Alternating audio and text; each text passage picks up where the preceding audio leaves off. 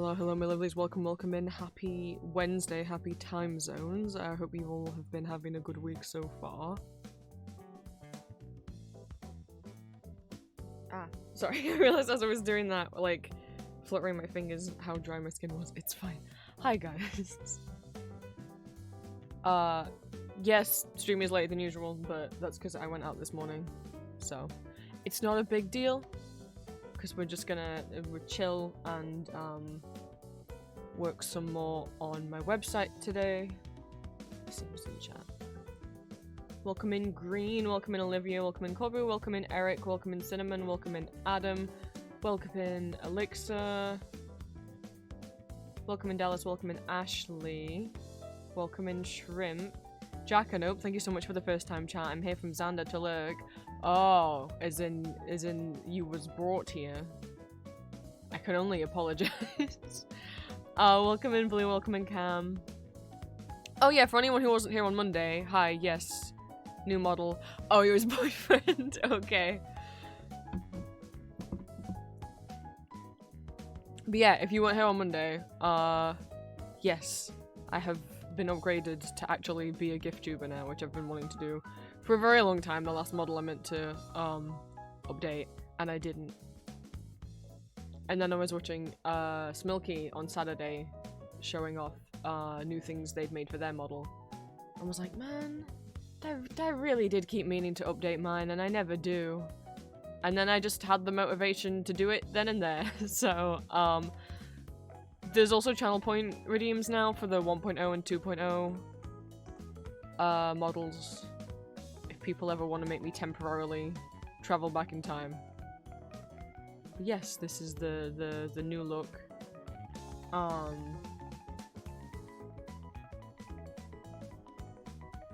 Yeah, I put the category as co-working. We're gonna be chatting a little bit at first. I just, there wasn't any kind of category for coding. Like, Twitch is so strict. Like, you can get in trouble with them if you stream in the wrong category, right? But, like,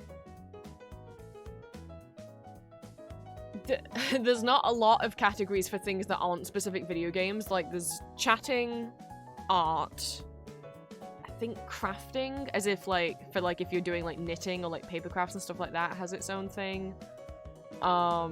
Music, co-working and studying, and then the closest one to coding is game developing, which is not the kind of coding that I'm doing. There's many kinds of coding, and I'm not gonna stream in the developer tag and then have people come into stream and be like, what the fuck, this isn't game developing. Because it's not. So I figure co-working or just chatting I'd rather do that than do the game dev one, because HTML I'm not you know, I'm not doing game development stuff. Yeah, you'd think there'd be one for coding, but I guess not. And I guess not a lot of people are HTML CSS coding live on time. I mean, I don't know. Or if there was like a web design category, you could call it that instead. But there is not.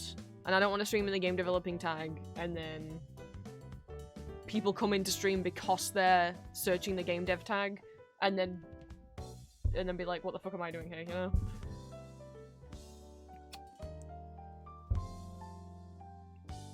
But, what has happened since Monday? Things have happened since Monday. You might think not much has happened since Monday. So, trigger warning as we go through Prince's health updates. Not for anything serious, just for the fact that I'll be talking about my health for a little bit. Yeah, so those of you who are on Monday know that I got put on, I'm still having the stomachache that I've been having for like 4.5 weeks now. So I went back to the doctors again, and I got put on 2 new meds. And that was fine, whatever. You know, just taking them. And then yesterday, the pain got a lot worse. And I ended up with an emergency doctor's appointment and, like, went in straight away. Because it could have been something to worry about. But the doctors had a look at me. She didn't think it was anything serious to worry about. She thought maybe I was just having like a bad reaction to the meds. So she told me to stop taking them. So those are all gone now. And she put me on some new stuff. So I have something else to take now. What fun. We'll see how this goes. I've only taken one of them so far. But my stomach very much is still hurting. But there's not a lot of stuff that they can't know what it is just by having a feel in my stomach and me describing the symptoms, because it's weird because it is just my tum-tum. So we will see, we will see. My blood test, the earliest they could fit me in isn't for like 2 weeks. So obviously once that's done, then they will have more answers depending on if that shows anything or not. Yeah. So either I was just having a weird flare-up yesterday, or the meds they'd given me weren't right for me. Who knows? I was in a lot of pain yesterday evening and had a big old freak out because of that, because I had to book that appointment. So, I mean, I'm glad that they gave me one. I was like, I've never had an emergency one before, you know? Because normally when you book an appointment for a GP practice in the UK, you have to like ring in the morning to book on the day, and it was like 4:30 in the evening, in the afternoon. I was like, I don't know if they'll just turn me away, but they didn't, so I appreciate that. But we'll see. And then yeah, so we'll see. We'll see. Hopefully, I just want the stomachache to go away. I'm fed up of being in pain. And my hip and my leg's been flaring up in combination with that. So, what fun. Ugh, I couldn't. Normally I would at least be like, well, I'm getting some exercise, I'm getting some sunlight, having to go out on all these trips, but I mean, I couldn't. My dad had to drive me last night, so I couldn't walk without being in so much pain, so. In less pain from my hip today, though, so that's good.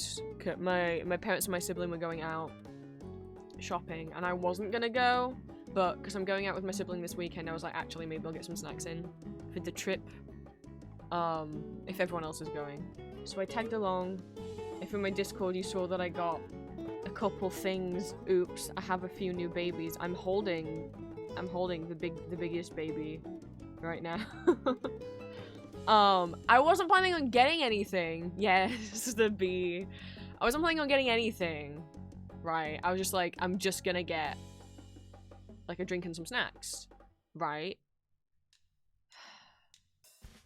And then my sibling, you know, because they like Transformers, wanted to go in every store that might have some Transformers and stuff. So we went in HMV. Which I know, you might be like, the shop that you were, that we yelled fuck you to on Monday. Yeah. I hadn't picked anything up at all. They had an Arcane poster. I saw a thing with Victor on in person. What? In the wild, in person.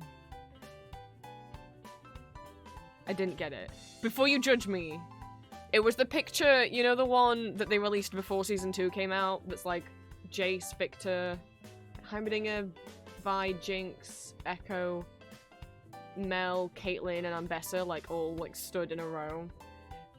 And I didn't get it because, one, I don't want something with all of those characters on. Two, it was landscape. And massive. And I don't have any room for a massive landscape poster. The only poster in my room that I do want to replace is a portrait one. And so I couldn't have replaced it with that. But I was like, who's Victor? No, I got a couple, I got 4 tiny little guys. So not a lot of money spent, and they don't take up a lot of room. They had, Vocaloid blind bags. So, like, I mean, I wasn't gonna get anything, and then my sibling picked it up and was like, look, it's Miku, and I was like, how dare you show me this? They're like little sleepy Vocaloids. The options were Miku, Rin, Len, and Luca.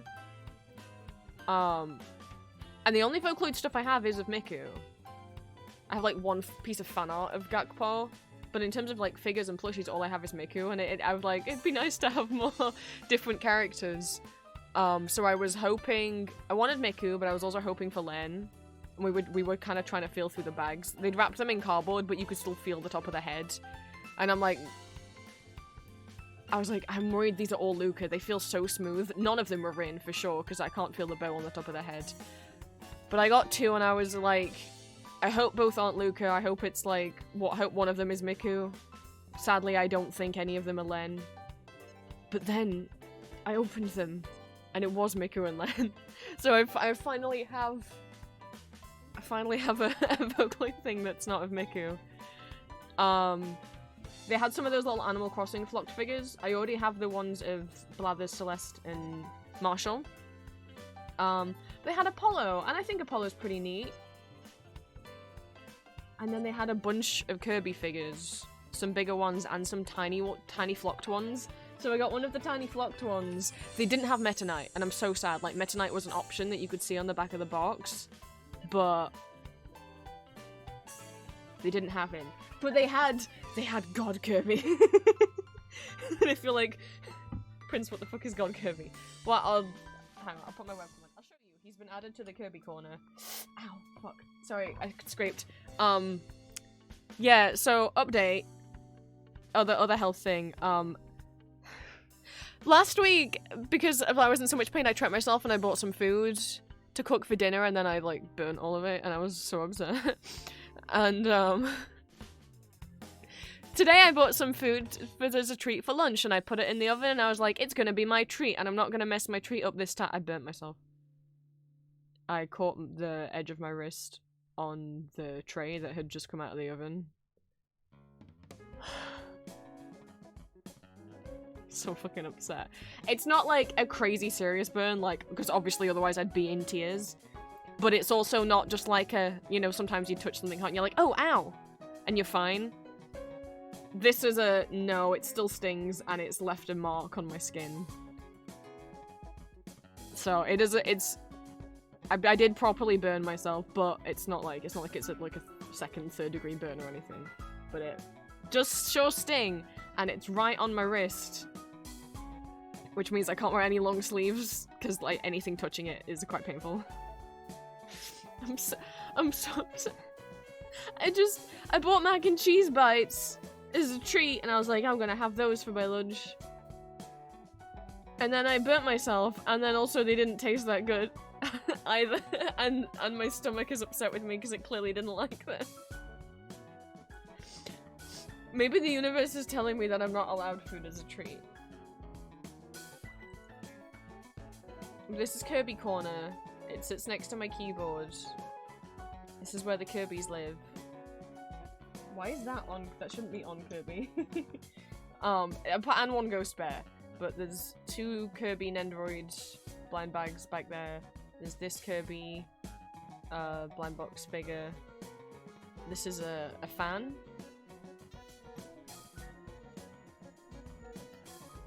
Which is adorable. It has a little Kirby. These 2 were blind box figures. This is a little, a squishy. There's a keychain back there. I have another 2. There's this one, and this is who currently lives on this tiny chair.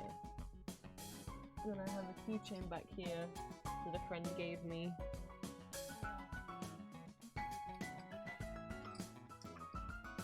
And then this is the new boy, and he's flocked the same way that Sylvanian Families, Calico Critters, and those little Animal Crossing figures are flocked.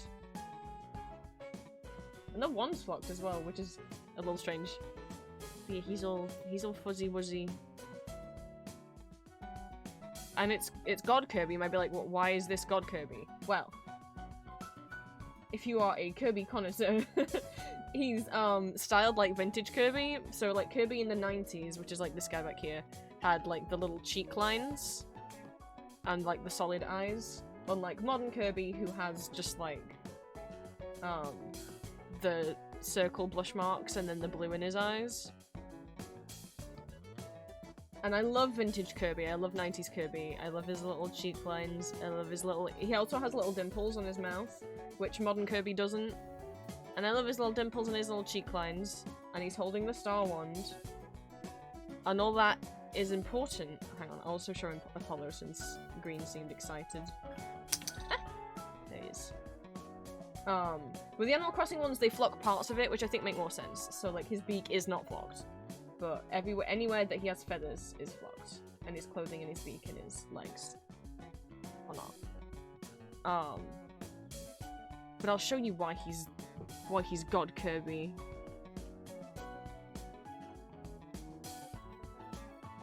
Because of one of my favorite memes. I don't think I always talk about Disney World. Uh-oh. I dropped Apollo. So anyone seen that video, see the Evan and Caitlin video where they flocked a velvet flock of toilet seat? I don't know who Evan and Caitlin are, but I haven't seen a video where someone, flocked a toilet seat. Let me find... Essentially, there's this plush of Kirby that is a vintage 90s plush. I shouldn't, saying vintage and 90s sounds wrong. There is a plush from the 90s of, like, old-style Kirby who had the little cheek lines and the dimples, and it's him holding the Star Wand, and he's got his little mouth open. And one, I want that plush. I want it so much. I love it so much, but it goes for, like, hundreds and hundreds of pounds, partially because it's old, so it's rarer, and partially because I think the meme made it more,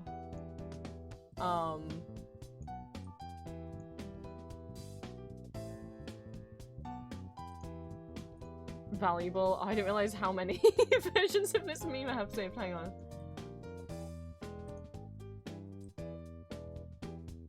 That's not the original one. Where are you? Oh, this push so bad. Oh, I'm so bad.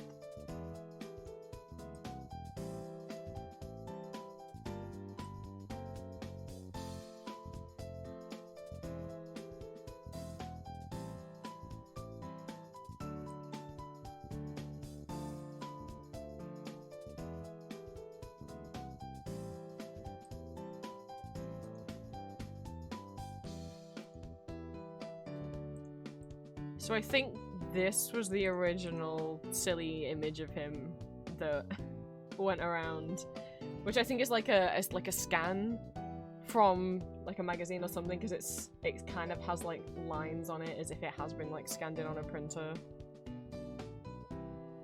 He's very silly. And then there was this picture of a bunch of them in like this glass cabinet, which then got turned into this meme, which says, "God is free." Just moments ago, Kirby was freed from the glass cube and is with his hence why I referred to him as— and when I saw it, I held it up to my sibling and I was like, "Look, it's God Kirby," and he was like, "Oh my god." They were like, "Oh my god," because they know, they're aware of God is free just moments ago. And the misspelling of Kirby, I really like when Kirby is misspelled. I got that image of them as well. Or this one that someone owns who he's got tucked into bed. He's one of my dream, like, grail things to own. And while this little flocked figure is not exactly the same, because his mouth is closed, and obviously he is not a figurine, he does have the vintage Kirby dimples and lines on his cheeks, and he's holding the Star Wand. So he reminded me of my favorite Kirby plush. I think there's something just— I don't know. It's, like, it looks silly, don't get me wrong. I don't know why his eyes are so, like— yes, Kirby used to have smaller eyes, but I'm pretty sure they've always been, like, oblong. I don't think they've ever just been perfect circles.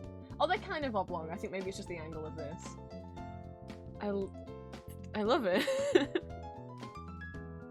I have a whole folder of stupid Kirby images. I love Kirby! He's like my go-to comfort guy. Like, that's, like, yeah, okay, I've got comfort characters in terms of, like, characters that I have a crush on, but then there's, like, comfort characters that are just, like, looking at you makes me smile.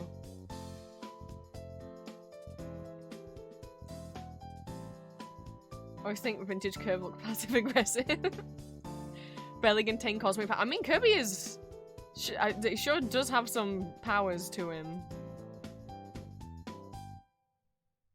I have way too many stupid Kirby images. There's a Marks plush that someone... they've made him bald. They've taken off his hat and they've made him bald. I think vintage Kirby plushes, I do have a number of when people take Kirby and put big old shoes on him. There's Marks in a hospital bed for some reason. You've got the Infinity Gauntlet.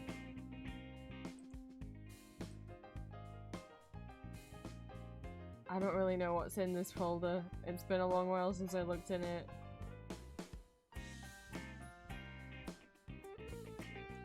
I love when people put big boots on him. Also, Marks being in jail where he belongs.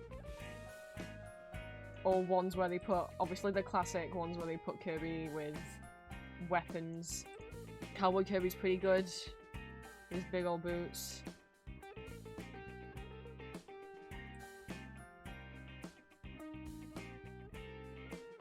Oh, here's the, I'm sorry, it's a two-part story and I couldn't find it. I was like, I must not have saved it. I'm sorry. Here's the original one, which is God is stuck. Hashtag breaking news, God is stuck. Hashtag save Kirby the God, share this all over the internet. There's the original one. I was like, I guess I just don't have it saved. And then breaking news, God is free and now he's with his family. So there's the original. Which I guess he's in a glass case again because it's quite a I guess rare plush now. So I don't have much of a chance of ever getting him. I just came back to God is stuck. It's one of my favorite little meme images. Don't worry, because God is also free. And just moments ago, Kirby was freed from the glass cube and is with his family.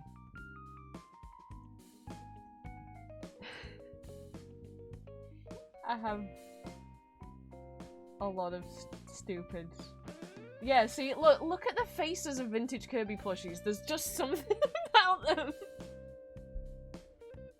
There's something about them. I don't know what emotion. You said passive aggressive. There's something.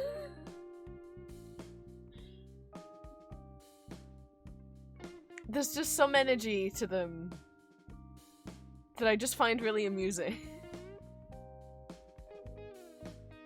I really like the bottom right corner one. It's almost giving, you know, when like a Muppet, when the person puppeteering like kind of scrunches and starts to close the hand up, so the mouth kind of curls up. It's giving like kind of the start of that, as if he's like sucked in his own lips.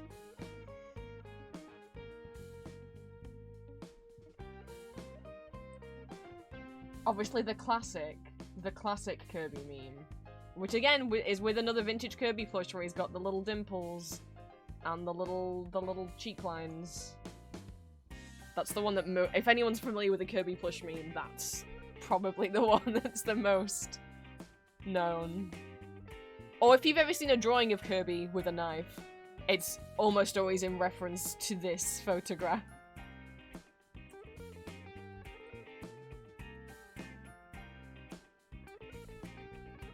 Oh, I don't know why there's a bulb in here. And then there's pictures of, there's pictures of the plush. One day I'll have him. One day. This one as well. He's out there, guys.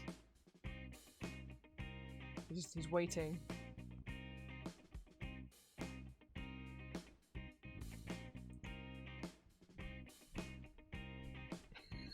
Ashley.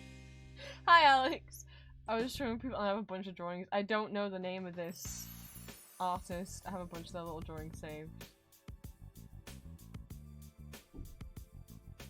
This one's a pretty good reaction image as well. I mean, I'd love this. If it's really comfy. You get a Kirby plush and a bed. And like a beanbag.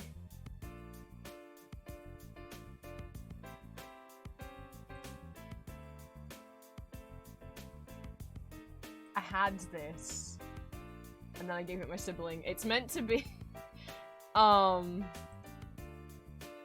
is there the picture of the woman who's died in it? There we go. She's not dead. This is what it looks like. The idea is that you put your head in there and there's a pillow inside that's like his tongue, I guess, and then you use it as like a pillow and it's comfy. I'm gonna be real. It's not, as someone who bought that thing, it's not that comfy. And now and I was gonna throw it out. I was like, I don't know what to do with it because it's taking up too much room, and my sibling's like, I'll take it. So, now they use it to store their HRT in. You know, why not? You know, I think Kirby'd be an ally. It's similar to those. Isn't there a Pokemon one that's similar? No, but I always group this in with, you know, those silly Pokemon plush things. Gosh, if people haven't seen, no, yes, because there's a Gengar one. God, what do I even call it? Pillow, I guess. Yeah, the Gengar one's worse. The reason why it's worse. So the Kirby one comes with a pillow inside that you're meant to put your head on. The Gengar one doesn't come with a pillow inside to cushion you, but it sure does come with a blanket.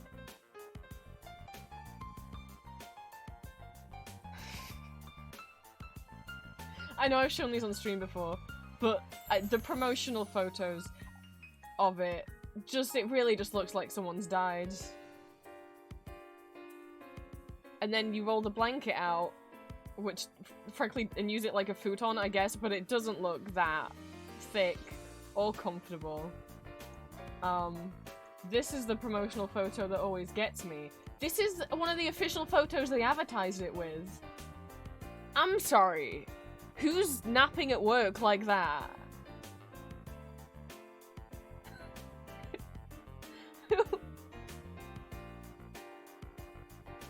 Why?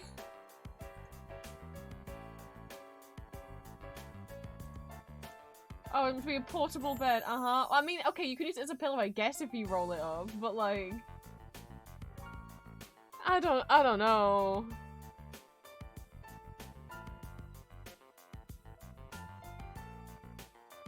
Okay, that meant right. And then, similar but not exactly the same to that, is the Metapod sleeping bag. I don't know if you guys have seen that. I know I've shown it on stream to some of you before. And you might be like, what's the problem with the Metapod sleeping bag? It's just a sleeping bag that looks like Metapod. Yes. But, well, this is the shape of it, because it's Metapod shaped. And you might be like, how does one lay down in that?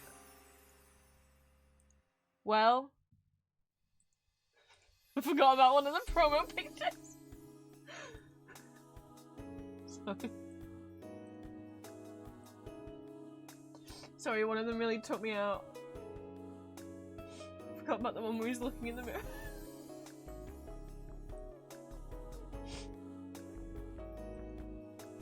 Wait a second. Okay. The answer is you don't. Here's how you sleep. But you might be like, Prince, I can't sleep like that. I want to lay down. Well, don't you worry. It has a handy dandy guide on how you lay down. Just find yourself a wall. And just get yourself in the corner where it meets the floor.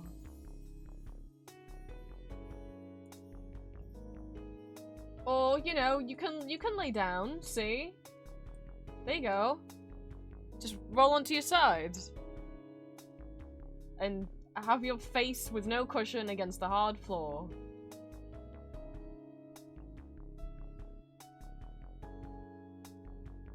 The reason why I was losing it. I mean, one, what? The pictures of him getting in the thing? Why? Like, we've established that you sit in it at a 90-degree angle, right? So why is he getting in face first? If the point is to conceal the model's face, well, you can see his face in the next picture. So why is he getting in face first? Meat pod bags. Oh no. The reason why I was losing it is because of one of the photos in particular. And it's this bottom line. Where here we see the man in the Metapod sleeping bag contemplating his life choices while looking at his reflection.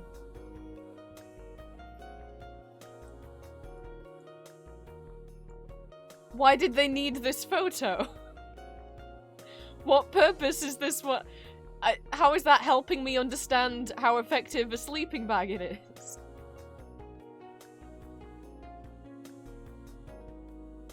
The Kirby mouth pillow, the Gengar mouth pillow, and the Metapod sleeping bag are the only items I know that fit this weird niche product that's kind of like weird ways to sleep, I guess.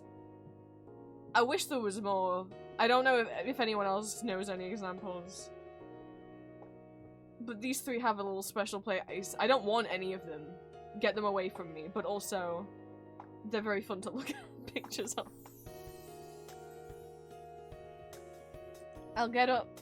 Well, yeah, I showed pictures of the Kirby one. It really does. As soon as someone puts their head in that, it really just looks like they died in there.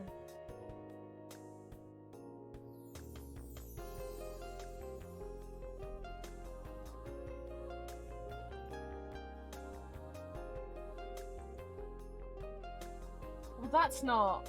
So yeah, I scrolled down on the Google images of the Metapod sleeping bag. And I got hit with this picture. Of some person posing in this duck onesie mascot thing. And it kind of made me forget what I wanted to say.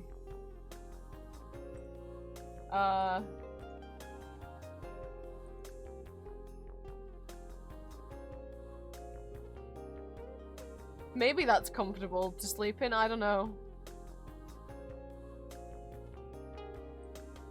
So weirdly cute for a product with not a very cute purpose. That is true. All of the Metapod and Gengar images are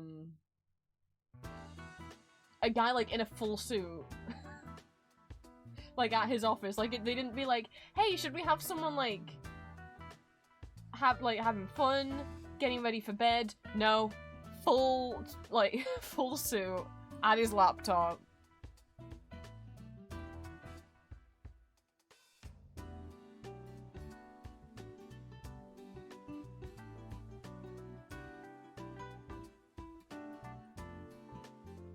Oh, but I've also never seen anyone actually own one. I don't know, maybe they're worth it. Maybe they're really comfy.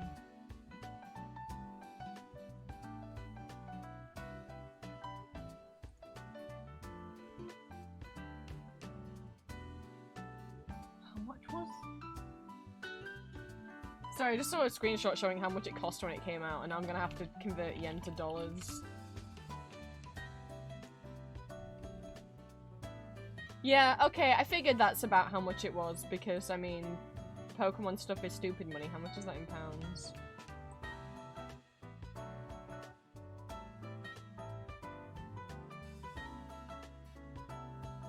Where's the pounds option? Am I blind? It should be under G, because it's GPB. GBP. Great British Pounds. It's not there under G, and they didn't put it under UK. Google, where's your currency thing? It goes from Ghana to Guatemala. We should be in between that. Guess I'll just have to search pounds. Oh, it's just called pound sterling. It's not called Great British Pounds anymore. Well... anyway, the Metapon sleeping bag, at least when it came out, was about $250. So for the low, low price of $250, you too could uncomfortably curl up on the floor. I mean, but I don't know, maybe it's really well padded. Who am I to say?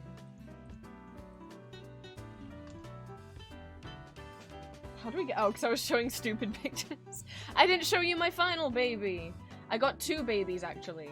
Because, but one of them is for Julia. I was like, I'm not gonna, you know, I was like, I'm not gonna, get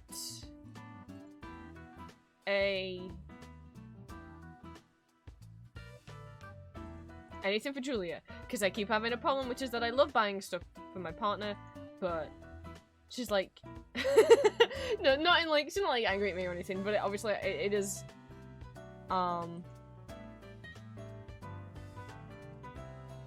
a lot. And it's more like Julie wants me to save my money for moving out, and I just like buying her things. But, so I was like, okay, I won't buy her a million things, I'll try and save my money for moving out. I just gift giving is like my love language, I just like doing it, but it's fine. But I did get her something. I resisted on quite a few things. They had Easter stuff in Flying Tiger, and I didn't even let myself go in, I just looked in the window. But if anyone's been here a long time... Let me see if I have the artwork of it. Julia was playing Minecraft a few years ago. I mean, she still plays Minecraft, but on one particular Minecraft stream, it was like a world with like... It was like different mods and different stuff, and it was one of the ones where there's like the bee world, like the honeycomb world thing, and so you could also like tame bees and like catch them kind of like you can with like horses and dogs and stuff, right? And she got a bee and she called him Joe, and she would say hi to him every time she ran past him because she's so cute. And she doesn't have the Minecraft bee plush, which is a crime.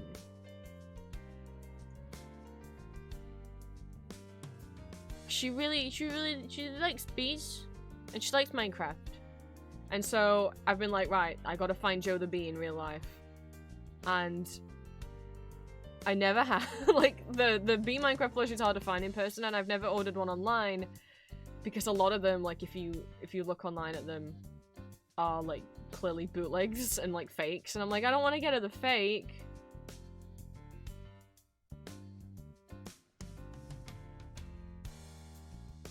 I'm realizing it might have been art that Mac did, and not art that Julia did. It might have been a drawing that Mac did of Julia. Oh, damn. I think it was.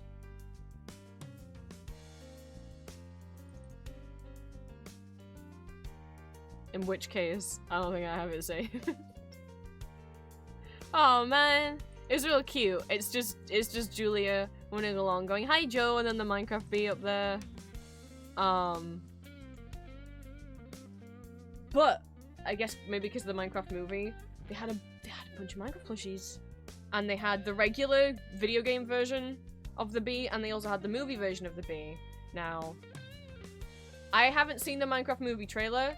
I've just seen pictures of them on posters because there was a lot of stuff like Doritos are currently collabing with the Minecraft movie. A bunch of crisps are collabing with the Minecraft movie, so that's the only pictures I've seen, and I don't like how it looks. I don't get. My sibling was like, yeah.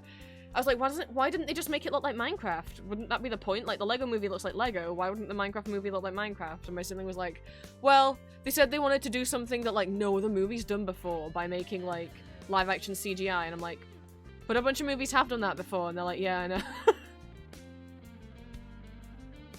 I think that they were like, yeah, they said they wanted to do something with a movie that no one else has done before, but, sorry, Minecraft movie, there's already a lot of bad CGI movies out there, you're not the first. So yeah, no, I don't like, why did they do that? But, so, they had 3 Bs. They had 1 Minecraft movie Bee and they had 2 video game Minecraft Bs. So I got one of the video game Minecraft Bs for Julia. Yippee, she has Joe. But I did get Baby Bee, because look. Oh, no one likes how it looks? Okay. As horrifying as the movie Bee looked, as horrifying as the movie everything looked on the pictures that I saw on the Doritos bags and on the tags of the plushies, like, the fuzzy bee in the movie, I don't like. I know, I totally understand what you mean by people thinking it was generative AI. Like, the textures of the fur on the bee, just in that one picture, and the weird, how the eyes look. Yeah, it looks like bad generative AI, right? But it's not. It's just bad. And as shit as the bee looks like in the movie. Oops. I mean, the plush version of the movie bee is just the regular Minecraft bee plush, but instead of using that— oh, Patbutt's back here. Instead of using just like that normal kind of very flat plush, regular plush like fabric, this is almost like kind of like a fake— not a fake fur, but you know, it's like a fuzzy plush. So as much as like, ew, at the Minecraft movie bee, the plush is just the original bee plush, but with like a fluffy plush texture. So I mean, here's one good thing that came out of the Minecraft movie. So I got the regular bee for Julia, and then this movie bee right here is for me. This one's my bee. They're a little wonky. He's like, they didn't sew the feet on in the middle, and the entire plush is like leaning. But that just makes them more special. Are 3 of their feet also clearly like smaller than the other 3, and they're like not evenly spaced out? Yes, but that just makes them more special. He's just— this is my silly little bee. And also Patbutt's Patbutt's for Julia. That's her favorite Adventure Time character, and they made 1 plush of him, but obviously you can't find it anymore because Adventure Time is not making new merch, is not on air anymore. But I've had him as a saved listing, as a saved search on eBay for years, so that I get an email notification every time one goes up for sale, and usually they go up for crazy money, like over like £100 plus. But this guy was a reasonable price. So he's gonna go. He's gonna go in a box to Julia. He's just here for now, so that I don't forget to send him to Julia, so that I see him every day, and he's just chilling right there. You can see my little— I got my Noble Demon's order in last week or the week before. So this little guy's also— I just sat him on the fungus standee because I don't have anywhere else to put him. But the other fungus standees are back— oh, you can't see because the bee-wing. They're back here. And also a Gabriel sticker. Don't mind him, machine. And my ouchie. I can't point to it. But it's right— hang on, I can. It's right there, where the tip of my pen is pointing. You can barely see, it's a bit red. I dang burnt myself. And it's in such an awkward position. Like, that's— you know, like, if I wanted to, like, draw in my sketchbook, I kinda can't, because that would directly be touching the paper, right? And I'm trying to be careful using my mouse. I'm having to— so that my wrist, like, doesn't touch the table or my, the boob part of my Victor Boob mouse. It's really— it's— I need a new one. I'm sorry, Victor. I used it. It burst at the side. One of the sides just burst, like, where the fabric is stuck down, just came apart, and now the actual gel that's inside is leaking out of the side. Yeah. I do have a spare. I have a Ghost Call of Duty one that I've never used, because I daren't use that while I'm living with my parents, because those— sometimes people come in my room, and I don't need them to see that, whereas the Victor one, because he's fully clothed, and Machine Herald, it's not as obvious. People haven't seen it's by Yaki Chow. They had a butt one as well, but I got the boob one because I was like, I could use this in public and it wouldn't be as explicit. Well, not in public, but like if my family see it, it's not really going to be that big of a deal. They're not probably going to even be able to tell what the hell it is. So it's fine. But yeah, it's like split here, if you can see. Like this shouldn't. This is spilling out. Yeah. This, I know, it's because they couldn't be contained.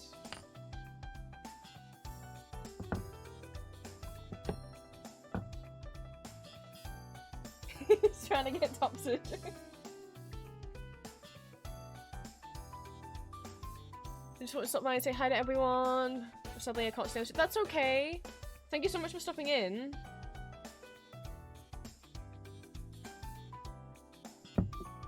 Yeah, do I have any more updates for you guys? Have a new baby. We talked about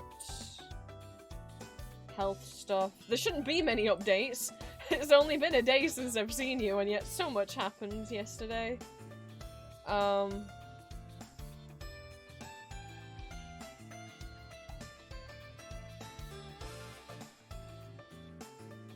much happened yesterday. Wow, so my follower count on NeoCities has gone up quite a bit. Oh, I didn't even notice.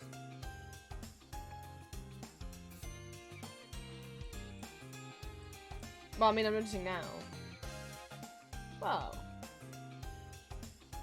Not that, like, I don't use NeoCities as a social, but it's always nice, because it just means, like, whoa, someone else who's making a website thinks my website's cool? Whoa.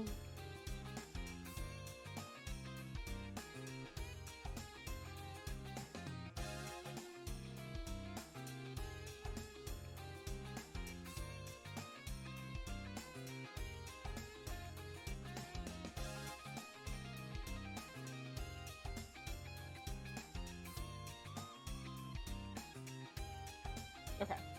I was just checking stuff. Yeah, so we're just gonna co-work, I guess, for the rest of stream. I've got NeoCities up. For people not familiar, NeoCities is one of many places you can go if you want to make a website from scratch, as in actually writing the code yourself. This is not a website builder like Squarespace or Wix.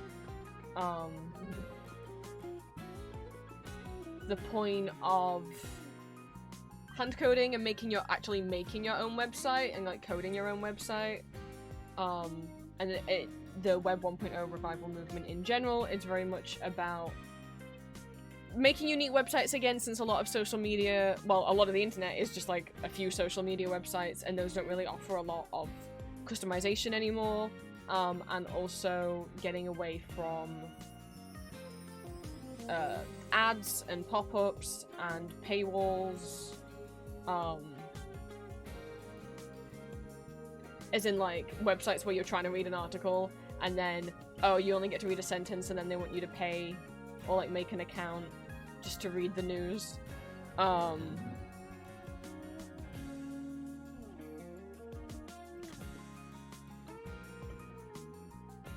And also, since it's, you know, your own website, NeoCities is... You can host whatever you want in it. NeoCities is fine with people hosting, like, not safe for work art on their websites, so you don't have to worry about your account getting taken down or anything. But yes, so I've been working on my own website since June of last year. We're gonna work on more of the OC pages that I was making last week. I say pages, we only started making one, which is this homepage. With all these little... I think I made like... We got the code made for these ID boxes on stream, and I think I made like 3 of them on stream. But now all of the audio OCs have their own little ID cards. Hi Drowsy, welcome in. I got the rest of it done off stream, but obviously I have a bunch more OCs that are not audio OCs. So I want to add those too. But I haven't decided whether... I haven't decided what to do. Because obviously, at the moment,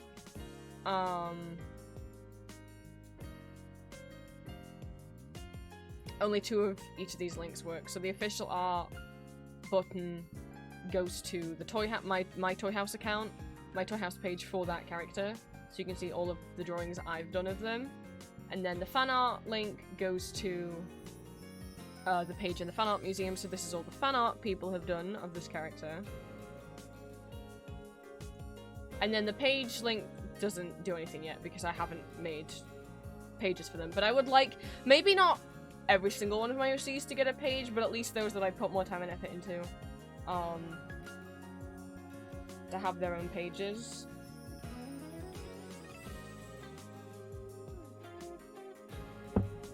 And I'm torn between spending today stream making more of these ID cards, or whether I want to get started on making some, like, the first page for one of them. I realized I just saw a typo. I just saw an error. But I want to go fix. Of course there's one. Come on. In Amoros's little bio. That shouldn't have an apostrophe.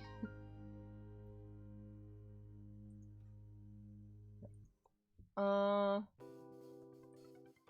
do we do? I don't know for sure exactly how I want those 2 pages to look. I was thinking maybe 2 columns.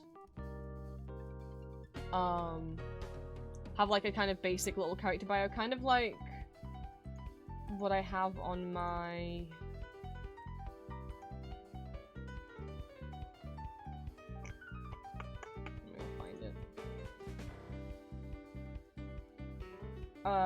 what I have on my, like, supernatural shrines, this little thing, this kind of little bio thing of just, like... Oh, you know if you've ever been on a fan wiki, and there's normally, like, a thing under the images, so something like this. And then actually have, like, a longer bio that actually writes out all of their backstory in much more detail, or if they have a backstory or anything. Not every single piece of art I've done for them, because I don't want to have to continuously update all these pages, and that's what my Toy House is for. So if you want to see every piece of art of Amoros, you can just of Amoros, you can just go to his Toy House page.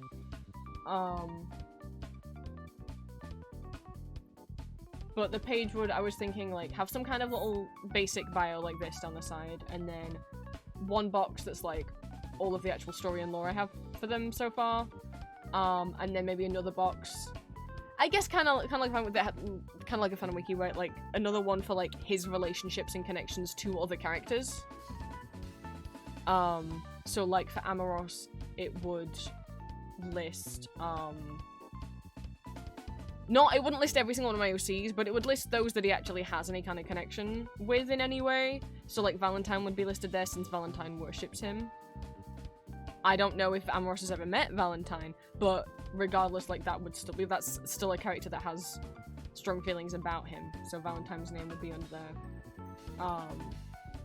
Maybe some of the other gods I haven't quite worked out how all the gods. I only have two other. Just two? Two of the gods of the Pantheon that at least, like, I kind of know stuff about. At least one of them would be going on there as well. I know Green's already suspicious of me. And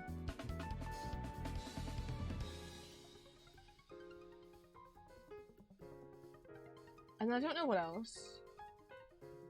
Oh, but I know I do want to do, like, graphic hordes for them. So, like, you know how already on the ID card pages I have, like, I've picked, like, like 3 stamps out for each of them.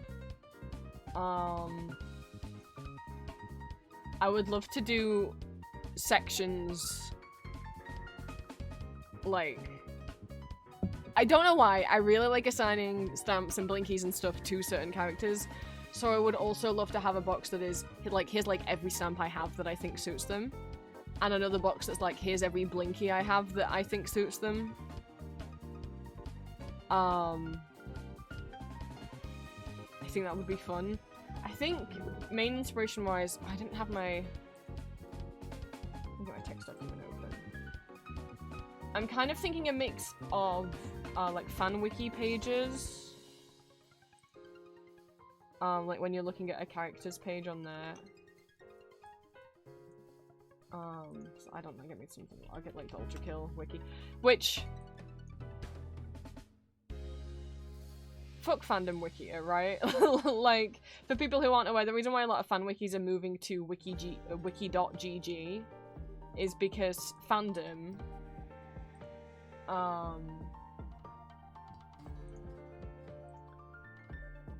I mean, if you've ever tried to access a regular fan wiki on your phone, you know the pain of, which I hadn't realized because I normally don't do it on my phone. I hadn't realized how bad it's gone. How overrun with ads it is, to the point that it's like almost impossible. It's impossible to use without an ad blocker. So if like a .wiki.gg it is usable, you can actually read and see things. It's crazy. It's like, oh, remember we used to be able to see things on a website without 10 billion ads on it? I'm just gonna get the Ultra Kill one up rather than the... Oh, you mean AdWorld? Rather than the Fear and Hunger one, in case there's anything spooky scary on the Fear and Hunger one.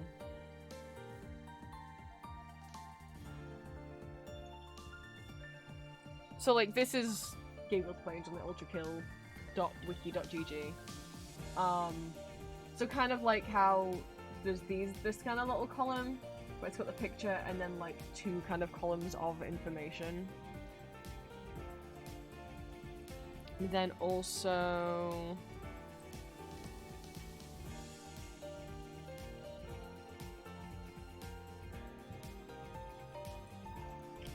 Neon Bandits. Oh, I think Neon Bandits just changed. Okay, it does redirect. Okay, cool.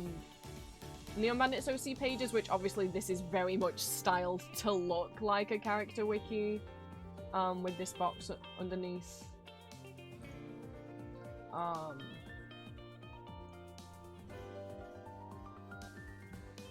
And then I also really like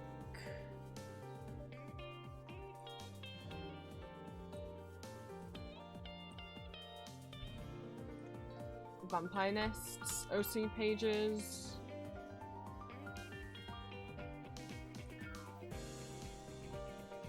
Which is just like kind of a big picture of them. I guess, but not every picture of them. And then I guess some pictures of like, this is the kind of fashion they would wear, media that they like. So almost like mood boards for them and like some of their favorite books, movies. But also blinkies and stamps.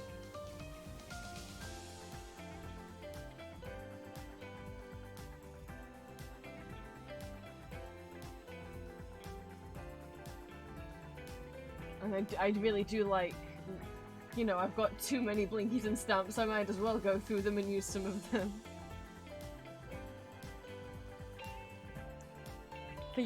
Oh yeah, you found out that your your brother's been playing Ultra Kill.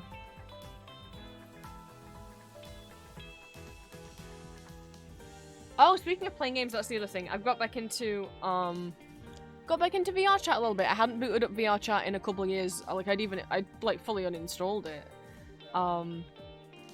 But Julia had really wanted us to get back into it, because me and Julia used to go on dates in there when we first started dating, because it's a nice thing to be able to do, especially when you're long distance.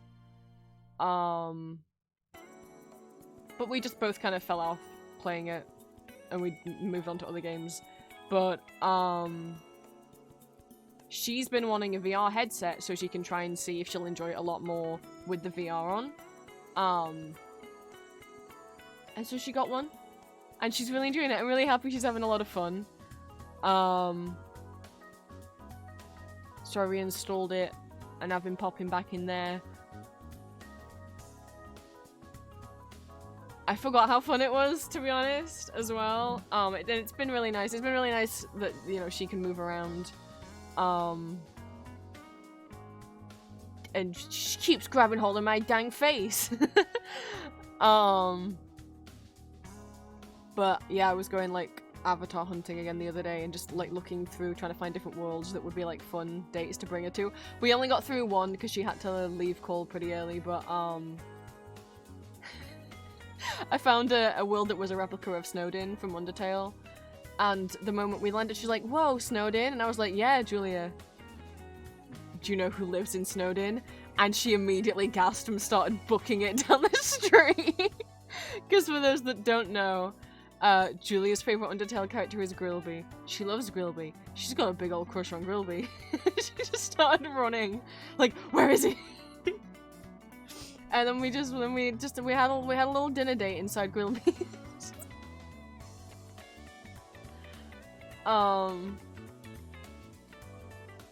It was really fun. There's a really gorgeous Deltarune world. Someone has just been uploading straight up Toontown into there. I think they might have abandoned it now because it doesn't seem like it's had any updates in a while. But I saw there was a Toontown map and I was like, oh yeah, that'll be cute. But I guess they just managed to actually put in the actual models from the game. And I didn't think it would have made me nostalgic because I played Toontown Corporate Clash a lot. So even though I played Toontown Online as a kid, I now play one of the fan servers. And,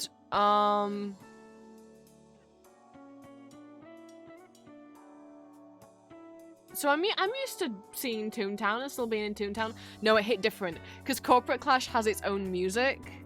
It doesn't use the original music. And it also doesn't include any of the original Disney characters for obvious, like, they don't want to get in trouble reasons. But that VR chat map still had the original, like, little Mickey and Minnie and Daisy heads above each of the streets in Toontown Central. I forgot that Corporate Clash obviously adds an extra street to Toontown Central because they made the Yield Toontown world. But booting it up, having the original music and, like, stuff even just like the bird chirping, the shitty bird chirping sound effects, I was like, oh my god. I think all they've really got so is Toontown Central and each of the streets and some of Daisy's Gardens, but I don't know how much of Daisy's Gardens. For this one, couldn't find the models though. Oh, if you want a, you know, a link or whatever to any of the models or worlds that I found, just let me know. And I can send that over. But so, there was a few different Corporate Clash ones as well, High Roller and Major Players. Rooms are in there, so Oliver can go see his boyfriends.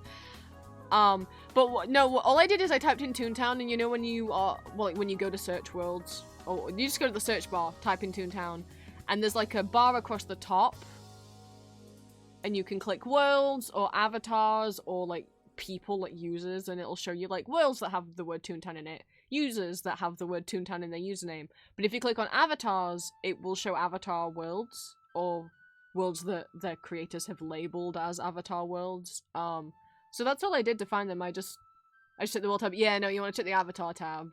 Don't get me wrong, some of the worlds in the worlds tab may still have avatars in them, but if you just type in Toontown and click the avatars tab instead, yeah. I can't remember which specific one it was that I went in that had a bunch that has Duck Shuffler and High Roller and Major Player. Sadly not Litigator, boohoo. It had the Stenographer, but it didn't have Litigator. But yeah, I found a bunch of Toontown models. I found a bunch of Jujutsu Kaisen models. To surprise Julia, that I surprised Julia with yesterday. And a bunch of Ultra Kill ones. I was so happy. I was like, cause that's why I was like, well, actually, I booted it up because I wanted to see if there was Vocaloid models. And I did find one of Kaito. Well, there's a bunch of Miku, but I wanted boy Vocaloids. I managed to find one of Kaito and one of Pico. And then I was like, wait a minute, what am I doing? Ultra Kill. So I was playing a lot as V2 last night. I found a bunch of Ultra Kill models.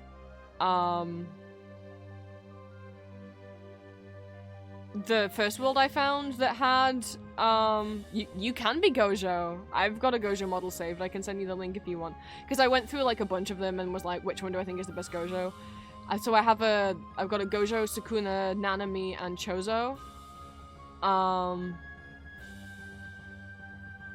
And then Ultra Kill wise, I was so surprised because the first world I hopped into, I just thought maybe I'll have like V1 or V2. It had so many. It had like Sisyphus Prime, Minos Prime. I think maybe it had Sentry, the little green one. It had Street Cleaners, Mind Flayers, Cerberus. It had the Earth Mover. It had the corpse of Minos, which I did not even try and apply. The Earth Mover was really, I was like, I did pick the Earth Mover one because I was like, how's that gonna work? It was tiny. They shrunk him down so much. No Gabriel though, but they had a V1 model that is really, really nice. It's the best V1 model I found because the wings have like physics and move around, and also it has a bunch of add-ons, so you can change your color scheme to be V2, and you can also carry a bunch of different those like weapons and stuff. It said that one of the objects you could carry was Florp, and I clicked on it and nothing happened. I didn't get Florp. I'm so sad. There was another world I went in that did have a Gabriel model, so that's the Gabriel one I have saved, but it's okay. One, it's only compatible for PC. It's not compatible with, like, Quest, with, like, VR headsets, I guess, apparently. I don't know. I don't know if that's how those little bubbles work, that say, like, PC and then, like, QR or whatever. Only the PC one was... I don't know much about VR chat. You're gonna be Medic TF2 on your VR chat day? I'm a very normal man. It's funny you say that because we have someone else in chat who would also do that exact same thing, who loves TF2 Medic very, very much. Isn't that right, Green?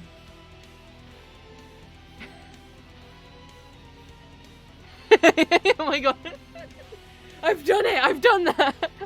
Because Green was literally saying that you had a TF2 Medic model and you like couldn't find it anymore or something. Funny, done a TPO as TF2 Medic, amazing. But yeah, the Gabriel model I found, it's fine. All that's annoying about it to me is it has his wings and his halo. And they're massive. They're massive, and I don't think you can put them away. And when you crouch, the halo folds down in front of your face like a visor, and you can't see anything. You can only see the halo. Whereas the V1, V2 one that I found, model that I found, avatar that I found, it has wing physics, unlike the others. The wings bob around, and also the crouch and the prone position, which normally just throws a model into kind of a crawling kind of thing. For that V1 model, they actually programmed it so that the crouch actually, like, puts him on his knees. And the prone animation, instead of just kind of putting them in the default kind of low crawl, actually makes him sit cross-legged. So I can sit on things! Because I don't have a VR headset. I've thought about it, but I've always been scared to, because I have motion sickness. And it can be kind of sensitive to, like, car rides are a nightmare for me. So I don't know if a VR headset would trigger that. So that's been the fear. take Dramamine before gaming. I've never had any medication for motion sickness, because I've never been recommended any. I haven't really known if it's something that I can just get without a prescription, and then I don't really like taking meds if it's not necessary, and I don't know if it would be necessary. It's over-the-counter stuff. Is that... well, I don't know what country you're in. That might not be the case in the UK. America has a lot of meds that are over-the-counter over there that we don't have over here. That are either prescription... yeah, that are prescription-based over here, like melatonin. You can only get melatonin on prescription here. I can have a little look. Motion sickness medication. Oh, maybe we don't have that specific one in the UK. Motion sickness meds. I'm not gonna necessarily get any. I'm just curious if you actually can get them over the counter in the UK. Because when I put Dramamine in, it just came up with like US and like North American websites.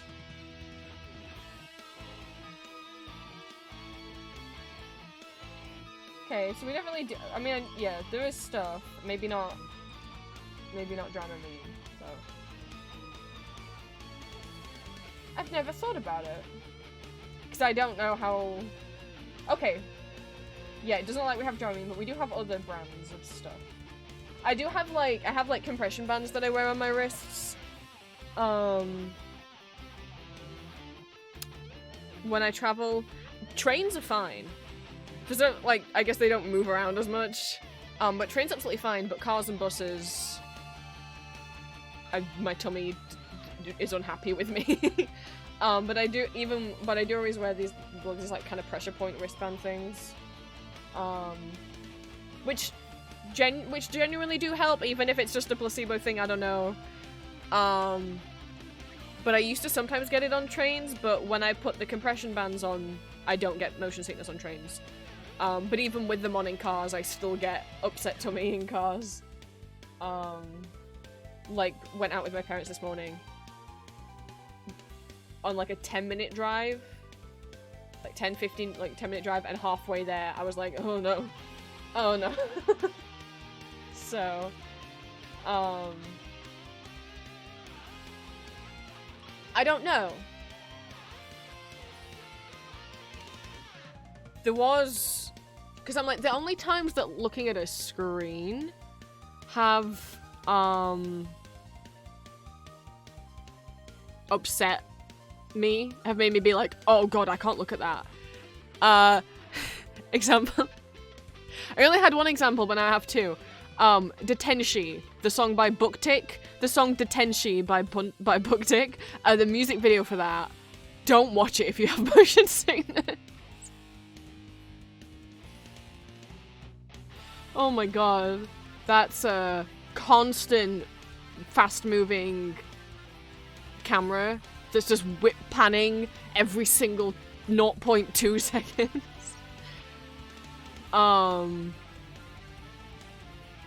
And then the other thing was when I was in VR chat yesterday, I just play on like PC, keyboard and mouse. I found like a Vocaloid avatar world, and every time I turned, like every time I moved my mouse to like turn where I was looking, there was like this like motion blur kind of thing, like the edge of like every object in the world went kind of blurry and had like a streaking almost like effect on it, and I was like, what the fuck is that? What is, I was like, because my computer's very old, so it struggles with VR chat. I was like, is my PC just dying? Why is this has never happened in VR chat before. What the hell is this? And I was like, oh my god, I actually can't. It like just looking at my monitor, not even with a VR headset on, I was like, I can't do this. So I just like walked real slowly up to the avatar wall without moving my head, not moving the mouse, just being like, I just want to see what models there are. And then I left the world and went back to home, and yeah, it wasn't my PC, it was that world. I guess you can program kind of motion blurry and movement effects on, like, for your world if you make a world. Why would you do that? Don't do that if you make a VR chat world. That was horrible. And that was just a world that just had like, it was just like one room with avatars on the wall. I can't imagine if it had been like an actual world that had like buildings and trees and like more things for that effect to catch on the edges of. It was horrible. But yeah, I don't know. We'll see. But I'm having fun with that. I hope Julia, I'm looking forward to going in that more with, Julia. I did change my name in VR chat because like, me and Julia aren't sure if, especially because Julia wants to try and socialize in it a bit more. We didn't know if we wanted to be like recognized by random people, or have our usernames recognized, and then have like people come up to us or crowd us. So, well, I wasn't the Vampire Prince anyway because that name was too long. But I'm not that. That's not that. The version of that. The shorter version of that. Is not my username anymore. Curse. I wanted to see how I go. I'm not sure if I'll use it for socializing. We'll see. I'm gonna BRB and go to the bathroom. And then we'll try and actually do some co-working. I'll be right back.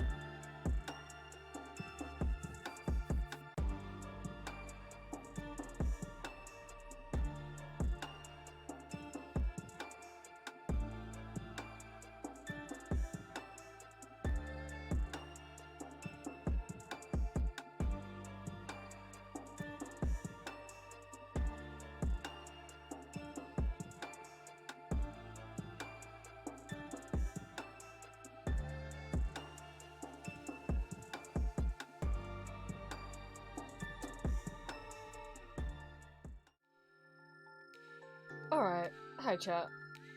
I definitely didn't accidentally call my girlfriend while I was on the, the bathroom.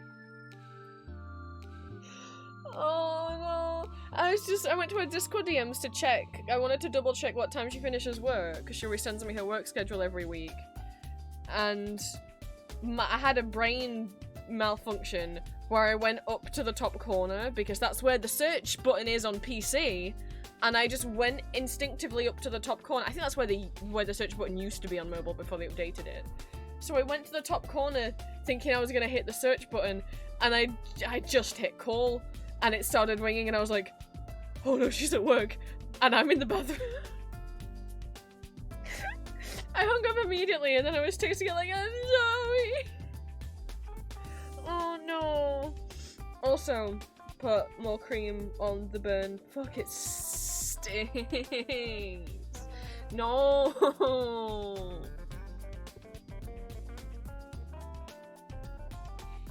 Oh, I really did a number on myself. I just wanted mac and cheese bites. They weren't even that good. I just thought these would be a nice thing to have for lunch. Let's just do like some silly food for lunch because I want to cheer up after the day I had yesterday.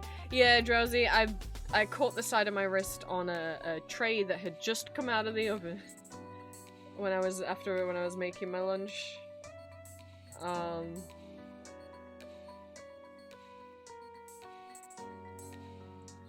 Fuck!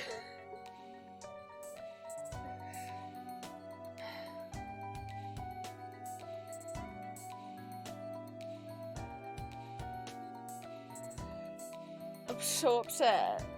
I just was like, yeah, I'll got some mozzarella sticks, and I was like, sweet, I'm just gonna have like a shit lunch where I don't try and have proper food, because after the fucking emergency doctor's appointment I had yesterday, I want this to be a day where I've been to the doctor's 2 days in a row now. I'd like this to be a day where I don't, and then we're gonna cheer up, we're gonna have a little bit of fun food, and then I hurt myself because of the food. Like, if I just made my usual tortilla, then I wouldn't have burnt myself.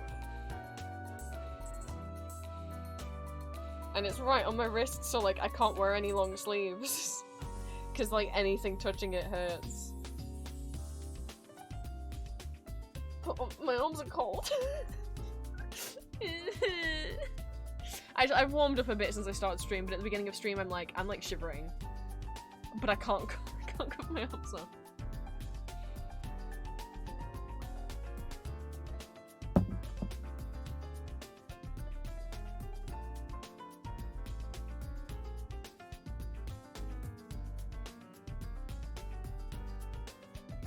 Ugh, okay.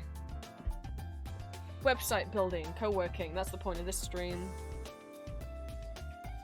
And as always, if this is the first time of you seeing me working on my website or finding out about NeoCities and are interested in building your own website, NeoCities is not the only place you can do it. I should more specifically say interested in coding your own website, and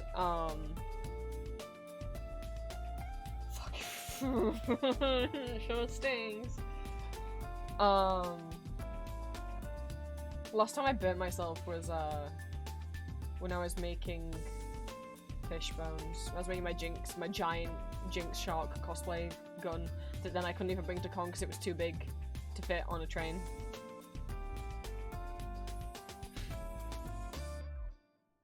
When I was making it, there was an incident. Trigger warning.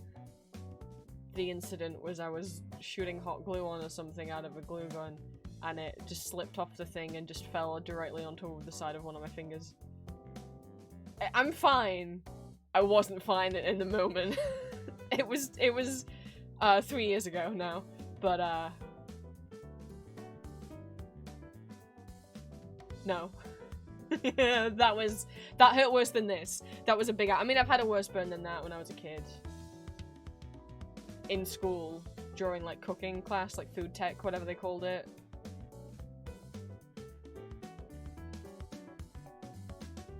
And, there was, like, worse than the hot glue burn and worse than what I've got now. The top of my wrist on my left arm connected with a shelf in the oven while the oven was on. And what didn't help with that situation is I never went to any kind of doctor or nurse about it, and I should have, but the teacher didn't believe me. She was a horrible teacher. Like, she literally got fired like a year later because so many kids were like, she's bullying every child.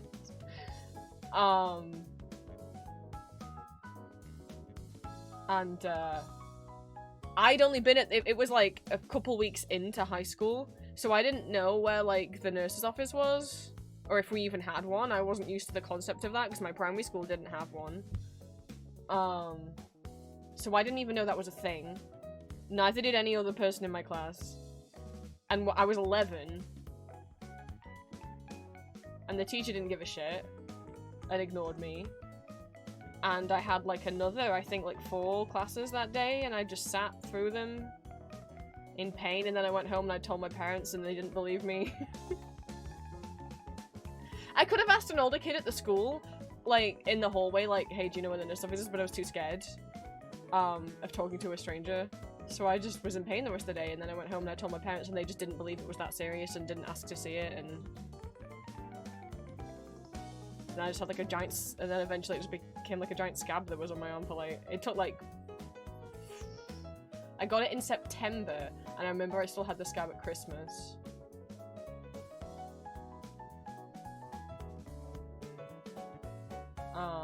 So maybe like 6 months to heal or something. And the whole time my parents were just like, yeah, whatever, stop being a baby. So, I know. They're, it's strange because it's not like me or my sibling have ever like lied. We were never people who tried to skip school. We never lied about having like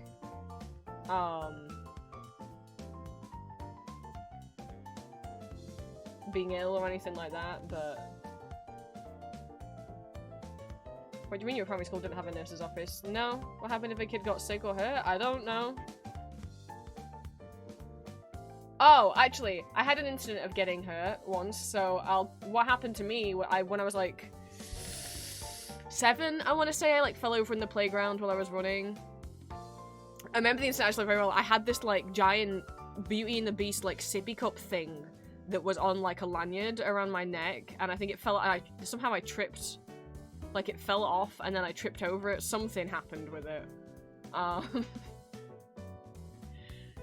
And I really badly scraped up both of my knees. And what happened was, not even a teacher, but we had like, parents could help out at our primary school and be almost like teaching assistants, but they didn't have like teaching qualifications. But you would get vetted and stuff. My dad did that a couple times. So it was not only a different kid's parent who took me inside, who was helping out for the day, but specifically my bully's mother, like a kid who had bullied me a couple of years prior, who literally I wasn't allowed to be in the same class as, well, she wasn't allowed to be in the same class as me anymore, and her mother wasn't supposed to have anything to do with me. But she was helping out. She's the one who saw me fall, and then took me inside, and, just like gave me cotton wool and sellotaped them to my knees. Didn't clean out the wounds, didn't give me any antiseptic cream or band-aids, just was like, here's some cotton wool, and taped them to my knees, which of course the cotton wool just got stuck horribly to the, yeah. So that's what happened.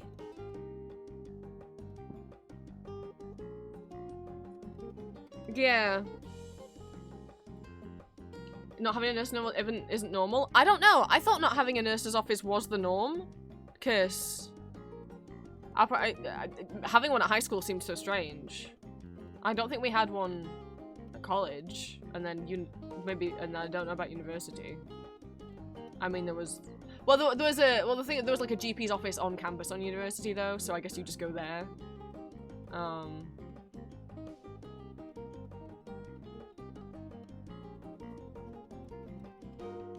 Yeah, I don't know. But yeah, my parents, and sadly a lot of adults that I had around me as a kid, both family and teachers, were very much of, if a kid's saying they're in pain, they're probably lying, because all kids lie and exaggerate that kind of stuff, so just don't listen to them. Mindset. Including the nurse that was at my high school, because I did then end up dealing with her a long time later. Pretty much the nurse at my high school, secondary school, was just never believed any kid ever. You would have to throw up in front of her. If you went in there and you were like, I think I'm gonna throw up, oh, I've got this really bad headache, I feel really, it just didn't. You would have to probably puke on her for her to believe you. And I get, like, so I'm sure some kids probably lie about it, but, like, I don't know.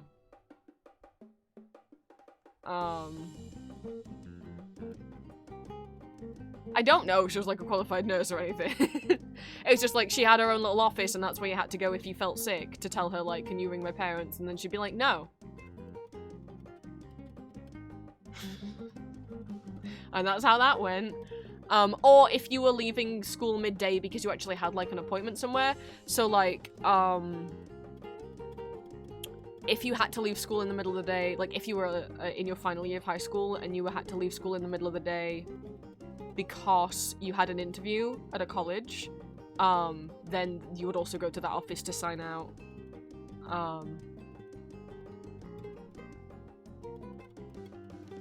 But yeah, no, I think the only time I had friends who would go up there and not get taken seriously, and the only time that I might have gone up there when I was like, I know it was year 9, so what's that, like 13 years old, I had a really bad migraine.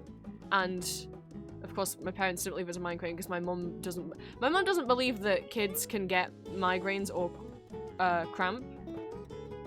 I don't know why. She's like, yeah, kids can get headaches, but they can't get migraines. Okay. But I'm willing to say it was a migraine because it was really bad, and also I literally, like, started almost blacking out of class. I remember we had religious studies first thing, and the teacher called on me to answer a question, and I literally was, like, not there. I mean, like, I was there physically, but I was, like, fully, like, blacked out. And, like, the kid next to me nudged me, and I came to, and I just was like, I don't know what's going on. I don't know where I am, I don't know what's going on. I knew where I was, but I was like, why is everyone staring at me? I don't know what's... Ooh, no. And I'm never someone that like, I've never, like... Of course, teachers being teachers, in my experience, they're not normally very nice people. Sorry if you are a nice teacher, I haven't had good experiences. Just thought that I was, like, ignoring her. And then she had to angrily repeat the question to me, and she was so pissed off with me. And I was like, I don't think I'm good. I genuinely, like, didn't hear... Like, I wasn't zoning out. I just was, like... I realized I'd basically been, like, blacked out for, like, a minute. Like, I was just like, I have no memory of the last minute. And I wasn't daydreaming or anything. I was just like... And I was in a lot of pain. I was like, I think maybe I should go to the nurse's office. And then I did, and she didn't believe me. And then I had to stay at school for the rest of the day. And then I got home, and I walked home, and I got inside, and within 5 minutes of being back home, I threw up. And then I was throwing up for the rest of the day. So, you know.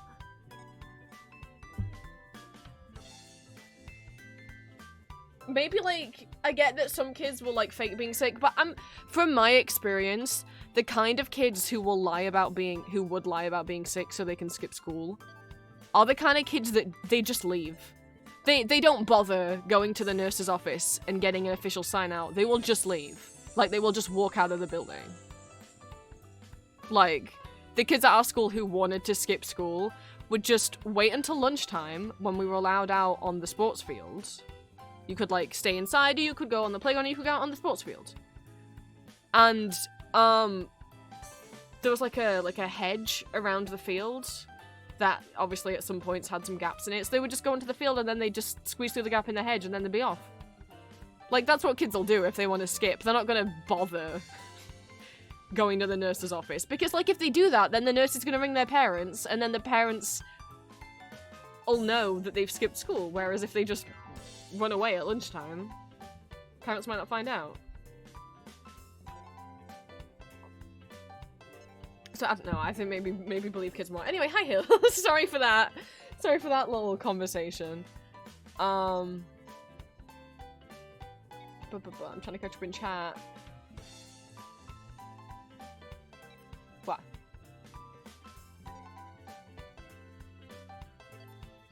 Oh, hi, River. I presume that's you. RH Puff, I presume I know what that's code word for. I don't know about the UK, but US schools sometimes don't have them for budget reasons. Yeah, I don't know. I mean, it was a very little primary school that I went to.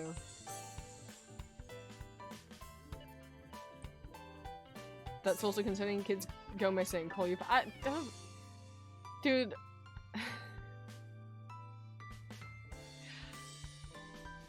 I went to a comp, alright? I went to a comprehensive. That's not to, it's not to say in areas like that have comps that they don't care about kids. It just, it wasn't some fancy fucking school.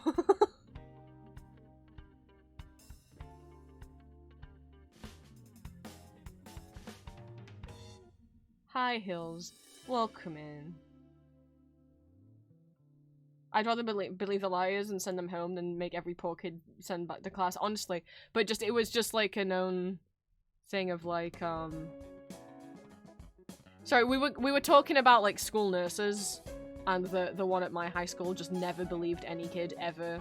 I don't know, I can't think of a single kid that got sent home, unless like you'd like broken a limb or something, you know, or were actively bleeding. But if it was just like you feel sick and you think you're gonna throw up, she just would not believe you. To be honest, if you went in there and said I just threw up, she also would probably not believe you. She'd be, you know, be like, "Would you have any proof?"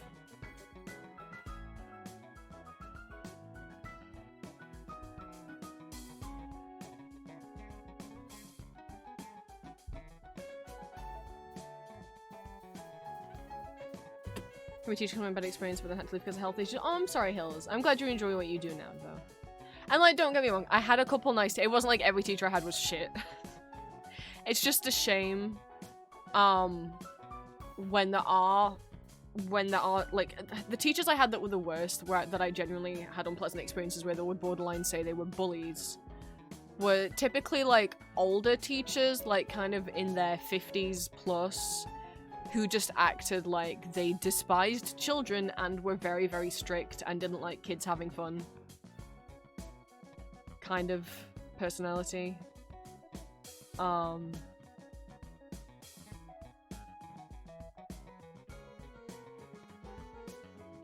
also had the opposite when I was at primary school. I had a teacher there, and my sibling ended up having her as well, who was the opposite, who was like just very, very, very weak-willed and wouldn't discipline anyone. And I don't mean like you shouldn't fucking hit kids, but what I mean is, if a child was actively bullying another child in her class, was yelling at them, hitting them, she wouldn't do anything about it. She wouldn't step in. She was like too scared, I guess.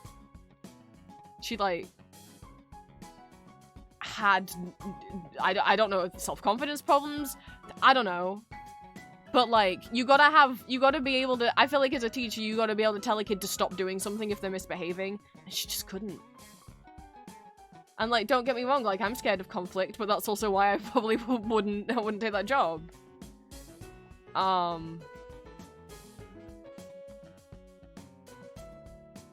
When my sibling was in her class, there was a kid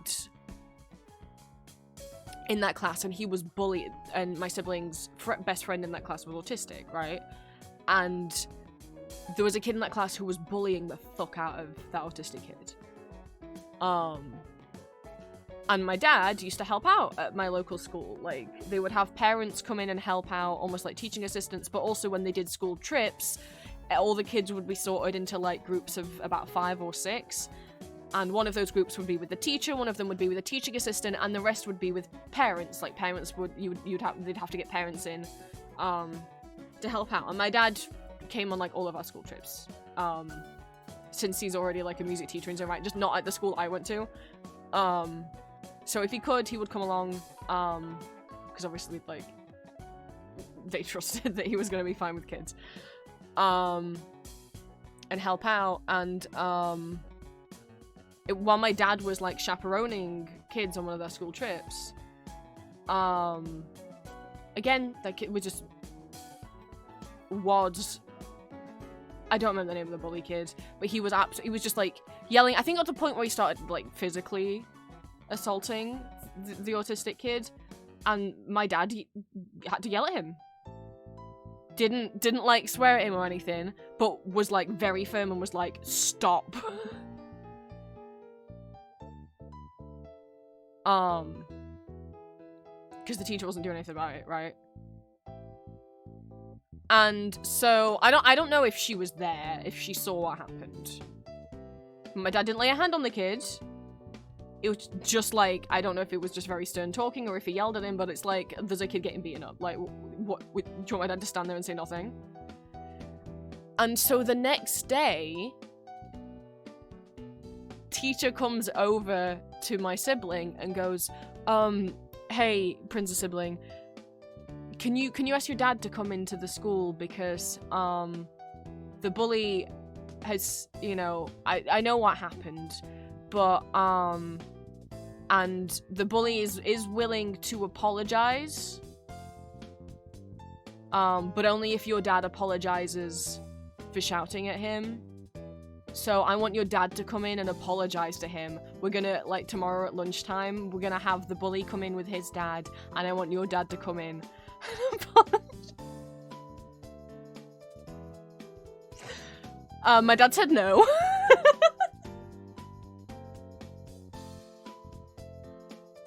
This is when these kids were like 7 years old, 8 years old, something like that. Like, what the no, it was year 2, so like 6 or 7. Wild. Yeah, so my dad was like, no. Fuck, I'm not doing that. What the hell? Because what kind of example is that setting for the bully? You know? My god. So, you know, I've had very, very strict, mean teachers, but don't be the opposite. Don't be like her. What the fuck is that behavior? Be somewhere in the middle. There's plenty of place in the middle to be.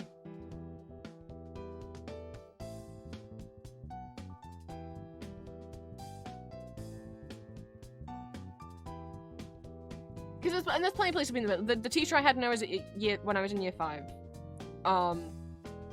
is my favorite teacher I've ever had. Because kids didn't like me because I was a nerd and I did well in all my subjects at school. But I was very quiet and very shy, so I was an easy bully target.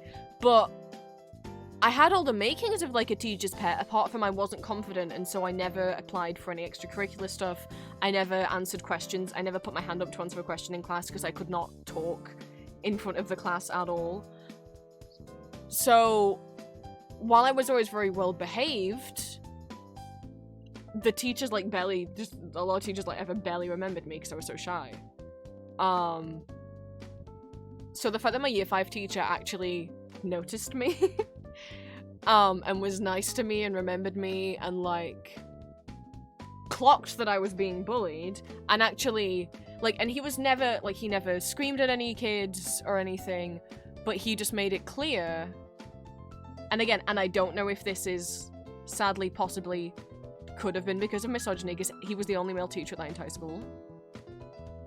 And I will say, when any boys were messing around or bullying, they were more likely to stop if he told them off than if any of the female teachers did. Sadly, that is a thing that I noticed.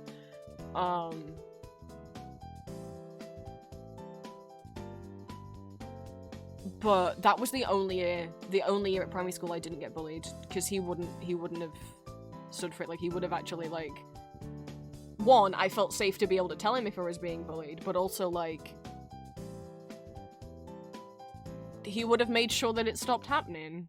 Not like in a mean way, but just like, he was, you know, he was a lot of fun, he made us laugh a lot, he had a little book that he kept where he wrote down any silly quotes that anyone said during the year and then read them all out to us at the end of the year. He introduced us, like, he would let us listen to music at times. Like, there were multiple times where he just was like, he really liked Queen, the band Queen, and would just like play Queen for us.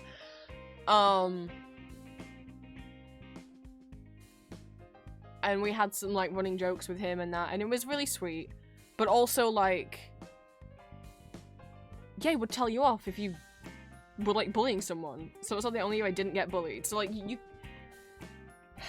there's a middle ground.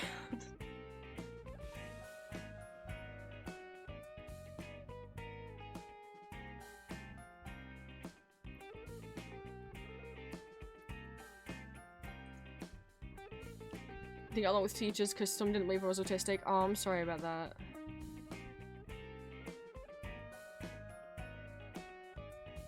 Some pretty bad teachers, but were so lucky to have people that advocated for me. I'm glad.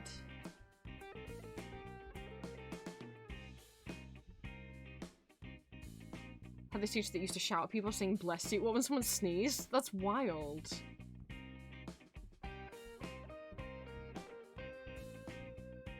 See that time making the teachers down, mean teachers and push over teachers. It's like high school drama in the workplace. Oh no.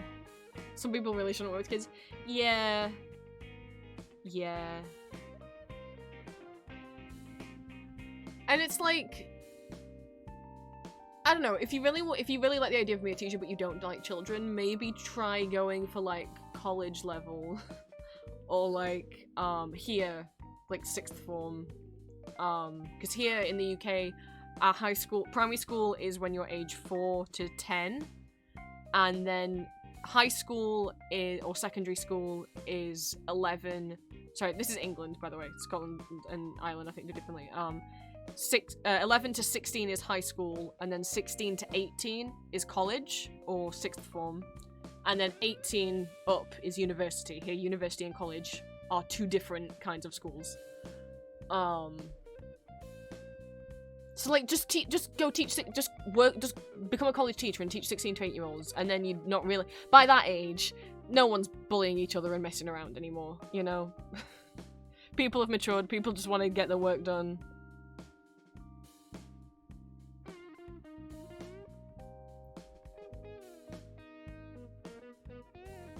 It's absolutely a power thing.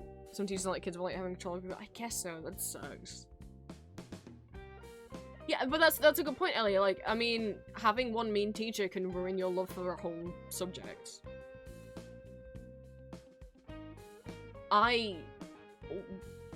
There was 2 teachers at my school that were known to be like the worst teachers that no one ever wanted to get. Why? Connie Ghost M, thank you so much for the follow. Welcome in. Sorry that we're talking about shitty teachers we had at school when this is a co-working stream. We'll try and wrap up the conversation. There were 2 teachers at my school who were known to be like the strictest and meanest. One of them was a physics teacher who I didn't have, but sadly she was my head of house. And the other one was one of the 2 art teachers at our school, and sadly is the art teacher that I got. And it was so strange because she was so strict and so mean to everyone, and she would just like stalk the hallways and yell at people.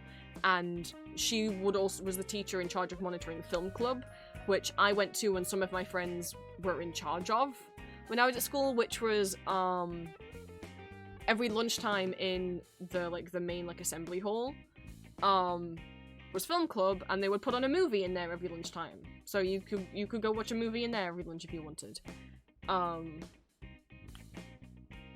And she would just sit at the back and just like yell at people, and normally complain that any movie we picked that people picked out was like too violent or too adult or too blah blah blah blah blah. And whenever she would veto a movie, there was only one DVD that was kept in that cabinet. I don't know if she picked it. She was the one who kept telling them to put it on. That apparently was fine and safe for kids to view, which was fucking Watership Down. Which, like, I don't know about you guys. That's kind of scary. Like, it's kind of graphic in parts. Like, oh, I'm sorry, you don't want us to watch a Marvel movie, but we can watch the animated movie where the bunnies all die and get rabies, like...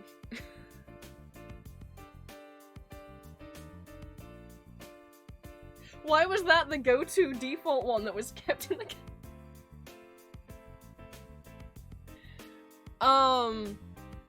So I had her for art, and she was just a strict, and I was like dreading it, because I was like, oh my god, is she just gonna be as bad in the classroom? And she was, apart from like, because I didn't misbehave, and I always did my work, because obviously I loved art, and that's what I wanted to do. I mean, I didn't know if I would be able to do it as a career yet, but like, it was my favorite subject, and I always did like way more work than was necessary, because I really wanted to get top marks. I was just so, like, she would ask me, like, okay, do 5 drawings as homework, and I would do, like, 11. other kids, like, would think I was so annoying and trying to be, like, a teacher's pet or something. I'm like, no, you don't understand. I really want to get a good grade. I really like drawing. So, like, in class, she would actually be kind of nice to me, because she knew I was always working really hard and doing a lot of work. But then, as soon as we were outside of class, because one of my friends was friends with a kid that used to get into a lot of trouble, who my art teacher, like, hated. I don't know if it was because of that, but whenever she would then see me outside of class in the corridor, it was like she didn't know me. It was like she didn't know I was this good kid who did who, you know, always did the homework, who, you know, she had experience with. It was like I was a complete stranger, and if she saw me standing anywhere near a kid who was misbehaving, then I might as well be just as guilty of misbehaving. It's like, what the fuck was her fucking problem?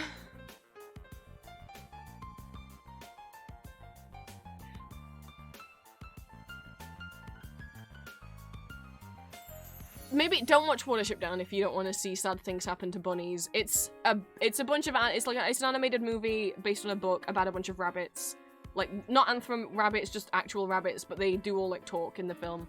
And maybe that's why some people think, well, show it to the kids. It's an animated film about talking bunnies. It's sad. A lot of the bunnies die. There's like a wolf after them or something. Plus some of them get rabies. Don't show it to little kids. I'm not saying it's a bad movie. It's beautifully animated. But, like, it was just weird that she would veto so many movies that were, like, had fight scenes in. But she was fine with Watership Down. I will say, it didn't traumatize me, just because I'm gonna be honest, whenever they put it on, I would just ignore it, and it would just be on in the background. A lot of the movies they would put on in film club I wouldn't really pay attention to. It was just nicer to sit in there, because there was less people, than sitting in the cafeteria that was packed, and you couldn't find a seat.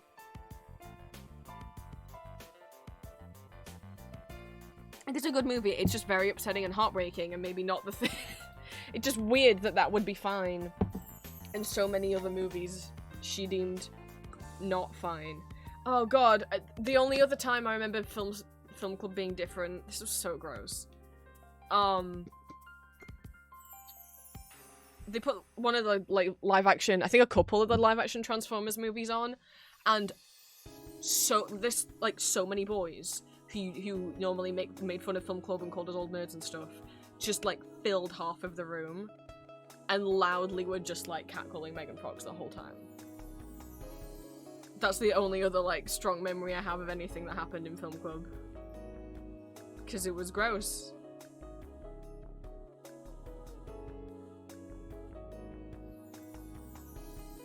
And ironically, I don't remember Mrs. Strict teacher kicking them out for that.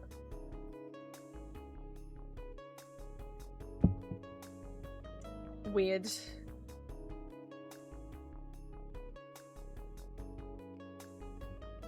I had a proper, like, 1 on 5 professor in a list of reports.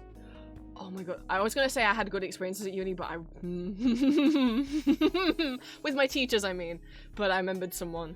10 of us dropped out and swapped majors because he made a super ableist Speaking of... He got put on paid leave as punishment? That sucks. No, I had two teachers at high school got fired while I was there. One was the woodshop teacher, because he was, like, either teaching while high or teaching while drunk. Neither of which is good when you're working with, like, saws and cutting up wood. But also, very in character for a woodshop teacher. Apparently, I don't know why that seems to be the trend there.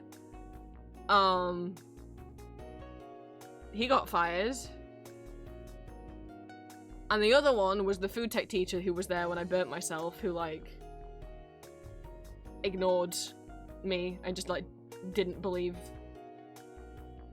And she was the one who caused it, in a way. Like, we were all paired up on ovens, and the girl I was with was taking the food out, whatever we baked, I don't remember what it was. And for some reason, she just didn't like me. I feel like it's like, you know how people think, like, I saw a post on Tumblr that was like, I don't know why doctors have a hard time diagnosing autism when a 5-year-old bully can do it instantly. Maybe some teachers just have a sense for that anyway, even if you're undiagnosed. I don't know. She just didn't like me. And, so the girl I was partnered with was taking the thing out of the oven, and we didn't have proper oven gloves. We had, like, tea towels kind of sewn into the shape of oven gloves. They were, like, falling apart, just to be clear, like, not proper padded oven gloves. And so Megan's bent down, and she's taking the thing out of the oven, and the teacher just comes up and tells Megan to stop, put it back in the oven. She wants me to take it out of the oven. And I'm like, what? Okay, this seems weird, but okay. So that's when then, because I'm like shaking because she's just like started yelling at us and she's watching me, and with these shitty oven gloves on, and that's when, because I'm like shaking and nervous, my the top of my wrist connected with the shelf above the one that we'd used in the oven, and I got a really bad burn that I still have a kind of a scar from. You can't really notice it most of the time, but if you like kind of put my arm in the sunlight, you can kind of see part of it is like shinier, like has like a different texture than the rest of it. It's still kind of, yeah, it's right there, I can see it. So I still have a scar from that. And then I turned around and she was gone. I don't know if she saw the burn happen and just went, or she just immediately left and didn't see it. We're all 11 years old. We've only been at this school for like 3 weeks. And Megan's like, I think you put it under cold water, and I was like, okay. And I had my hand under the tap for the rest of class. There's no way she didn't notice, and she just didn't care.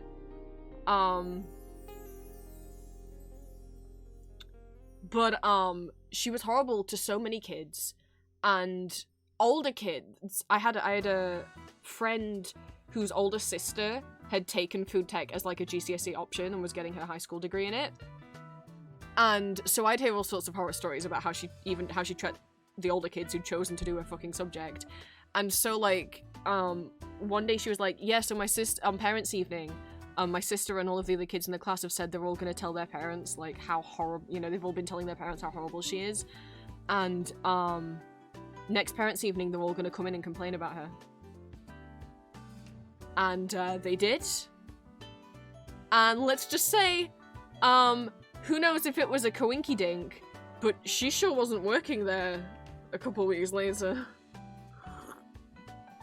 So, those are the only 2 times teachers, went away, like, or, like, got fired. Well, we don't know if she got fired or if they convinced her to quit. We don't know. But she sure as shit wasn't there anymore. In terms of, like, university teachers, all of my university teachers were really nice. A couple of them were nice, then a couple of them felt a bit useless at times, or a bit, I don't know, stupid's mean, but like, you know, not good at organizing stuff at times. But, you know, I will say, you know, I came out as trans while I was at university, and I knew for a fact that I could tell one of my teachers, because she'd been vocally supportive of the LGBT community, and when I told her, she was like, do you want to tell the rest of the staff, or do you want me to do it? I can tell them in the staff room if you want. There was like 5 teachers on our illustration degree, and I was like, I think I'd be more comfortable if you did it. I don't really want to go in there and have to say everything. And she was like, alright, and she was so sweet about it. That was really nice. And none of the other teachers ever made any mean comments about it. They just switched what name they were calling me. Because I had to tell them, because I was like, I'd legally changed my name at that point, so it was gonna change on, like, the register and everything, and I was like, hey, just so you know, my name's gonna appear and be different. So that was really nice. The problem wasn't any of my teachers, but the former head of the course, he sometimes came back as, like, a guest lecturer, right? Jesus Christ. The first time we met him was when we were first years, and we'd done this, like, postcard project where we like to, like, make postcards themed around some kind of issue we were passionate about. I made mine based... what? Wasn't even questioning... well, hadn't even figured out I was trans yet, but mine was based on gender identity. I did one that was based around like trans, and one that was based around being like one was based around one based around transphobia, and one based around biphobia.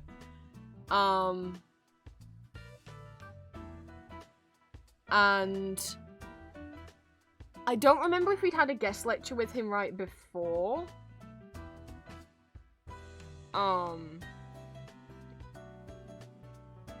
I know we had a lecture from him. I think we must have, that's why he was there. Well, we had a... No. Yeah, he just came in and he was like, Chris, the teacher that we were having for that module, who was also my tutor in first year, so sweet. He had to deal with me telling him, because he was like, you know, how are you doing outside of school? And I was like, well, actually, and was having to tell him about the terrible, like, student accommodation problems I was having. We're not going over that, but you guys have heard horror stories from me about that. But how, the Mr. Man was there, his name was Howard. Piece of fucking shit. Sorry. So I'll tell some jobs you can be fired for in 10 minutes late. Meanwhile, stories I hear about teachers and doctors, right? So, because he was the former head of the course, but he wasn't the head of course anymore. But I guess he was some kind of valued alumni or something, and obviously they had him coming in to do guest teaching. I don't know if I presume he was probably friends with some higher-ups at the school. I don't know. So he came in, and he was like, I want to go over the,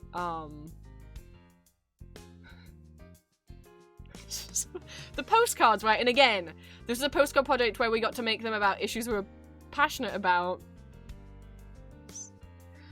And I can't remember what happened first. At one point, he did point to mine and said, whose is this? And at this point, he'd already pointed to a few other students and just, like, ripped their work apart in a mean way. Just, like, shout on them.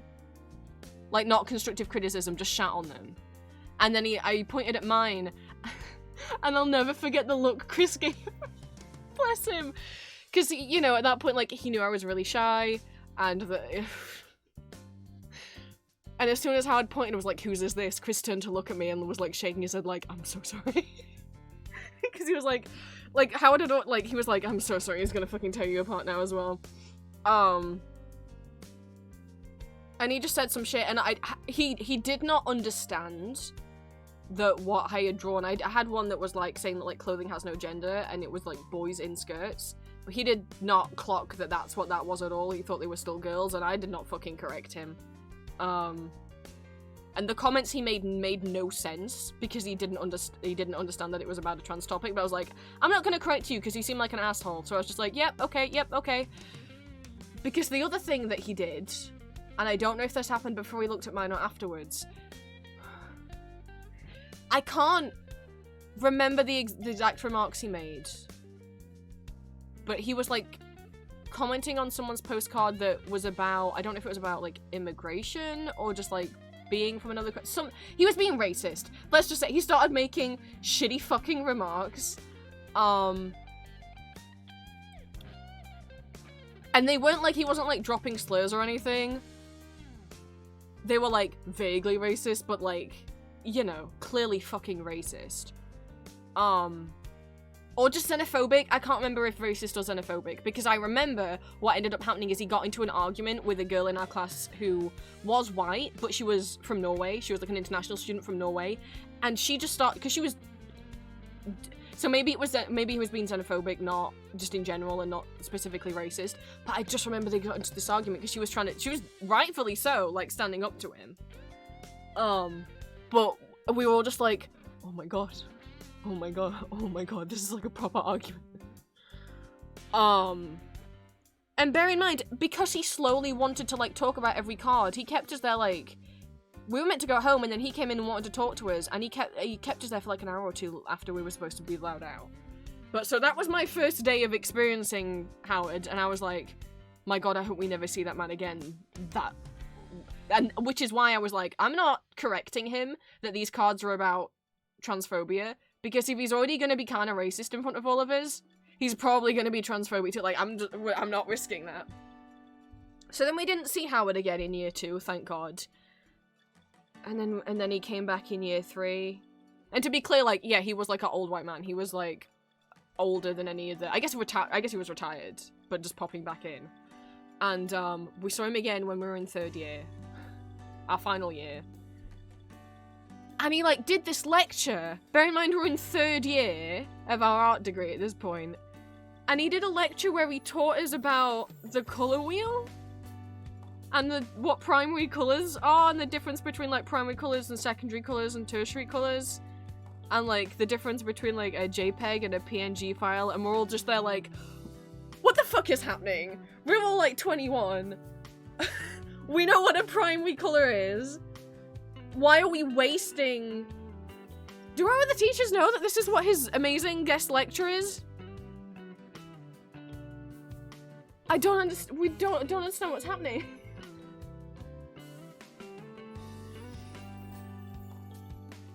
And then, oh my god, he then was just gonna be there, like, every Monday, to do these, like, group crits, as in group criticals, as in, each of our teachers would have a group of students with them, like, they split, like, all of our class into, like, 3 different groups, and one was going with one of our teachers, one was going another, and one was going with Howard, and you would show off the work you'd done and evaluate it with everyone else. And as soon as they told us that was happening, that weekly we would have to show our work in front of the class and talk about it and get... I just started having panic attacks, and I did end up emailing one of my teachers, like, because I already was exempt from doing presentations. I got to do essays instead of the presentations we had to do because of my anxiety, and I will be very grateful that my university let me do that. But I had to email one of my teachers because I was like, I don't think I can do that. I can't stand up in front of a third of the class and show my work every week and then not only get criticism on it in front of everyone, but then also have to criticize everyone else, like go around the circle and speak out loud about everyone else's work. That's like public speaking. And luckily the teacher I emailed was like, that's okay, you don't have to do the group crit, you can just have one-on-one feedback with me every week. And very thankful that that was allowed. And also, the reason why I was like, please, please, please, please don't let me, I don't want to do this, is because I was scheduled to be with fucking Howard. And I was like, no, I don't, and I was like, can I just have one-on-ones? And Darren was like, yeah, you can see Howard one. I was like, no, can I see you? Can I see you one-on-one? I don't want to see... And I straight up told him, I wasn't going to sugarcoat it. I straight up told him, it's like, I'm not comfortable seeing Howard. Especially once I was trans. He didn't question that. He was just like, oh, okay. Another reason that I wasn't comfortable seeing Howard, what he did in 3rd year, one of my closest friends on my course was partially deaf, and she uses hearing aids, and she, had this like microphone thing that looked kind of like a pen that whoever was the teacher doing the lecture would hold and in their hand and like speak into it like a microphone that was directly linked to her hearing aids so she could hear the lecture, right? And Howard, in front of like the whole, I guess like as the group crit was starting, she went up to him and she was like, can you have the microphone thing that's linked to my hearing aids? And in front of he was just like, oh, are you deaf? And she's like, yes, I have the hearing aids. And he went, don't you ever wish you could hear normally? Like, don't you wish you weren't deaf? In front of like the whole group of kids. I wasn't there. She came out and told me afterwards. I was like, Jesus fucking Christ. What a stupid thing to say. She was so upset, and I'm like, of course, like, I can't remember if she told the other teachers. Jesus, I was like, I was having panic attacks over the idea of seeing him, so I was like, Darren, can I see you for my crits instead? I'm not comfortable seeing him. Yeah, don't you ever wish you weren't an asshole? And, we also did have, like, a kind of similar thing to our professor, so, like, every, like, I think, like, 3 times a year, these kind of, like, questionnaire things would get sent out where we had to rate how the course was going, and all of us just decided that we were going to complain about Howard and say that he made us uncomfortable, that he was out of touch, that he was a fucking bigot. So, all of us complained about him in the feedback forms that we got for that, part of the year.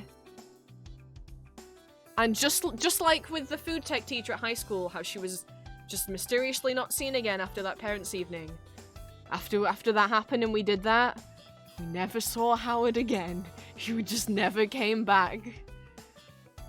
We weren't told it. Our teachers never said, hey, by the way, we've spoken to him. He just mysteriously, we never saw him again.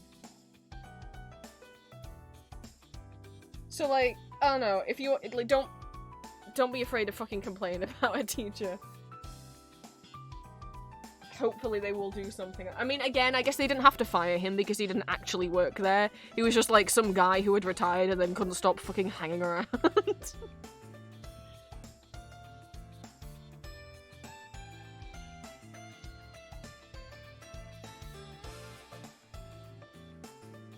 But yeah, that was, I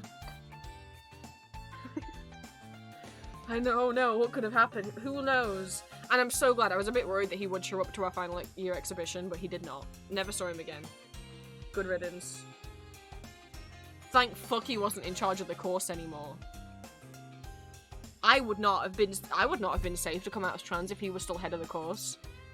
Instead, the person who was head of the course, that's not who I told about being trans. I told only the teachers, but he was married to the teacher that I told, so I was like, if Chloe's so vocally supportive, the head of course is probably gonna be chill with it. I was just the most comfortable telling her. Because she's the one that I'd spoken to the most and had been the most vocally, like, in some lectures, she talked about, you know, when we had lectures about certain art styles or whatever, she would also bring up queer art and queer artists, so I was like, you're the one to tell.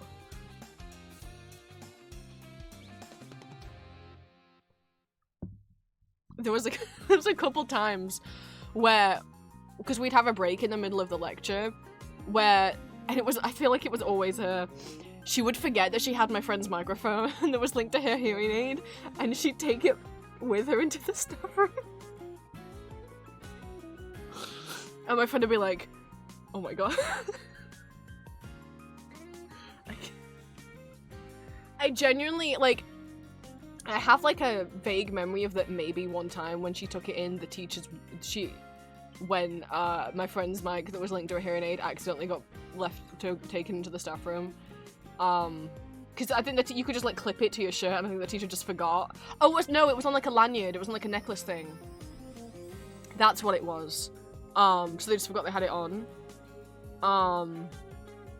I want to say one time she overheard them, like, talking shit on Howard, but I might be making that up, I don't remember, but yeah, there was a couple times she was like, do I go knock on the door and tell them? What do I do?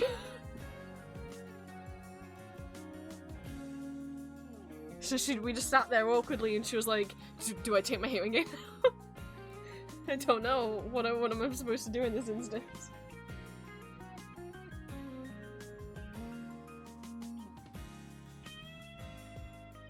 Oh goodness. Why did I drop my phone? So much for co-working. I'm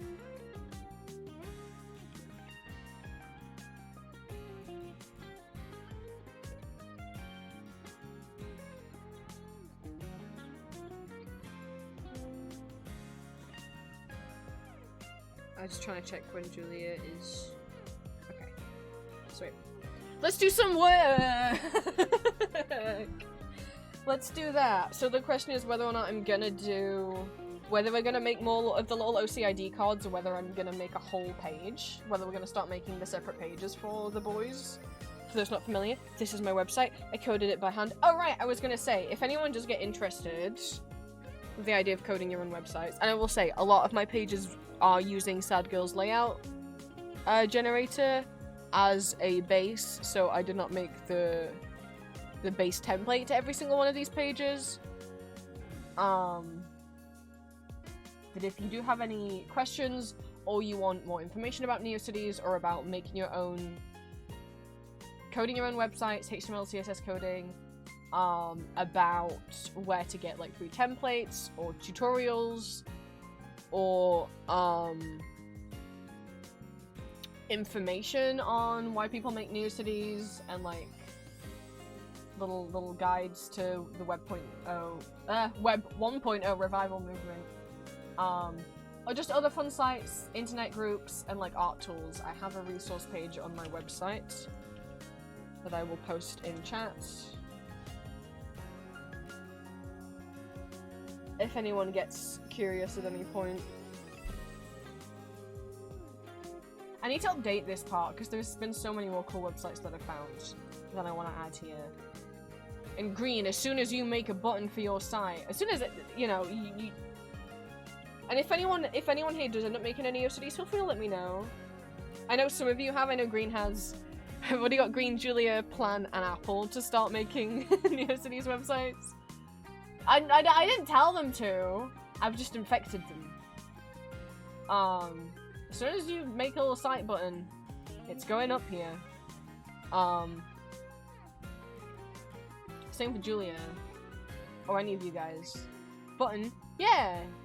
So a lot of people make their own, so 88 pixels by 31 pixels is the standard size for internet buttons, and they were a thing that started back in like the early 2000s. People would make them for their own websites, but it's a thing that people have continued to do, especially for like their own independent websites on NeoCities and NecoWeb.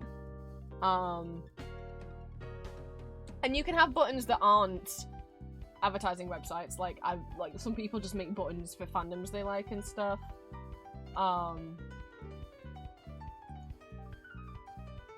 But also, if you have a NeoCities site or a NecoWeb or like an independent site that is hand-coded, people tend to make their own buttons. I have my own button for my site that's on my homepage that you can copy the code for. This is my button if you want to link to my site. If you like my site and want to link to it because you think it's cool, that's my button. It's got Mori on it dressed up as a vampire.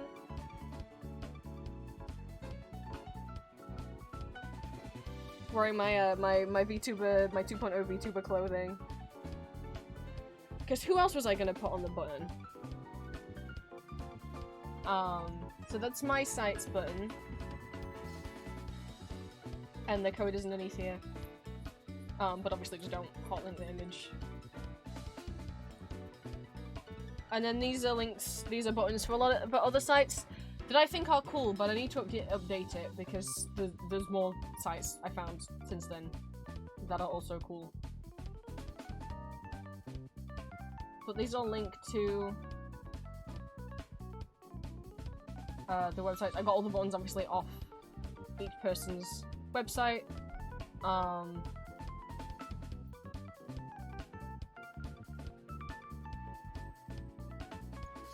Click on Vampire Nest's cool site.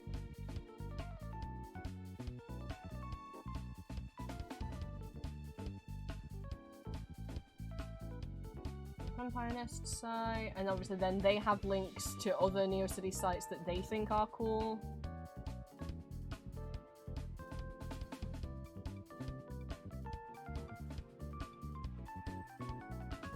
And then you could just get your own forever. But that's how how I find a lot of sites is less so browsing NeoCities and more so I find one person's site. And then I click on their button.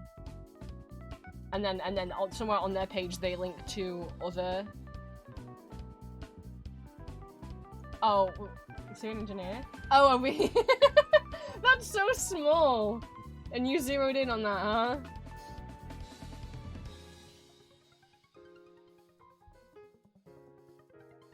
So tiny on the screen, and yet even how tiny it shows up on stream, Green knew who that was.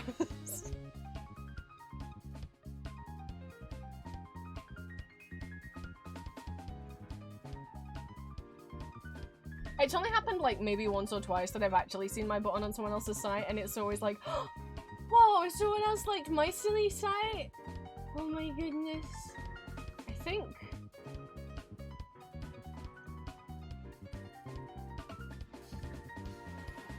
Yeah, I don't remember whose it was. Oh, I remember which site this is, because this site has an Undertale GIF archive, which is really, really helpful. So they have an archive of every single GIF. Like, with a do they have transparent backgrounds on all of them? I'm not sure. No. Some of them do, some of them don't. Every single GIF from Undertale. So all of the battle sprites, all of the, like, overworld sprites, that are animated GIFs. And then also all of the ones from the newsletters.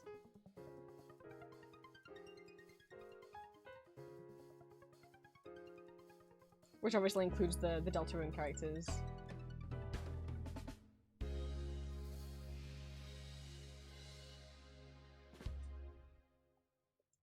It was 765 hours in TF2. I don't know what game I would have the most hours in.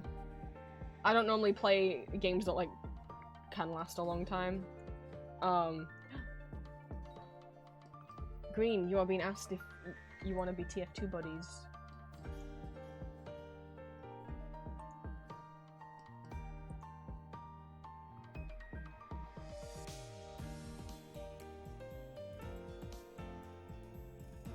Yeah, I can't remember whose website it was on. I think it was just someone who followed me one time, and I clicked and I was like, oh, my button! Someone else used my button! But I have no, I don't remember whose site it was, and I don't know if it's someone that I was linking to. But yeah, I got a bunch of resources over there. And I'm constantly adding to it all the time whenever I find anything new. Whether it's a website that has a bunch of, like, decorative images like stamps on, or whether it's I find some new tutorials or some new free layouts that you can use. Just like I said, like... Oops, that's not what I wanted. If coding from scratch sounds intimidating, there's a bunch of free layouts you can use. Sorry. Either just like, a fully made template that already exists. And obviously you can edit them. So like... Where's Addie's? Down here. Okay.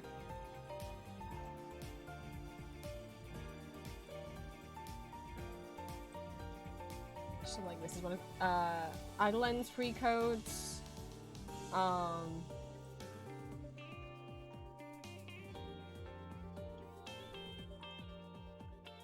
This one's pretty cool. This is Midnight Nikki themed. This little phone in the bottom corner that you can put your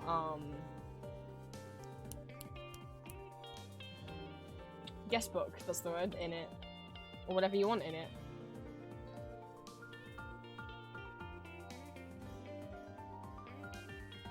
And obviously, and you can just copy, paste the codes of those and tweak them. However you want. I personally use Sad Girl's Layout Builder, which is just a very generic, this is what this page on my website is built off of. I just edited it a lot. But it's a pretty versatile little thing if you know that you want your site to have columns.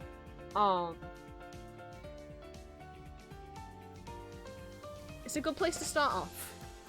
Or even if you don't want to use it permanently, looking, you know, people ask me like how I learned coding. Literally, from editing this theme, and from, yeah, just getting like free themes, and looking at the codes, and being like, okay, I wonder if I change this, what does this do? And then clicking save and seeing what happens.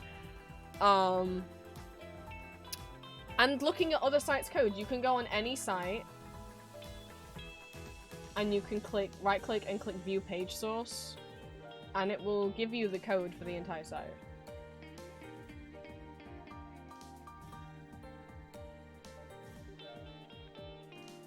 It'll give you the HTML code. The CSS might be on a separate file, but if it is, then it'll be linked somewhere.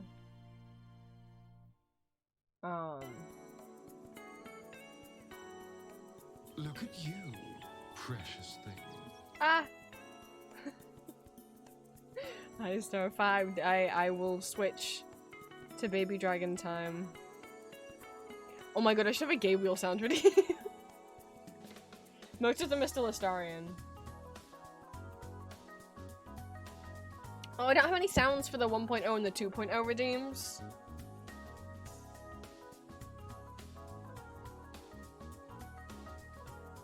Oh, well, this model was drawn by Julia, my lovely, lovely partner. Let me give her a shout out. If you're not following Julia, please do. I also stream on there most weeks. If my streams here are too early for you, I stream on Julia's channel around like 8 PM UK time, about midday Pacific time, because that's the time zone that she's in.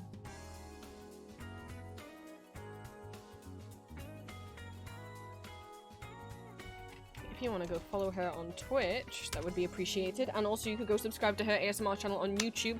She makes the same kind of audios I do, but obviously with female characters and female OCs. And she also has exclusive not safe for work audios and art on her Patreon. And her safe for work and not safe for work audio commissions. And our commissions are currently open if you want to reach out to her.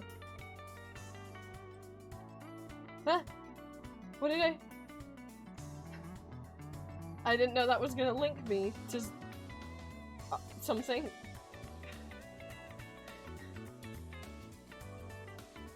I love the other fun sites column got Losa with Bongo Cat and the Online Omnicode. They're so fun, right? So I also have a section on here that's just, I have a section for art tools and programs if you guys want any like free art tools and art programs. But other fun sites, I'm glad people have had fun looking through it. Some of them are just actual places where you can find like archived information and stuff. Or like webcomic, like Pit Crews on here. Any albums that like I find. It's just random other sites that I've been helped. A lot of sheet music websites that I use and places to get free sheet music on here. Places to play like old flash games that still work.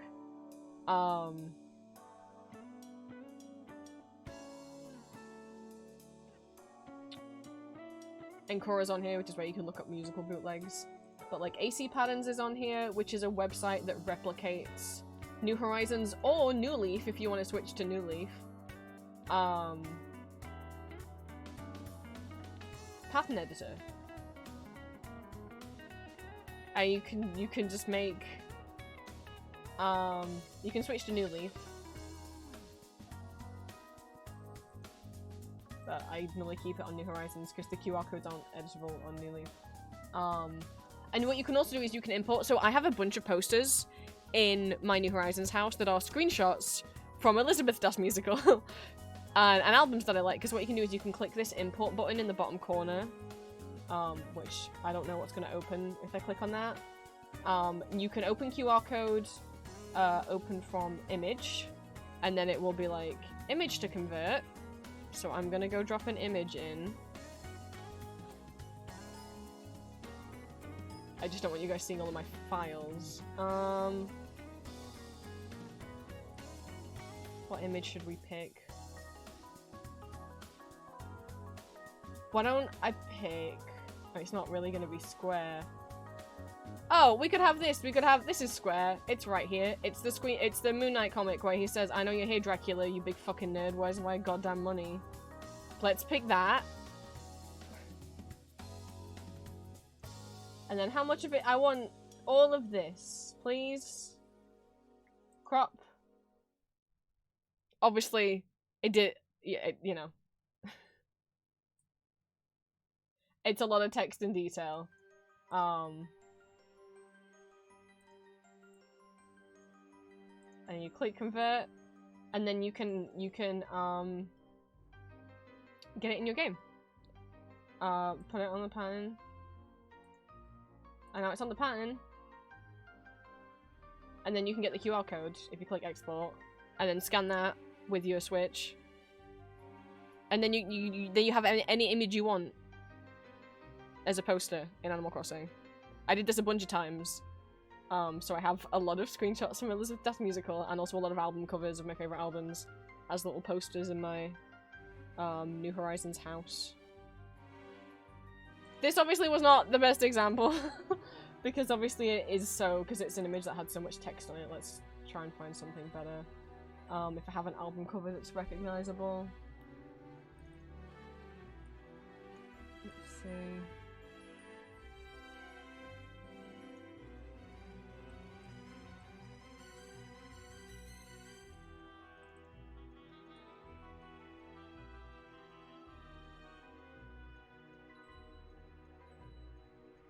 I don't know what any musical album covers are.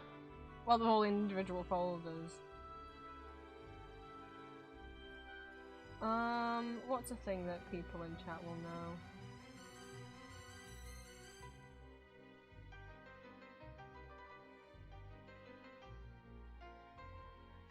I think I just scrolled past.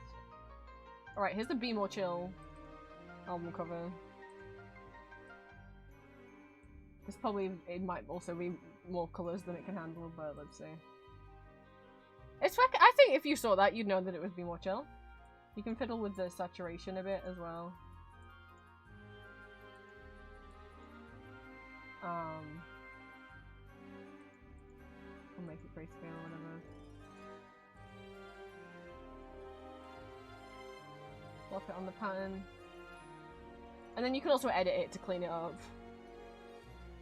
Like, I would probably clean up that shirt. There we go.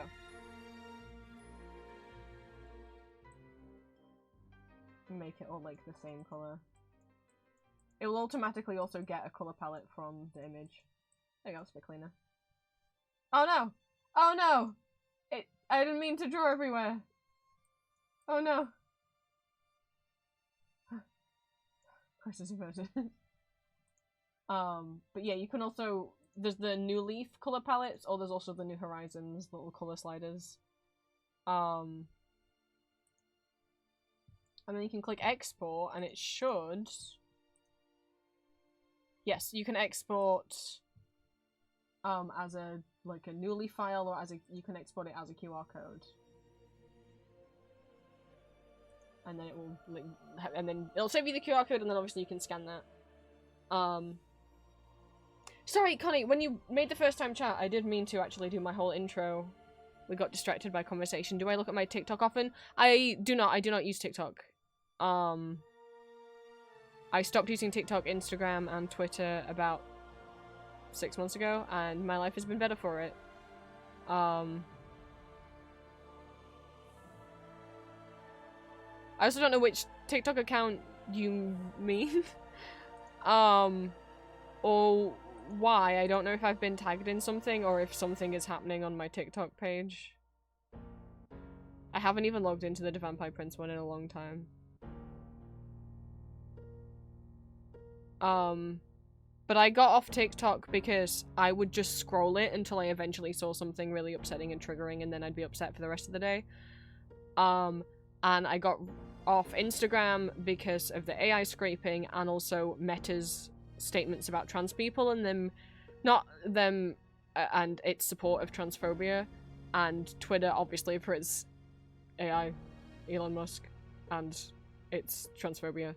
I don't mean the transphobia on the website, I mean the transphobia from the people that run the website, and also the fact that their TOS was updated to take trans people out of their, like, bullying and harassment clauses, so that it's now fully allowed on their websites to bully and harass trans people, and they even include examples of the kind of transphobic things you can say.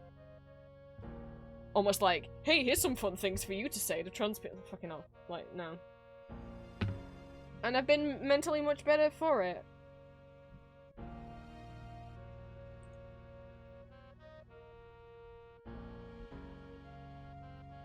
So, like, if anyone is sending me fan art, I only use Tumblr and Blue Sky now.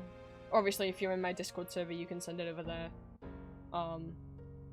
And I know you may say, like, as someone who also, like, runs an Etsy shop and does artist alley kind of stuff, I know that's probably kind of detrimental to my business to no longer be promoting my art on Instagram and TikTok, but I'm gonna be honest, I always struggle to get any kind of following on Instagram, especially anyway. And, I know I'm losing sales by not, like, constantly posting, like, reels and pictures of, like, pins I'm making, but, like, it was too bad for my mental health. I do check Instagram sometimes, but every time I open Instagram, scrolling through Instagram used to be nice, like Tumblr, and it used to be, like, the most recent posts at the top and the oldest ones at the bottom. Now it's like, I'll get one post from someone I follow, and then the next post will be a reel from someone I don't follow, and the next one will be a live from someone I don't follow, and the next one will be an ad, and then the next one will be a post from someone I don't follow. And then the next one might be like, every fourth post might be actually from someone I follow, and not either, like, a paid promoted post or a straight up ad. I don't like reels. If I wanted to watch videos, I would go into TikTok. And also, lately, whenever I open Instagram, the first post, that top one that it shows me, is 50% from someone I follow and 50% from someone I don't, and it is 90% of the time. someone's like vent post, some kind of call out post against another Instagram user, some kind of like horrible thing that's happening. Sadly, in some cases, I've opened Instagram and the top post has been from someone I do not follow, so it's like recommending to me, and it's them talking about very triggering topics that they almost did to themselves. You can work out what the fuck that is. Why are you showing me that? So I open it and then very quickly just switch to my notifications tab to clear those. Because sometimes people buy off my Etsy shop and then they post it on their Instagram stories and tag me. And I always try and share that. But, and then did you hear about what happened on Instagram the other week? Oh my god. Something happened on Instagram. I think it was Instagram, right? Where the Reels tab... people were saying it got hacked. I don't fucking know if that's the case. But what happened for like 24 hours, 48 hours, I think it was maybe like 24 hours and Instagram fixed it, was if anyone went on their Reels, it was just videos of like gore. Like actual real world, like humans and animals getting hurt gore. Luckily I don't use Reels. And I don't go on Instagram, but even when I did, I never looked at the Reels tab.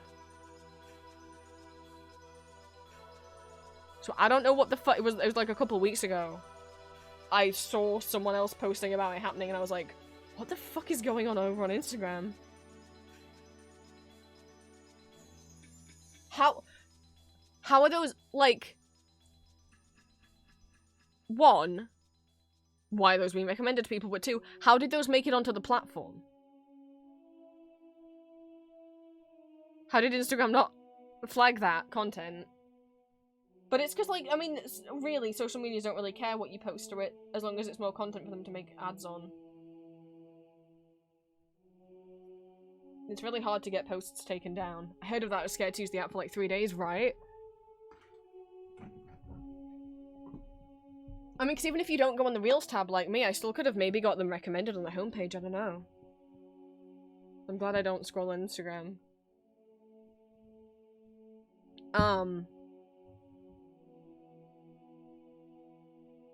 But you didn't answer my question, Connie, on why I'm being asked about TikTok.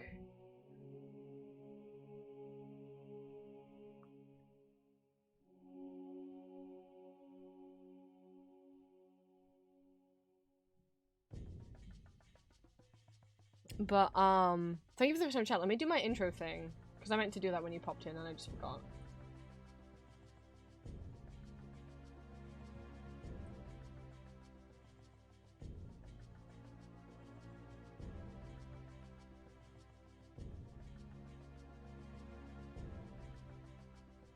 Thank you so much. Well, I was seeing someone that I was watching YouTube videos of the other day, talking about how many accounts are impersonating them on TikTok and then DMing people to, like, scam them.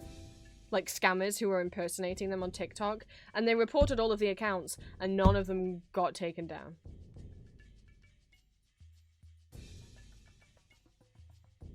So... Oh, I'm not even, like, logged into the Vampire Princess account anymore. It's, like, logged me out of it, so it's making me log in if I want to use it. No, I don't want to sign up. I want to add an account. Oh, fucking... I don't know this information. You think I know? So I don't even get notifications for that. Oh, what would I have made my password? That's such a good question.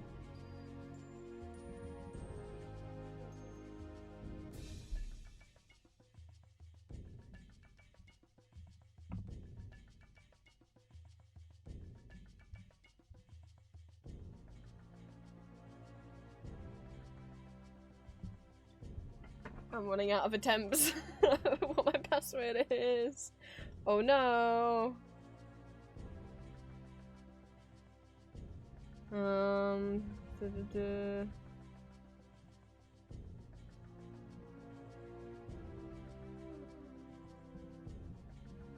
Is it this one?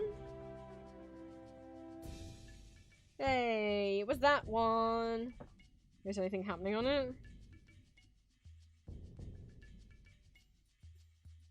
Have notifications. Mostly people following me.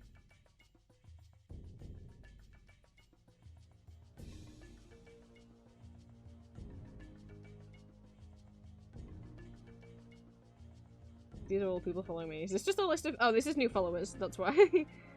Oh, people tag me in video- people have made videos. What, about me? Oh.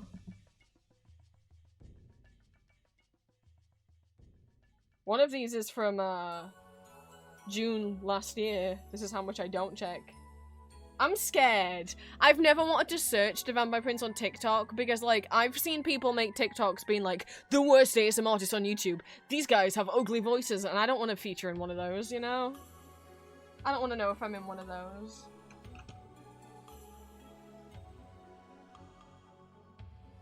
Okay, well, one I think I've used to follow, or at least I've seen this cosplayer before. Yeah, I think I don't follow them because sometimes they cosplay from a fandom. Yes, they do. They cosplay from a fandom that I will have nothing to do with. Paperback, but with a 4 for the A. On, someone commented on his TikToks and said that he's who imagined... Someone, I guess they imagined that that's what I look like. Or that's who they imagine when they listen to my audios. I mean, I'm not gonna complain. I'm pretty sure he's also trans, so I don't mind.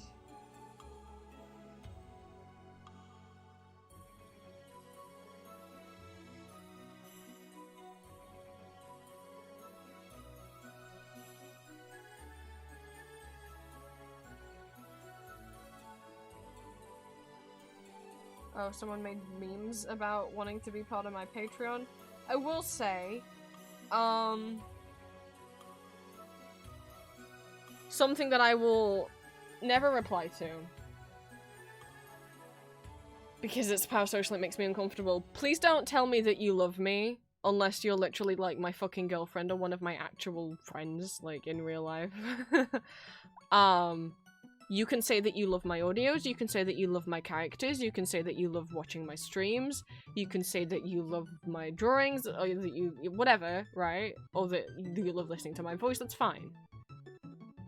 But you can't love me, the real person, me, because you don't know me.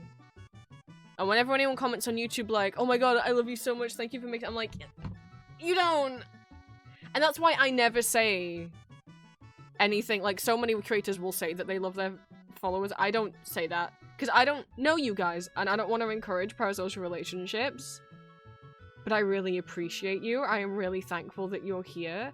I love spending time, like, on stream with you guys in chat, but, like, yeah, I can't feel any- I don't know you. Well, that doesn't offend anyone. I feel like that's just normal.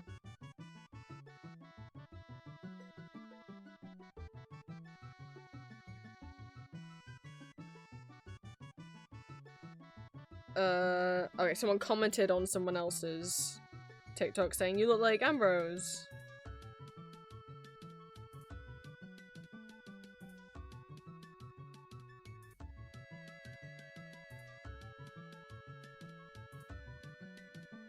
They're pretty cool custom fangs.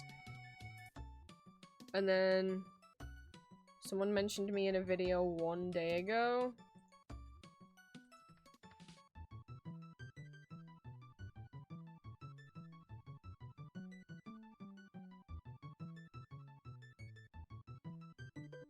Filming themselves like my nighttime routine summarized and filming themselves like spam clicking through my Patreon.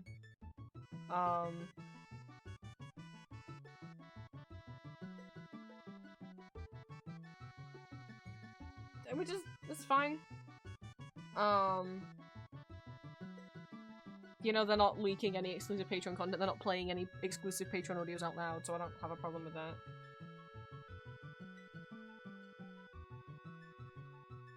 That's all I see going up on my...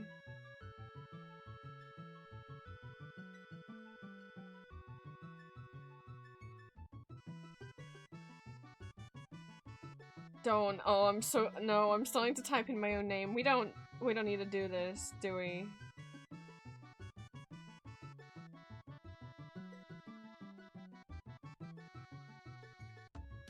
It doesn't understand anyway, it's just coming up with things that say Vampire Prince in them and a lot of book talk things.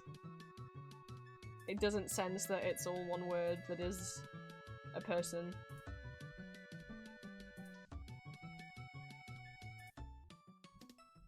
That is a username. Yeah, no, it's just like, oh, Vampire and Prince, we'll show you. It's like, no, that's not what I searched for TikTok, but alright. Okay, I don't know why I needed. Someone was asking if I'd check TikTok. I'm like, fucking TikTok, I swear to God, can I switch my account back, please? But if I add a name, it's not gonna make any difference. Because my TikTok's glitched, and whenever I try and add a name, it never remembers it. Can I go back to my main account now, please? Thank you. Yeah, don't... Not only do I not check that account, but I hadn't checked it in apparently over... well, like, 7 months, to the point that it had entirely logged me out.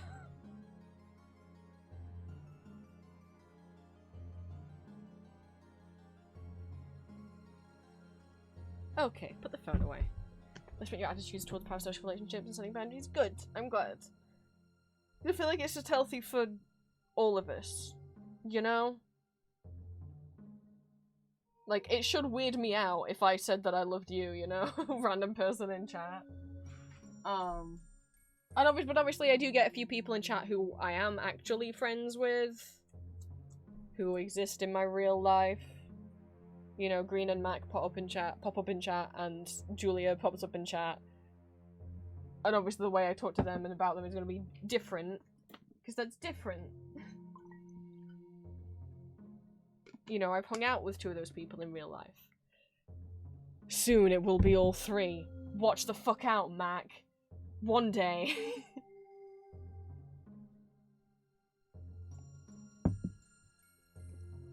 They better fucking watch out. Sneak up. I'm not sneaking up on them. I can't sneak up on them. I'll do my intro 3 hours into fucking stream and no co-working. 0 minutes of co-working later. Hello my lovelies, welcome in. You can call me Prince. I'm a neurodivergent trans vampire man. I use he, him pronouns. You're welcome to become one of my children of the night. I'm an 18+ content creator, voice actor and illustrator, as well as a VTuber and variety streamer. I post tri-weekly ASMR audio roleplays every week on YouTube as various characters, both original characters and fandom characters from things such as Baldur's Gate, Marvel, Arcane, Call of Duty and more. And I post 2 exclusive Not Safe for Work audios every month over on my Patreon. All my socials are linked on my card. If you type !socials in chat, a bot will pop the link up for you. And I also have an Etsy shop where I sell my original art and fan art under the name Empty Masks. We stream every Mondays and Wednesdays and random days if on Julia's channel whenever she is streaming. Today we are meant to be doing co-working, but have I done any? No. I was showing you guys fun websites because someone mentioned Omnicord. Yeah, but so anyway, we were talking about what's on here. One of my headphones fell out. Where'd you go? Yeah, but just music places. This website, because I loved Cartoon Summer Resort, the games, as a kid, and this website has playable versions of all of them, including, and also one of the old Scooby-Doo Flash games.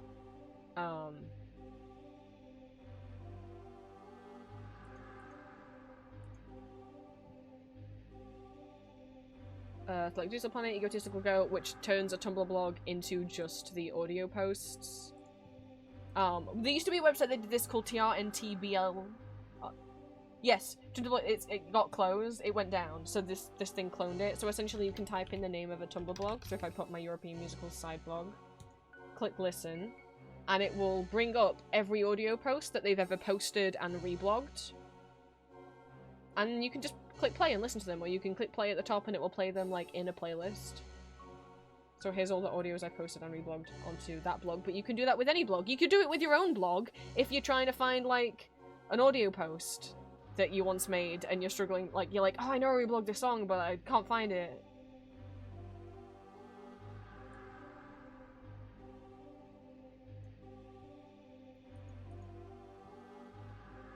Model resources, yes, model resources and sprites resources. I love these websites, especially the sprite one. They are websites that have pictures of models from, and sprites from video games. The model resources for 3D stuff. What's a 3D game? Give me a game that has 3D graphics. Give me a game that's 3D. Any game that's 3D. Whoever's first, I'll search for it. Ultra Kill.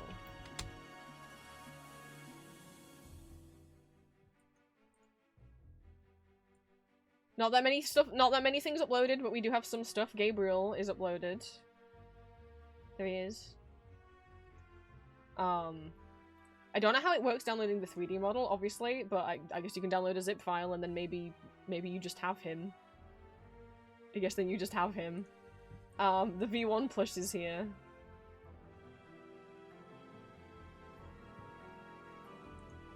And Malicious Face is here. That's the 3 that they've got. And then Sprite Resource. Give me a game that has 2D graphics.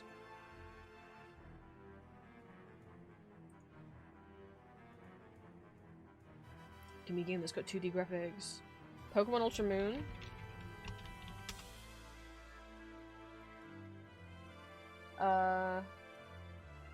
No, don't give me sheets, just give me a game and then we'll look at it. You're gonna give me way too much. Wait, that's 3D. Well, it's on here.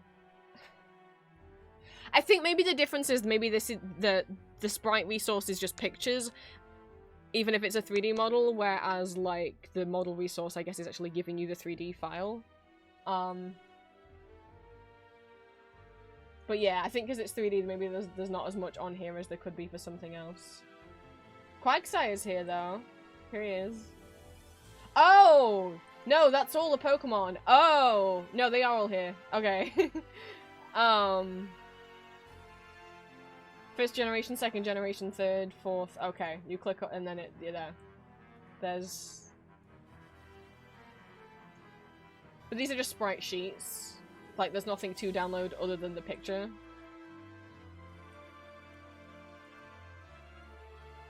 Whereas I guess the 3D one will actually give you this, like, the factual file of the model. I don't know.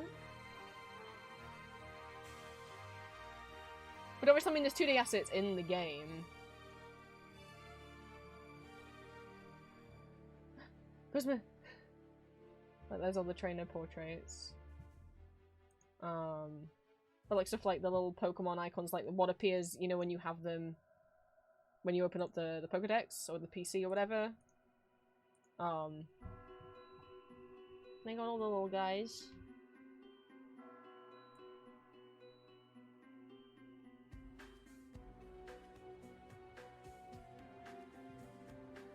So if you want Pokemon sprites, I got a better website than that. I just added it recently. If you look under the graphics category, Pokemon database,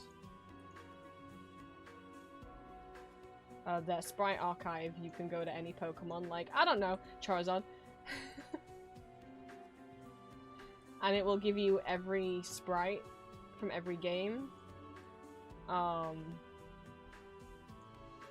this is like the overview of how they've changed over the years, and then Gen 9, Gen 8, 7, 6, including like shiny variants. 5, including the animated ones. 4, 3, 2, 1.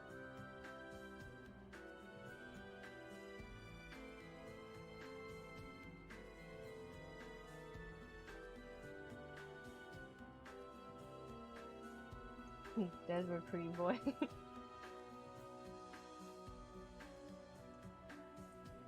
But yep, they're all in here, including like the little like ones that do show up in the Pokemon like inventory.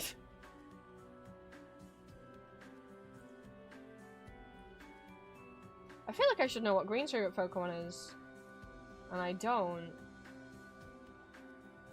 My mind's gone blank. Maybe I do, and I just forgot, and I'm being silly. Hi, bunnies. Showing off more like. People were talking or showing off website resources, and someone mentioned my fun websites section, and so I was showing some more stuff I'd added to it.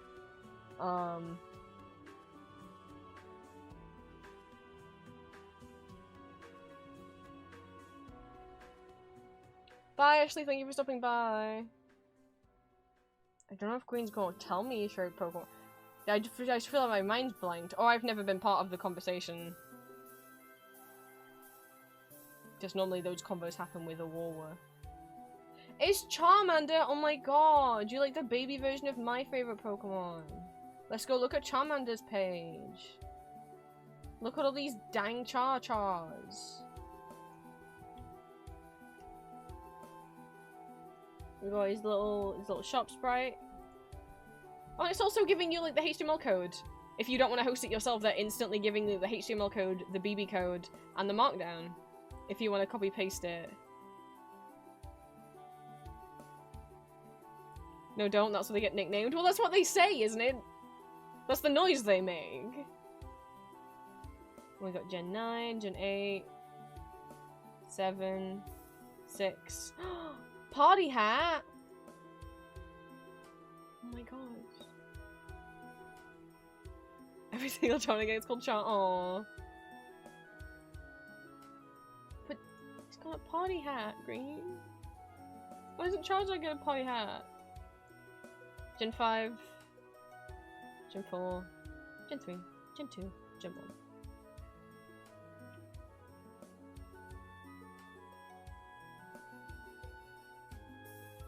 I'm so jealous. I want Charizard. It is from Pokemon Go. So not fair. Charizard doesn't have it. But I also reorganized the graphics a bit, so they're in 2 separate sections now. So the first section is generators, makers, and templates. So like things that you can use to make your own images. Like Blinky's Cafe lets you generate Blinkies, or like Pet Pet. All of these are like things that you can use to edit and customize and generate your own little pictures, and then all of these are just places you can find ready-made. There's a hat. There's a hat Charizard. Hang on. This is very important information that I need to know. Did I just scroll past too fast and I didn't notice? There is a hat Charizard! It's so small I didn't notice it. He's got a tiny little hat. Oh my god. It's his birthday, chat. I'm gonna cry.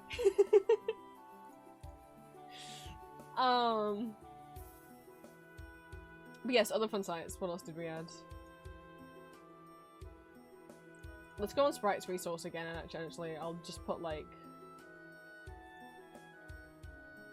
It's a game that is all 2D. I'm putting Sailor Moon in. I also used this just to see when I was like, look, I was like, I want some cute Sailor Moon pixel art. I was like, wait, is there just official Sailor Moon pixel art? Yes. There's a lot of Sailor, you know, I'm like, are there a lot of Sailor Moon games? Yes. Yes, there are. Or like more than I knew about. Oh my god, is that? You know what? I don't need to know if that's what kind of game that was. Which is the one where I got a lot of cute sprites from? Oh, this one I think. Yes! Super Nintendo! Pretty Soldier Sailor Moon, another story. Fior's here. Look at him. It's Fior. I love Fior so much! He's from one of the Sailor Moon movies, I forget which one. He is in love with Tuxedo Mask. I mean, you may say no, he's not. Yes, he is. He's got a big old gay crush on Tuxedo Mask, and he comes back to Earth to find out that Tuxedo Mask is dating Sailor Moon, and is like, what the fuck? But you gave me those flowers when we were kids, I thought you were in love with me, and then Tuxedo Mask is like, and then he finds out that the flowers that Tuxedo Mask gave him were originally from Sailor Moon. Like, she gave them to him, and then he gives some of them to Fior. Fior's like, oh my god, this is the power of love. I love Fior. I think him and Tuxedo Mask should have gotten to kiss. There's also a bunch of original enemies in this game that don't appear anywhere else. I don't think. I think they were just for this game. Yes, look at Sailor Moon's sheet. There she is. It's a little Sailor Moon.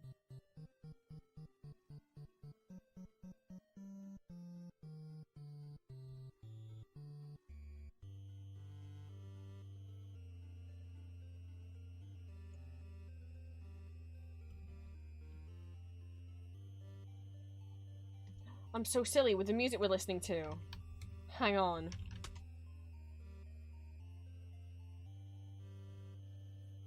I'm such a fool. We could have been staring at Adrian this whole time!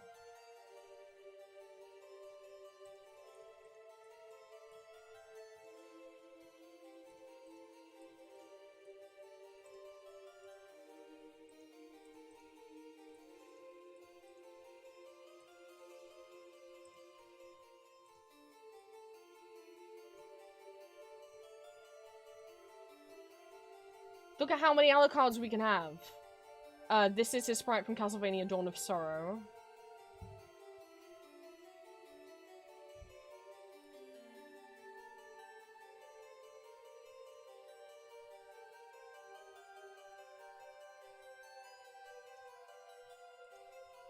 This is Symphony of the Night. Look at his beautiful wings. Look at his wings, chat. He got wings. Let me switch back.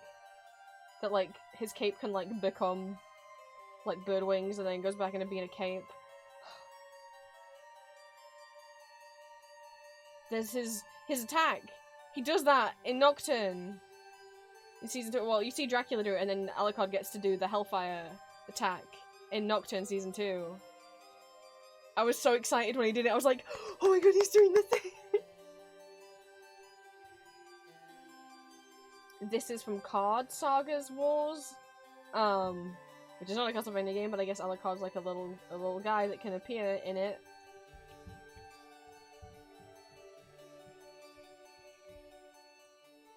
Just a little guy. I don't know what Card Sagas Wars is. Oh, it's got things from a bunch of different games. The Etna from Disgaea, Cloud, Chrono Trigger, Final Fantasy, Zelda, Metroid, Metal Gear, Mega Man. Soma's also from Castlevania. Phoenix Wright! Assassin's Creed! This must be Amaterasu from Okami. This must be like a fan project. Peter Bowman, Bowser Jr., Beatrice from Umineko? What is this game? Dr. Eggman! Earthworm Jim? No, I don't want to ever see Gruntilda in my life. Gino! RPG. Kratos is here. Hatsune Miku!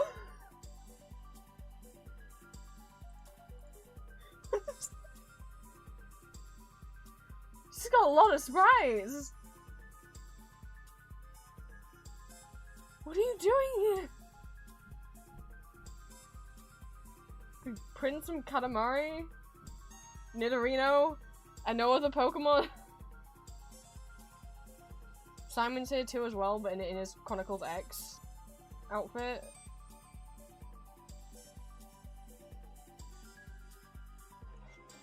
I don't know what game it is. It's a PC game.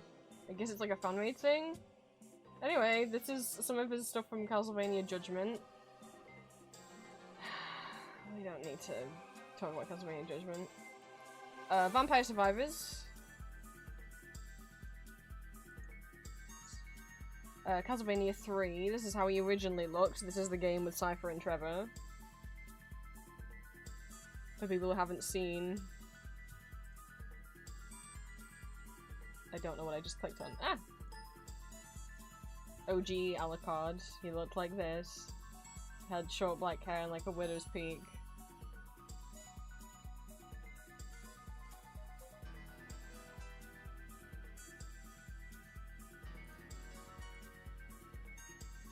Symphony of the Night, but something different. It doesn't say why this one's different.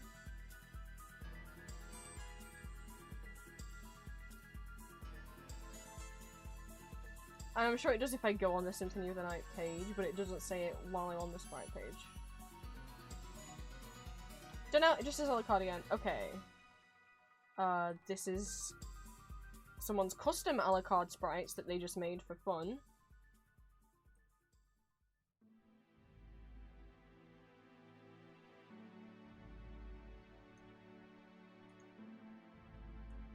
Symphony of the Night. His bat transformation. There's Bat Alucard.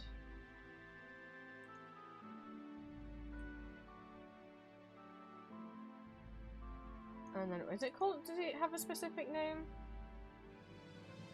Oh wait, this is not Symphony of the Night? This is Symphony of the Night.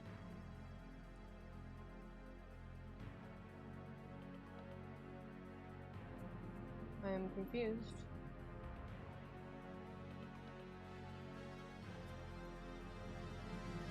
Wouldn't he be underplayable if this is the Alucard? Or does he only do that in a like a cutscene? I don't know. This is also someone's custom sprite.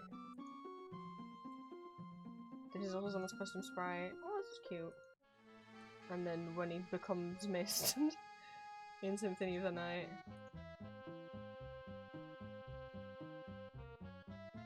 Oh, I just realised is that then Lisa's sprites will probably be in here, huh? You think she'll be under non-playable characters? Oh, unless it's under confessional room sprites. No?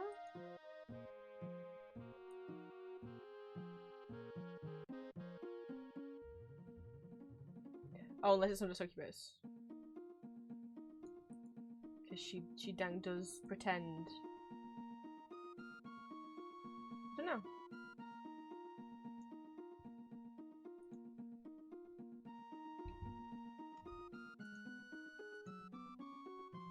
What else is on here? Oh, someone was saying they got... Yes, this is how we got into this topic, because someone said that they liked that I put random fun sites down here because they spent too much time on... a Bongo Cat. It's bongo.cat.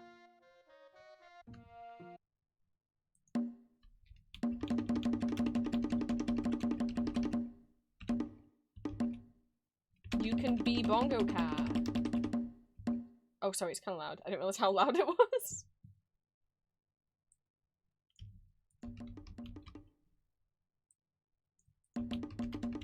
But also... But also... But also...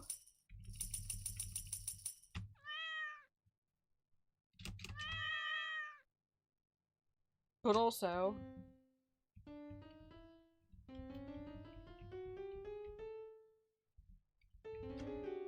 I don't know if you can play anything, because I think they included...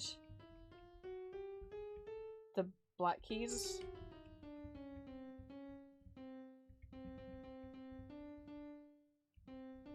So I don't know what I can play. Yeah, they include the black keys, that's definitely C#. I presume that's starting with C.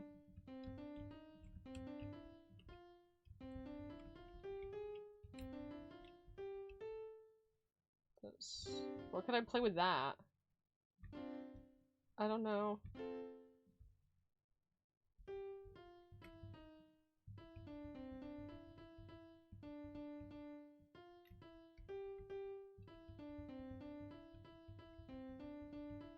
There you go, chat. That's the... I'm like... That's the song to test, like, what can I easily... what can I easily do? They got Marimba as well.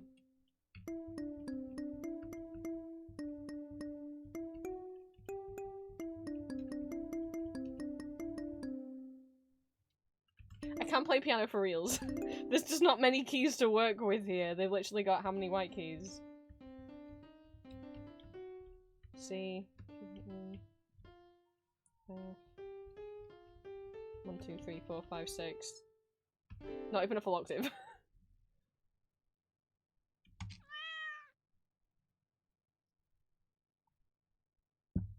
But I guess it's...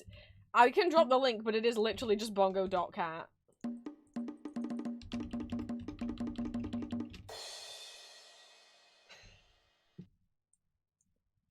It is very stimmy. And then online Omnichord also.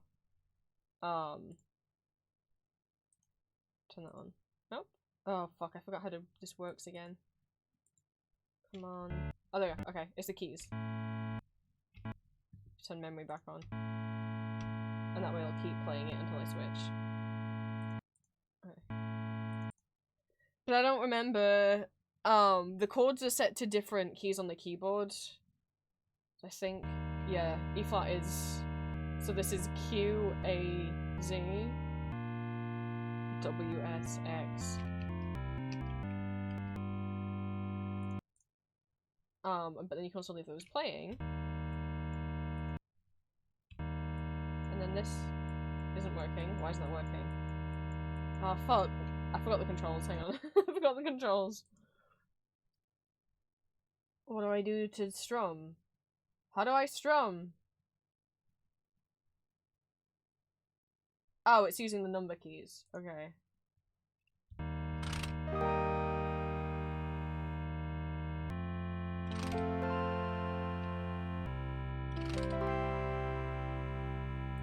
But I don't know any songs chords off by heart. Let me see.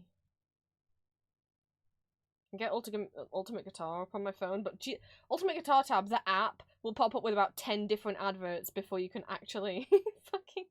No, I don't want to buy your... No! No! Why did you do this to me? Oh, is that the last thing I had open? Satanized? Alright. Where's E flat? Where's E? Here's E, and then there's E, not E flat, sorry, E minor.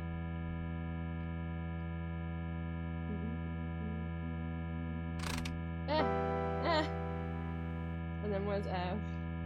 No.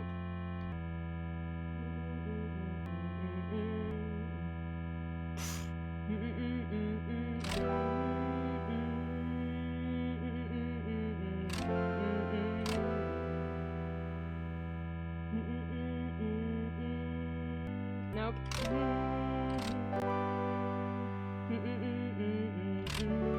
There you go. I already forgot what I just did.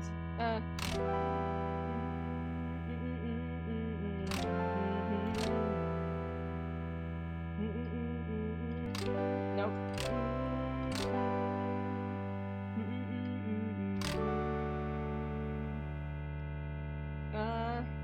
Nope.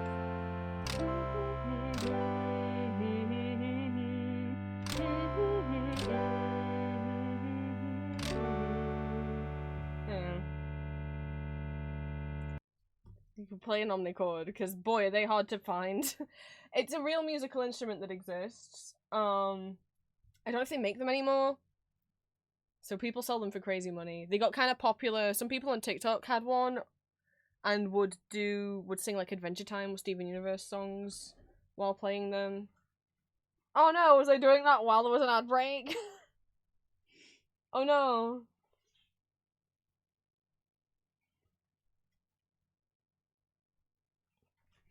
I could have played it over the actual. Oh no, because I'll get in trouble copyright wise, won't I? How much of Satanized do you think I can play before I get into trouble?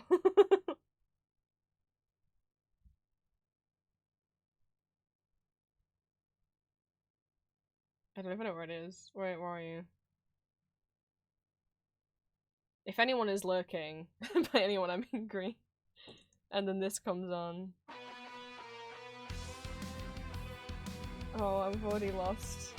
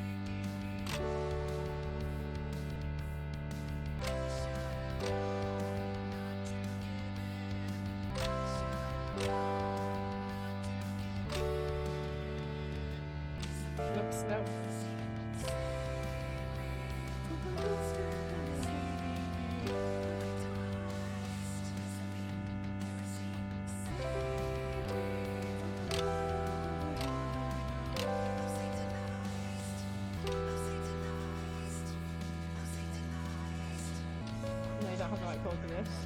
We'll just stay on E minor. This is what do you guys like the part of stream where I do an omnichord cover? Satanite. I don't know if the omnichord's loud enough compared to the music.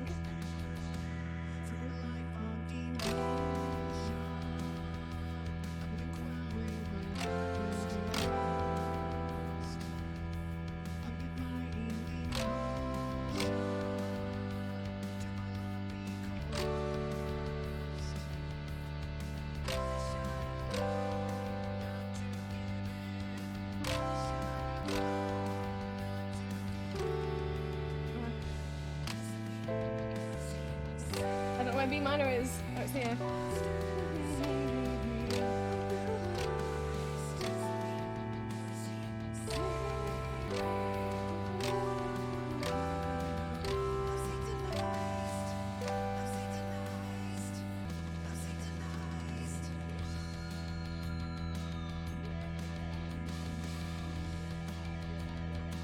Yeah.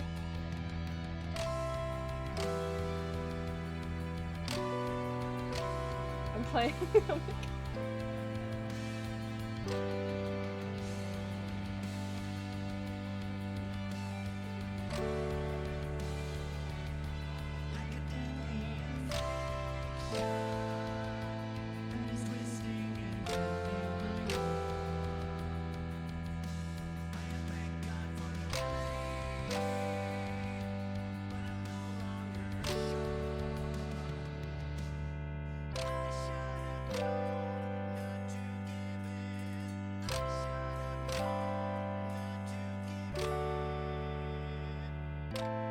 Welcome to this part of the stream.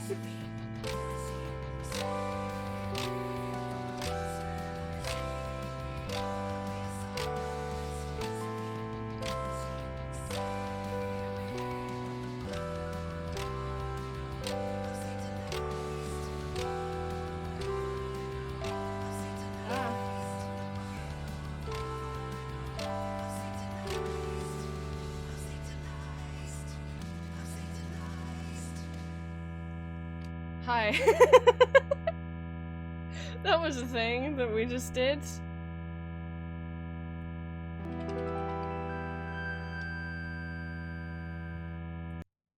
I was messing around. Hi, Ollie. Hi, Olivia. People were talking about random fun websites that I have linked on my NeoCities. And someone mentioned that they liked my little list of fun websites and they'd been messing around in BongoCat and Online Omnichord. So I was showing how Online Omnichord works. I guess I could have had Handcam up. That would have been helpful. That actually would have been helpful. Hang on, let's see if I can temporarily get it so you guys can see what I'm doing on my keyboard. But it's like an online version of an omnichord, which is a type of musical instrument. That's too high. Am I balancing this on my medication box? Maybe.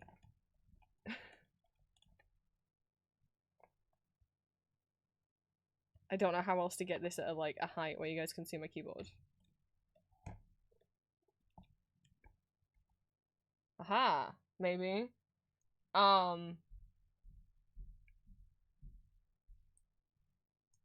way that Online Omnichord works is it's a nice cute instrument. You might have heard it used in certain viral covers of like Everything Stays from Adventure Time or Drift Away from Steven Universe. Obviously if it was an actual instrument, it's a thing that you actually hold and has buttons, and then this light up pad here, come on, this thing, which doesn't, why'd it break? Why is it not working anymore? Hello? Oh, there we go, okay. It's lighting up red. It's an actual thing that you kind of strum your finger down. So you play the chords with one hand and you're like strumming it with the other. But it's all electronic. And then the way that this is working is you press a chord on the keyboard and then you use the number keys here to strum. I have no idea if the ghost was too loud. I've got the chords up on my phone.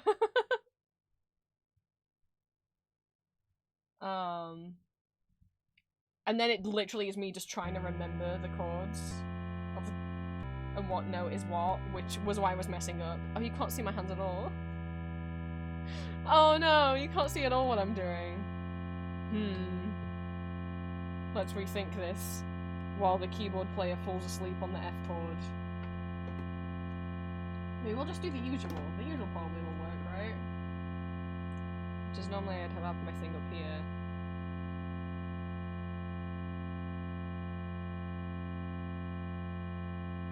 Yeah, I have a blind box figure up here. Yeah. I mean, look.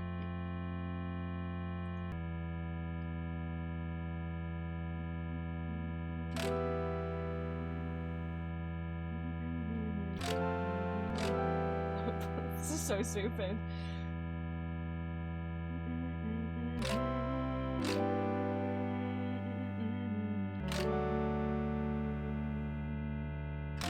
Nope. Oh, hi, Hill.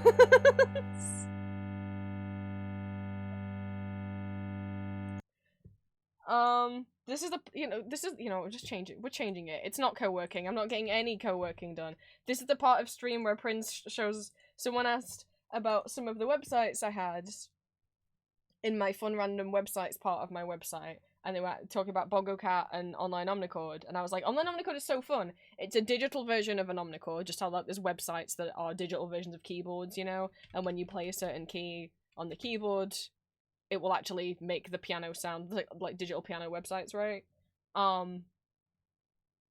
This is a version of. Let me get a picture of an Omnichord. Let's see. There were covers on that went around TikTok for a while. They got kind of popular, and because they got popular, yeah, it came out in the 80s. They don't make them anymore. They are hard to find. People will. Yeah, I just saw that some are being listed on eBay for like £700. Yep, that sounds about right.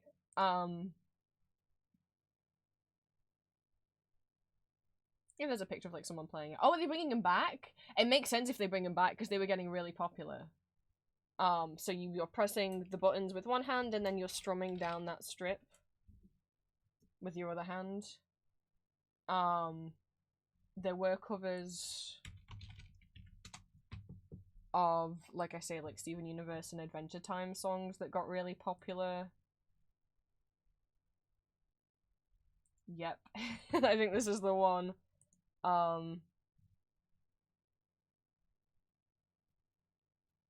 If YouTube will open.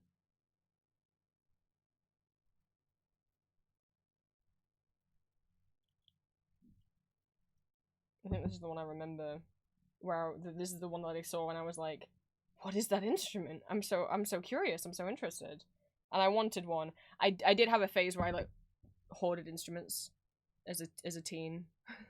I have a ukulele, a guitar, a violin, an ocarina, and a kalimba, and a kazoo, I guess. And all I play is the piano. In my defense, I did play the guitar for quite a while, I did play the ukulele for quite a while, I played the violin for a bit and then gave up. It is very difficult, but also, I got too nervous because there's no way to, like, plug headphones into a violin. And it, like, with the guitar I could play it pretty quietly if I would, like, didn't want other people. I just get, like, stage fright even in my own house, especially if I'm, like, learning something for the first time and I make a mistake. I'm like, I don't want other people to hear.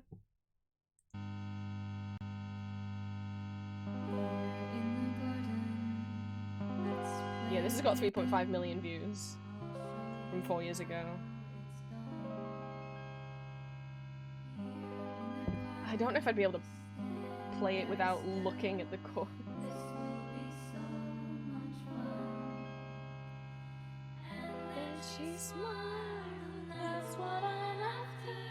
The harmonies are so pretty. But yeah, this is with an omnichord.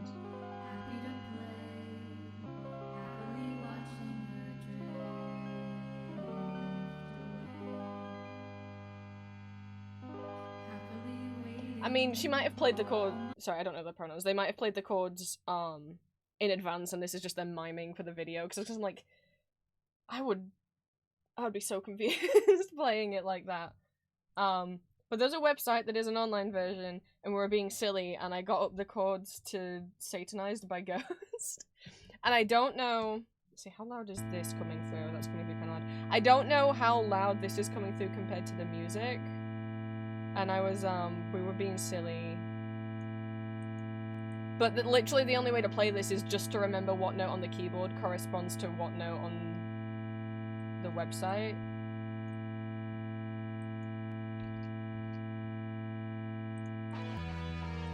We were being silly. We were doing this. That's not it, right?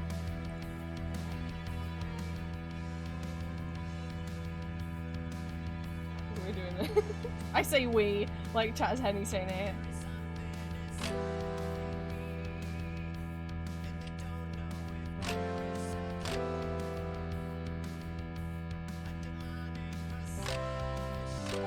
This could become a stim. This is so problem. This is such a problem. So I've got hand come up so you can see.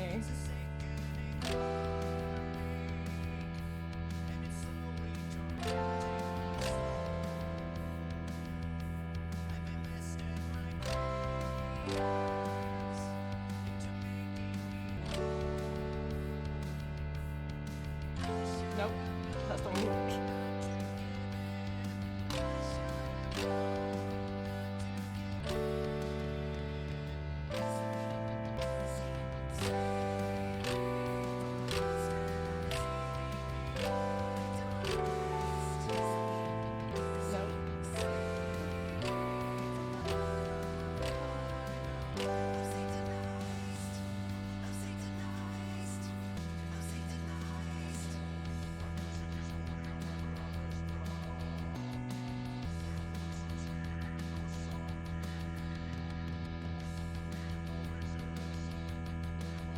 It's the problem is I keep forgetting what note is what.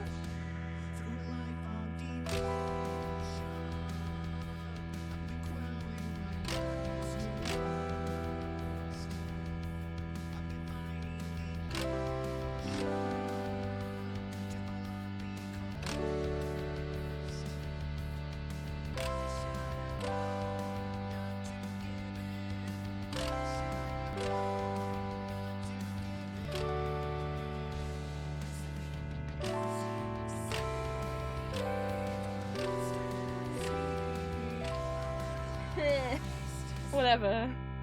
We already did this once, I'm not doing it again. But that's what we do. I don't know that I have chords to any other... I shouldn't keep playing Ghost before I get in trouble with them. Do I have chords? I don't know. We're not doing it with one girl. We're not doing it with one girl. Man, my finger feels funny after doing that so many times.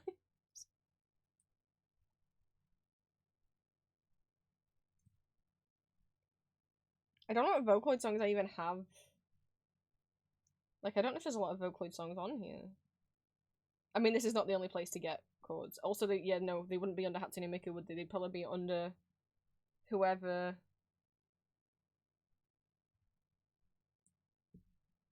is the actual composer. Yeah.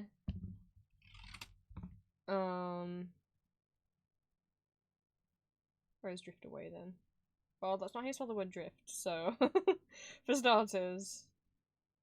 And that's if the chords are available. This has every major, minor, and 7th version, a major 7th version of the chord, so it doesn't have like minor 7th or any 5th versions of chords.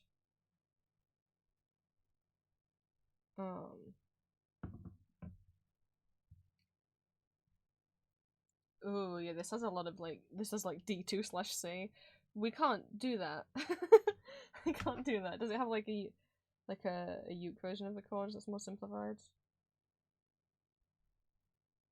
Sweet. Is this for private K-pop? I mean, it's ukulele chords, so it shouldn't. Where's G? Here's G. That's G major.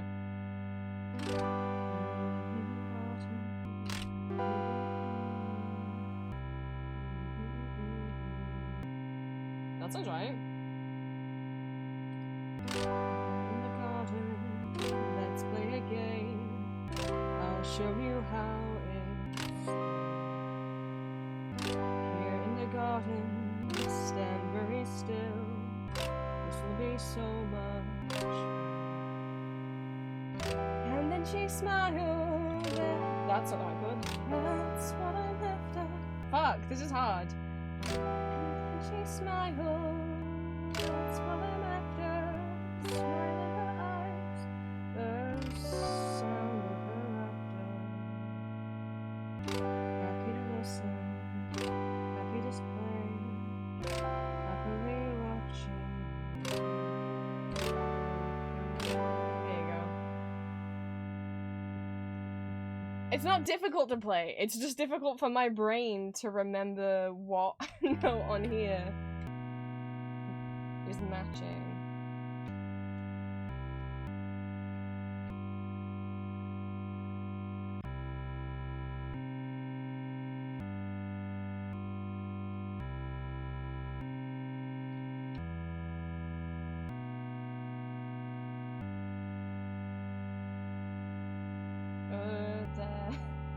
Nope. Shit. Anyway, there's a website. Impromptu karaoke stream. Put my webcam back where it's supposed to be now. It's not meant to be in that corner. There we go. And it's supposed to be underneath the display capture. There we go. I shouldn't play on it anymore because I can already feel the want to do that for the rest of the day and hyperfixate on it. Which is gonna be a problem. So let's not do that. I wanted to code today. It's a co-working stream. I mean, I don't mind, because it's not like the coding was anything I needed to do, and after the day I had yesterday, like, you know, Monday I already went to the doctor's and got new meds, and then yesterday I had to go to an emergency doctor's appointment because either my body was reacting very violently wrong to the meds or something was happening, and then I got told to stop taking them and put on new meds. I needed today to be just a chill day, I think.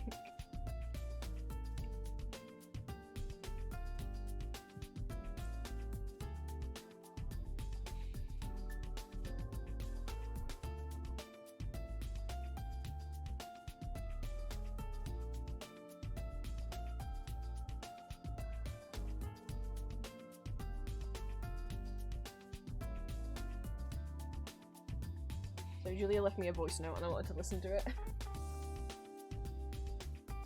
Don't think she's home yet.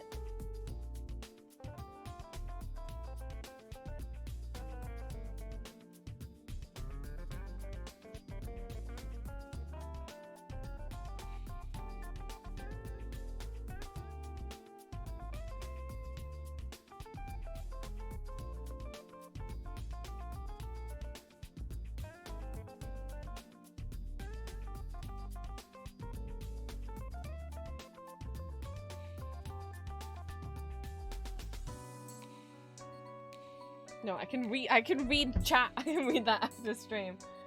I don't think I added much to the... Oh, see, this is how we get distracted when I look at the more fun sites part of my website. Because this is how I showed you guys aidn.jp, aka Dannywell's website, aka the website of the composer of Nyan Cat. This is how we got here. This is where WoW is. There it is. This is how Bungle got made. This is what happened last time. I was like, yeah, I'll just show chat some like fun little websites. And Dannywell's website has a bunch of silly little games and little animation makers. And I clicked on this one. I clicked on World of Wonder. And I was like, oh, I need to show people how it works. Oh, what am I gonna do? I need to draw an example. I forgot how loud World of Wonder is! And I was like, fuck, what do we do? And I was like, okay, I only have my mouse plugged in, so let's do this.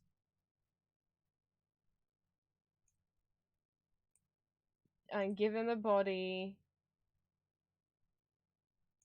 And let's put a heart on his chest, and here's the guy.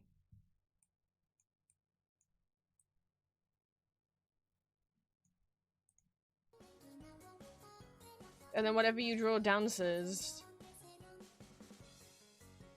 And then chat said that, and I was like, what a stupid drawing, and chat was like, no, we like him, and I was like, fine, name him then if you like him so much, and then Green says his name is Bongle. But you could also take your time with it and draw someone properly. Like, hang on.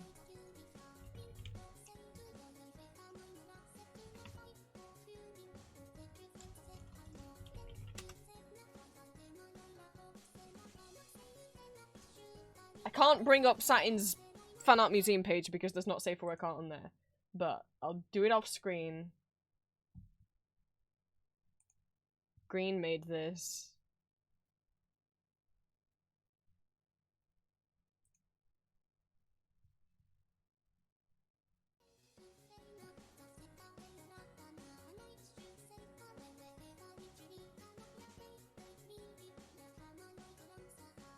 Is my boy! Yeah, Green drew Satin. Makes me silly TikTok dances. So they deserve. Yeah. There they go.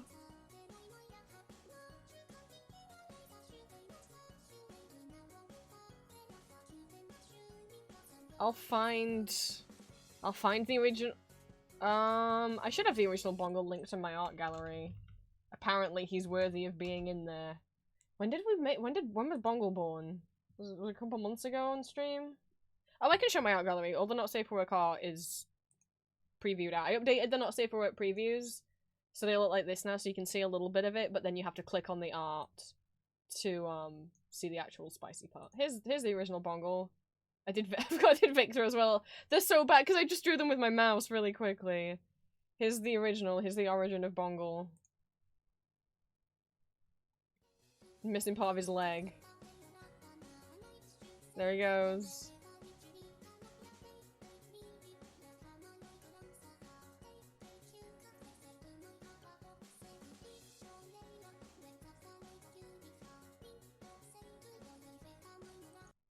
And then here's the shitty Victor that I drew with my mouse in like 30 seconds. You could draw anyone you want to chat. You can make anyone you want do a silly dance. And he's got little hex cores and then Jace's little gem stuff.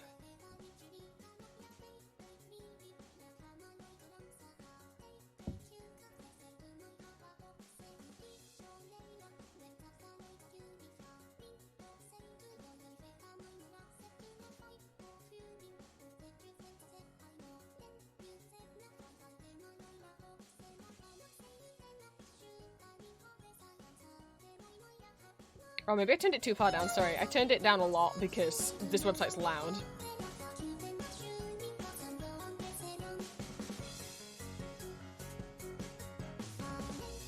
And then it just kind of hypnotizing. And I'm like, I could stay at World of Wonder for ages.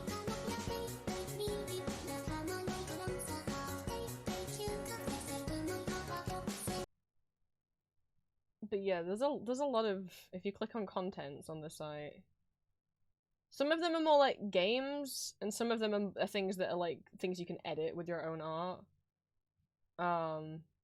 What is this stretchy cat? I haven't done all of these.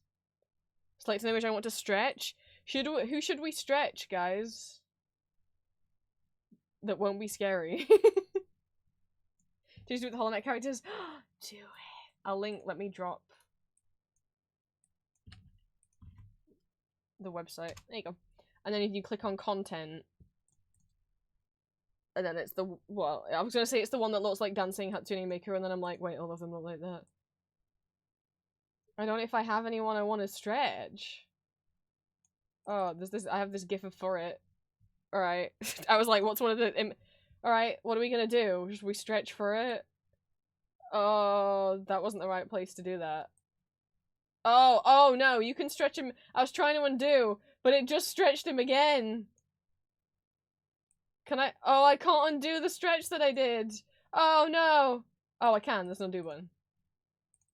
I was gonna stretch him right in the middle there to make him like a long for it, but I didn't realize how much of his head was gonna, how much of his tail or ear was gonna get caught in the midst of everything. Okay. Now what do? I just click save? What does that do? Oh, I just have it as an image now? Oh. I thought it was gonna like animate it or something. I could give him really long feet.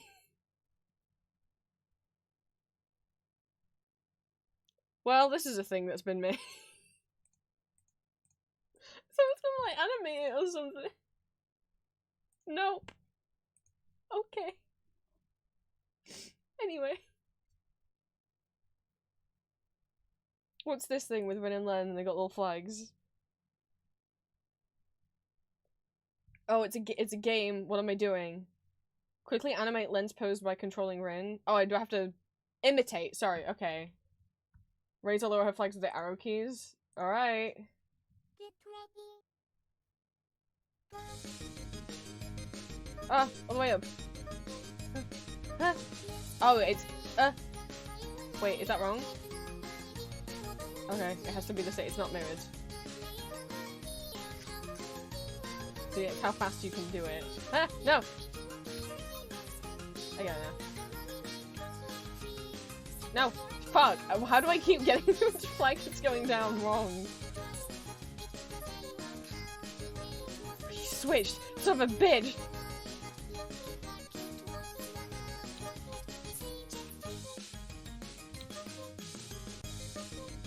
I'm not very good at this game. I don't think I'm being very fast. No! Shit! No! I'm so bad at this! I got a B-. Maybe you guys can do better.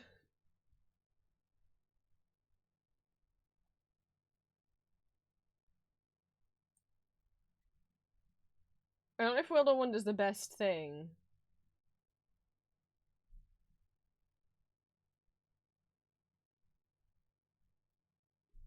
It's my favorite so far. What is this one where Rin's like exploding?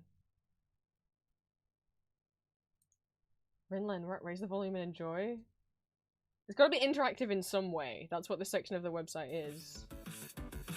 Okay. Oh.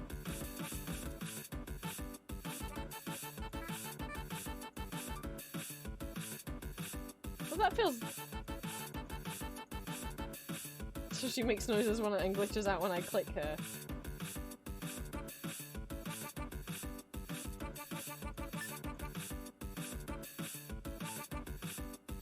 Feel mean.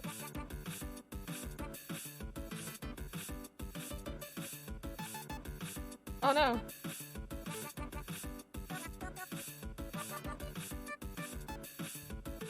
I didn't realize it changed depending on where you click. I mean, it's kind of stimmy, don't get me wrong, I'm doing it to the beat of the music.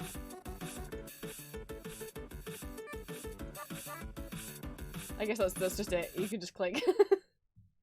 What about the one where Teto's exploding? Is it the same thing, but it's with Teto?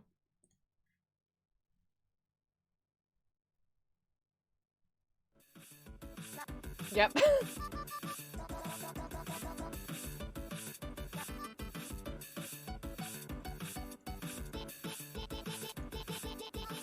Okay. What's this one with the cats going crazy? Uh-oh. Make sure you turn the volume in. Tap the screen and... Oh, the faster you or slower you tap, it changes the tempo of the song to match your... This is horrifying. Oh, I can really slow it down if I... It picks up on how consistent your clicks are, and then that's the tempo of the song. I think I've made Miku into a demon. I'll speed it back up.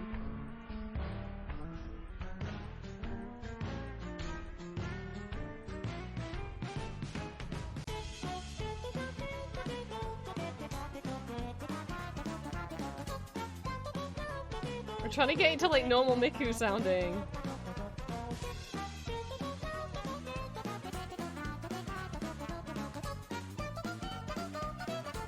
she is. Well.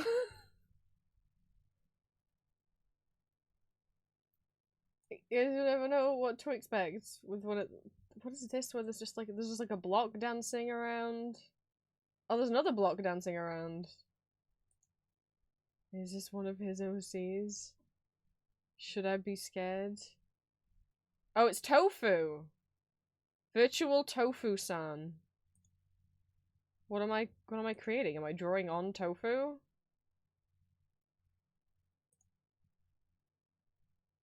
I don't understand. What do you mean title?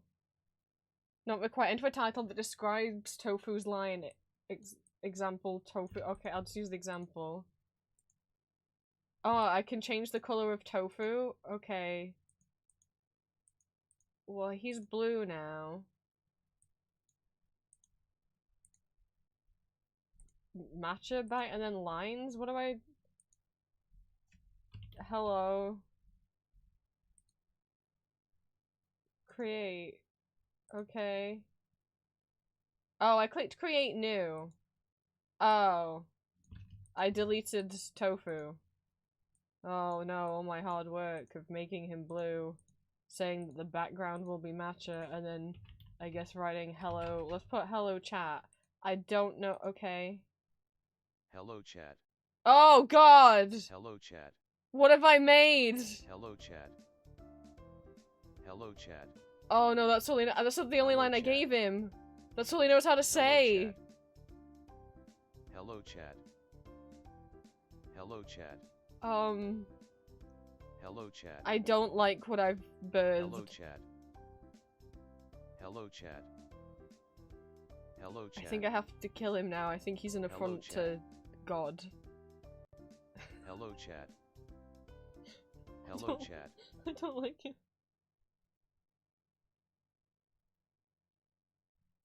Hello chat. I don't like it.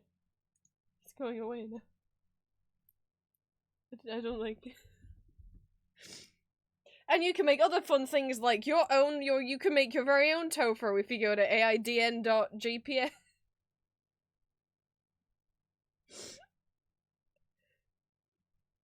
We didn't do anything on stream today. Oh, I guess we can say we've done something now. I made tofu. Well, I've really got to stop explaining Neocities and then going through my whole website every time I'm coding it, because what that means is eventually I just spend like hours and hours going over different pages of my site and not actually making anything. Something just fell off the back of my chair. Ah, my hoodie.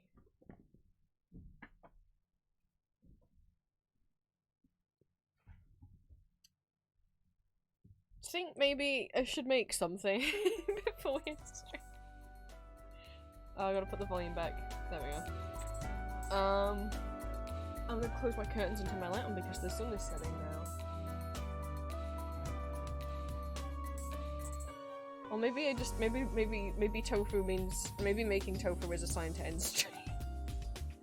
It is actually gonna be dinner time soon, but hang on. I was just wondering when you'd invite me back for a bite.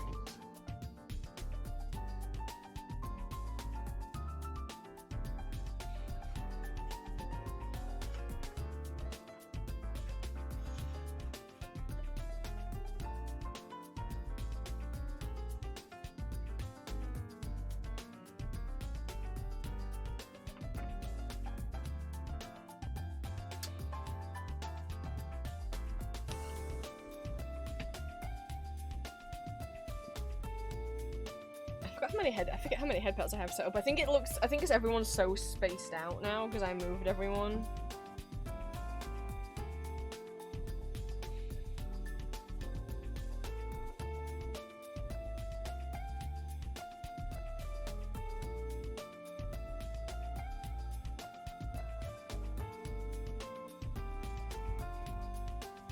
Well, is this a productive day? I made tofu. I bought a Minecraft bee. I haven't thought of a name for them yet.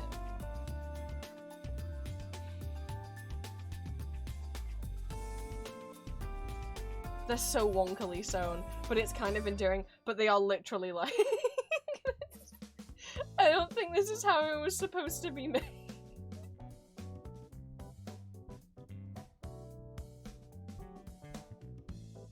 For people who didn't see... I knew they were wonky when I picked them up, actually, to be honest, I'll be real, I didn't really notice until I got home. If you can kind of tell. That's a straight line. This is what their faces do. But I'm like, well, maybe they're just like tilting to the side because they're just so cute. Have you thought about that? I wanted a Minecraft bee for so long. I don't want to have got a defective bee, so I'm gonna say that it's just got personality. It's the movie version. Even though, like, fuck the movie, it looks really ugly. But the difference between the movie version, hang on, I can get the regular bee because I picked up the regular bee too. For Julia, because Julia got a Minecraft bee once in my beta disabled icon.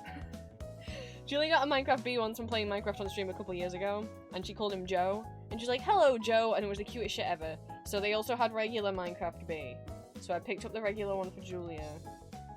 The movie one is smaller as well. There's them like side by side. There's a normal bee. My bee's just an inquisitive bee. The wings also have like fuzz on the top as well. Whereas it's like the same material on the bottom as the video game bee. You can kind of see this one's smaller, but the wings also have like softer fuzz on the top than the regular video game one. But I've been looking for the regular one for years. I haven't wanted to buy it online, like to buy for Julia. But the reason why I haven't got it online is because so many of the online listings are like bootleg versions, because you just couldn't find the bee in the UK. But yes, I guess because of the Minecraft movie, they got them like back in stock.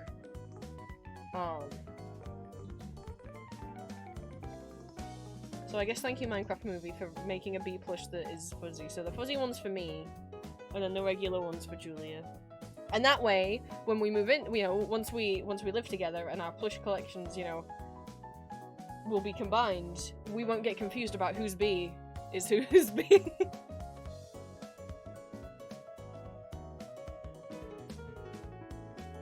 And also, I didn't know if Julia would like the movie one. I think... No, they only had one. They had one movie one and two of the video game ones, and I was like, I kind of really like the soft fuzz. I've been touching him since I got back.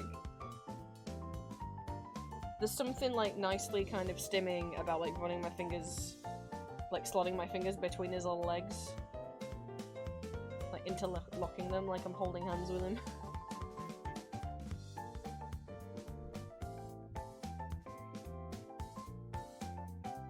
Well, we can try and get something done. Maybe we do. Oops, that's the webcam. Maybe I try and do one more row of OCI cards really quick, and then we can be like, look! We did something. We did something. You guys might have been co-working the whole time. I sure was failing at it. But that's okay. I needed a better chill day today than I had yesterday. So I'm trying to, I think, do them in the same order as they are on my Toy House page, which I think it's Monster Boy Band next, then. Yep, cool. So we'll do so many pages open. Oh no, my Minecraft bee! I haven't named them yet. I haven't thought of one. Eric, Vlad, and Adam in a little row. I need to make a new little header. Let's do something, chat! We'll do like half an hour, maybe more of stream. I'm putting my Minecraft bee in my lap. Lately when we've been co-working, I've been putting Ultra Kill music on. I was gonna say let's do Vocaloid, but you know what? I kind of need to listen to Tene Rosso Senengre, or whatever the fuck it's called. I was like, no, let's not do Ultra Kill, and then I was like, wait. Put that one song there. There's a bunch of songs in Ultra Kill I like, but maybe as a treat we can listen to where is it? Which album is it on? It's not on the regular soundtrack. It's on Ultra Kill, the Pandemonium EP. It's called Tenebre Rosso Sangue. I think we deserve this. We can listen to this one again, right? I say it like it's not my story. Okay. Let's add. I need to add another row to do this like header. So I need an invisible box underneath. Silicon Valentine. I didn't mean to do that.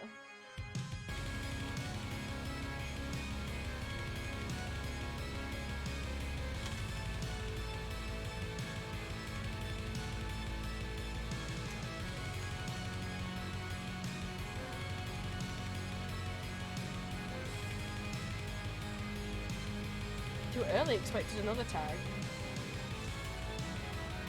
Oh. Well, the page is working, so I don't know. I don't know why that's there. Sounds like killer work. So this is from, I forget what part of the game it's from. I think it might be from one of the bonus stages. But this isn't on the main Act 1 or Act 2 soundtrack, this is on the Pandemonium EP. The Ultra Kill soundtracks are great, you can get them all on Bandcamp. Act 1 and Act 2 are €4 each, and all of the others are free. Or you can choose to pay, it's Bandcamp, so you can pay what you want. But the minimum price is €0 for those, and the minimum price for the two full albums are €4. This one isn't actually done by Hagita, all the rest of there's 2 songs, there's 3 classical pieces of music in Ultra Kill, and then there's 2 guest compositions, and this is one of the guest ones. This is by Keygen.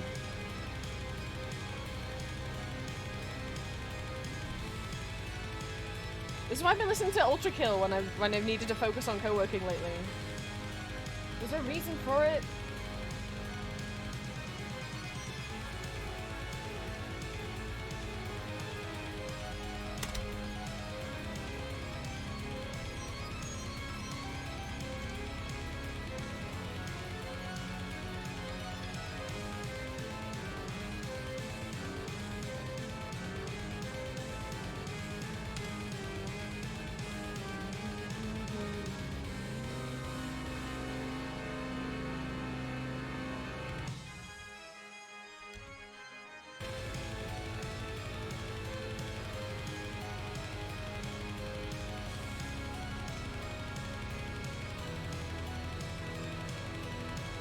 Oh, I normally I normally do get Photoshop open while I do this.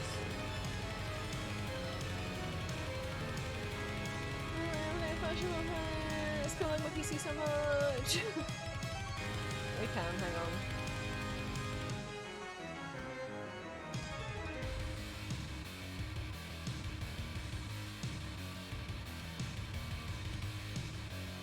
I need my Otorius page open because I can't remember what my own character's pronouns.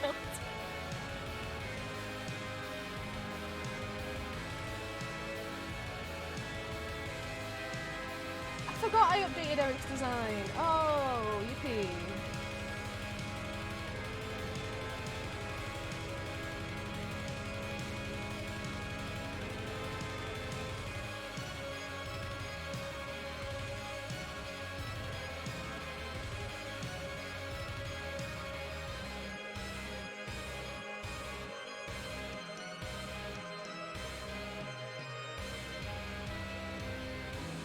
Oh, also parts of the last stream got muted. Apparently Mochi Mochi gets muted by Twitch, the Vocaloid song, so gotta take that off. Did it shuffle onto one of Gabriel's songs?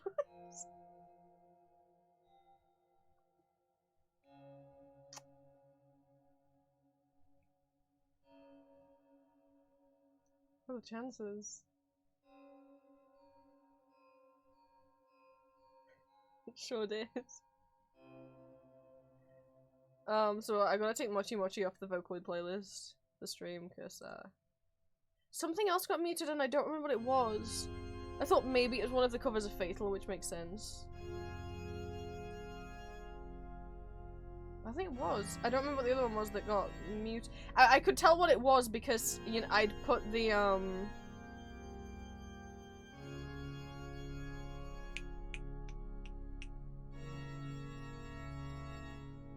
I had the screen share thing up so you guys could see what piece of music was playing. I thought if I looked at the list, whichever one it was, the name would jump out to me, but it's not. It probably. I think maybe it was the cover of Fatal with Poppy and Rose. Oh no, we'll take it off.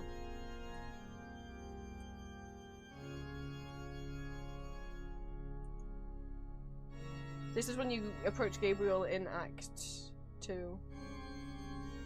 And he's playing his Fatal organ. He's so talented.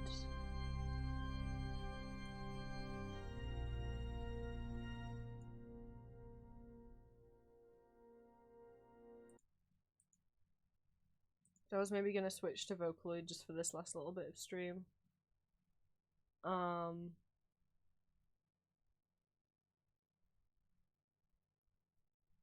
See.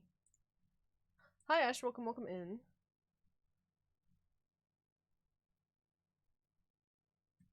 I know we're talking last stream about like Vocaloid songs that I think got underrated. Deco 27's Transform album, the last album that came out. There's like 2 songs on there that aren't singles, and one of them's called Friendzoned. And so because it's not a single, it has a lot less views and plays than the others because it doesn't have a music video and all that, but like I think it's one of the best songs on the album. So we'll click that and then we'll leave it on shuffle.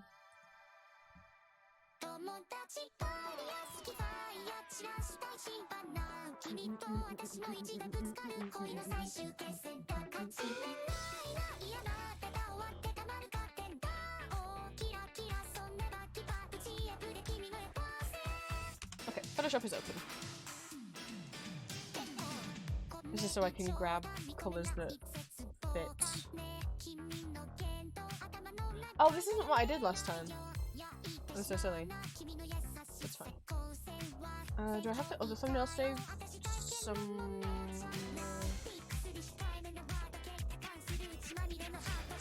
This bit is so fun.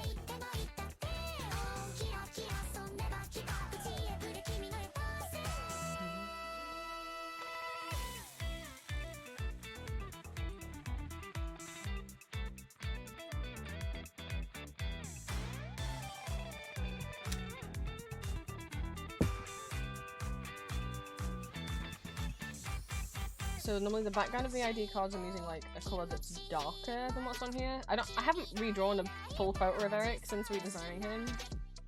The only other close-up of his face I've got is like this one, where he's being shipped with the cards. But the only drawing I've done of his new design is just like the concept art. You know, I draw my characters more.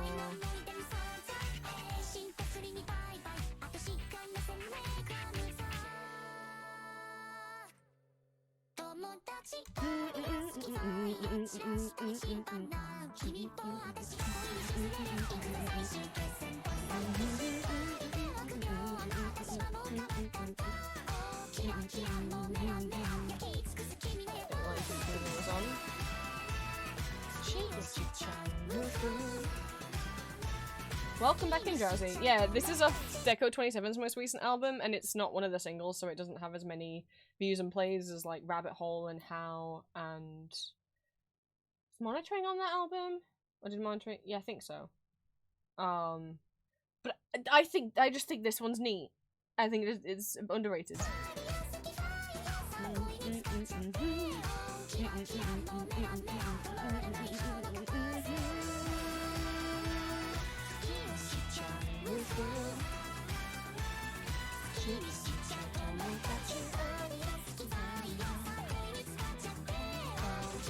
This one's called Friend Zoned.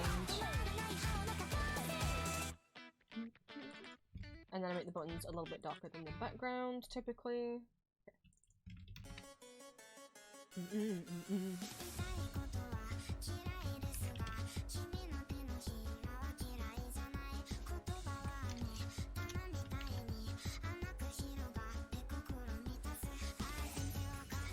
Just check my own. Okay, I didn't put his age down.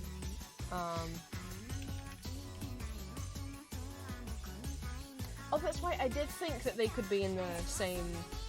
I wasn't sure if the Monster Boy Band were going to be in my main universe or not, with my audio OCs.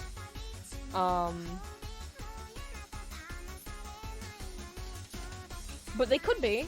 Like, there's nothing in their lore that makes them unable to be.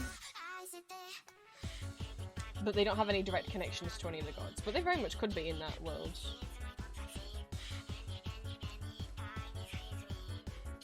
But I don't know if I'm gonna make it super canon that they are. Because my hesitation is that, like, if I make my Monster Boy Band canon in the main universe, then certain media can't be canon. So what I mean is, like, because all of my Monster Boy Band are based on literary monsters, right? There are adaptations of Phantom of the Opera, Dracula, Frankenstein, etc. That, like, if Eric and Christine and Raoul exist in the Monster Boy Band world, and if I say the Monster Boy Band world is the same as, like, Ambrose's universe, then Phantom of the Opera can't exist in Ambrose's universe. And do we want to deprive Ambrose of being able to be a fan of Phantom of the Opera? I don't know. I don't think that's very fair.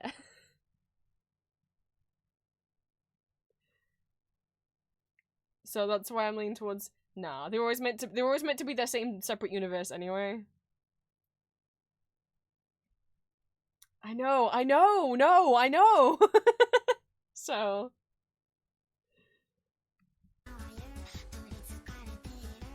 Don't worry, we shan't. Did I decide if Eric was fucking cis or not? I don't remember. I don't know if I decided.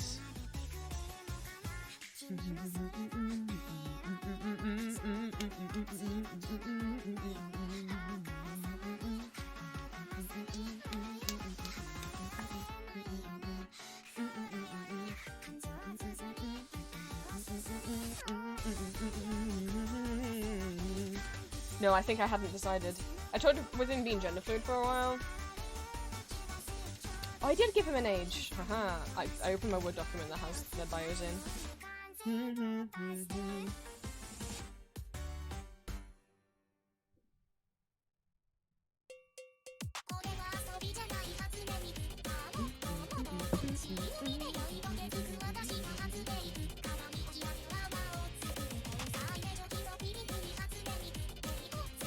I had said the VOD was cis, but like, now that his kid is gonna be adopted and not biologically his, I could make him trans.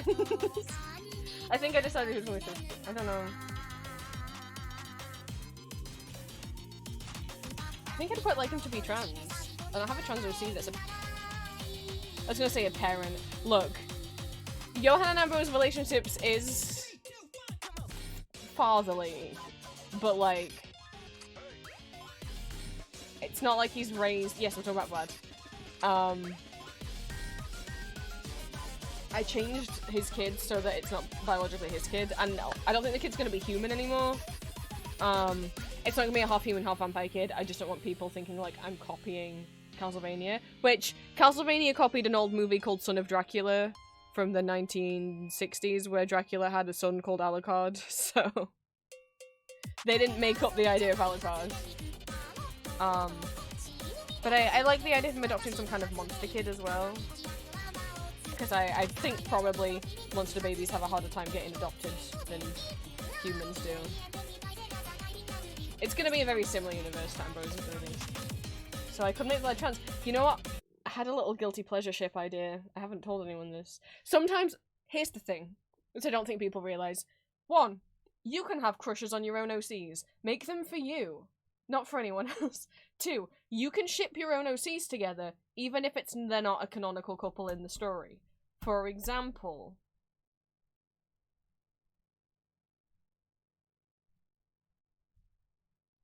I was thinking about Vlad and Adam, which was not like if I had to ship any of I like imagining a lot of my monster boy bands together, but not that many of them I think would actually work. I just think like which out of them would be compatible, and I think that I've toyed around with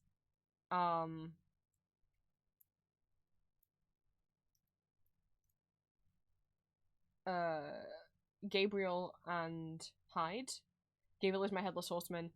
I changed his name in the book. It's Abraham Van Brunt, but I changed it from Abraham to Gabriel because we also have Abraham Van Helsing, and I don't need 2 characters called Abraham. So one of them had to get their name changed.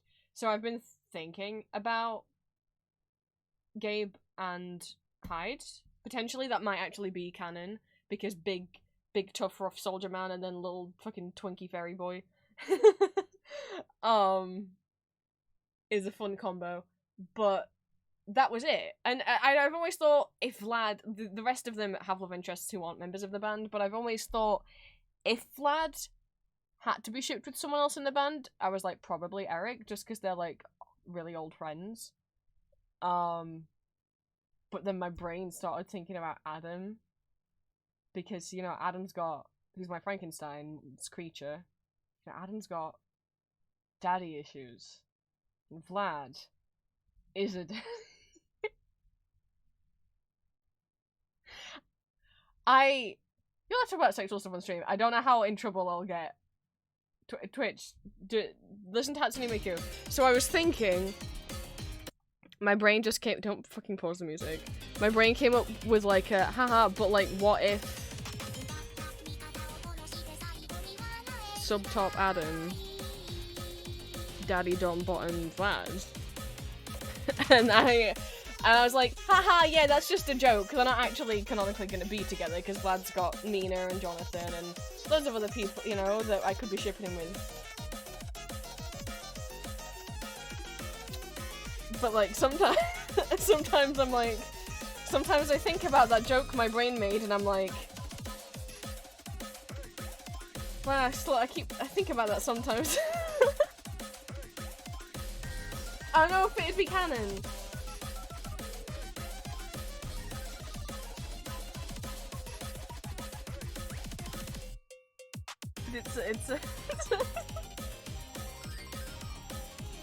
It's an interesting thought, no?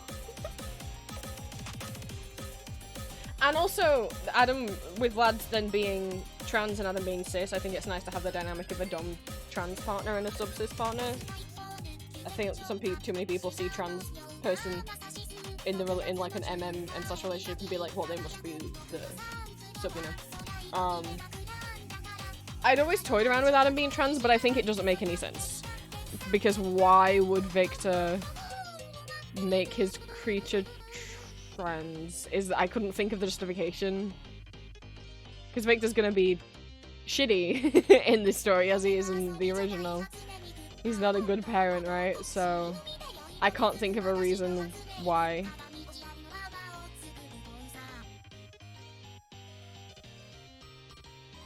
But that's fine. I'm fine with some. I don't need every member. I knew from the beginning, like, not every member of the band was going to be trans, and that's fine. I still fucking don't know about Eric. What is your gender, you stupid man? Sorry, I didn't realize the display capture was off. Sorry, that was mean.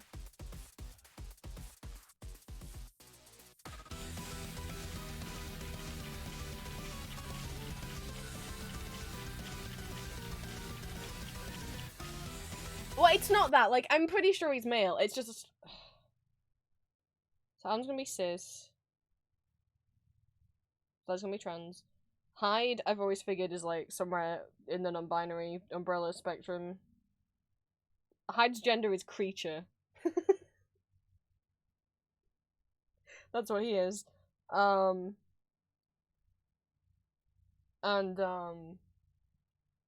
Gabe, I figured...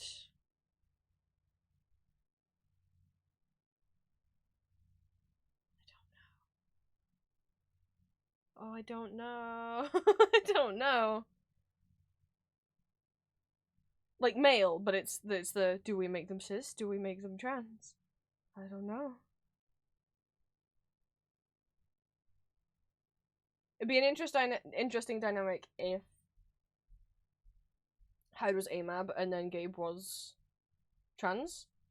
And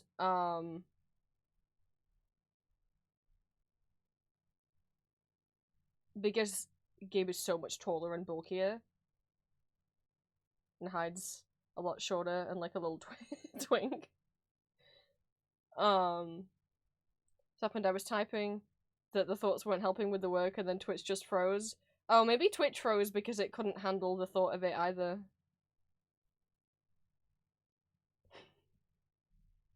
Sorry. Put all the done to you back on.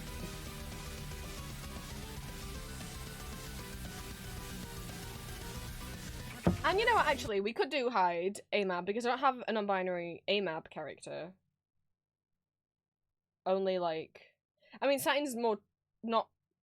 I don't know if Satin uses a non-binary label, but Satin is transmasc, not fully man, probably more like demi-boy, but Satin is AFAB. And then obviously Sorrow is assigned nothing at birth. And I think often there is a lack of assigned male at birth non-binary characters. Like, most UC are AFAB. I think I just got an eyelash in my eye.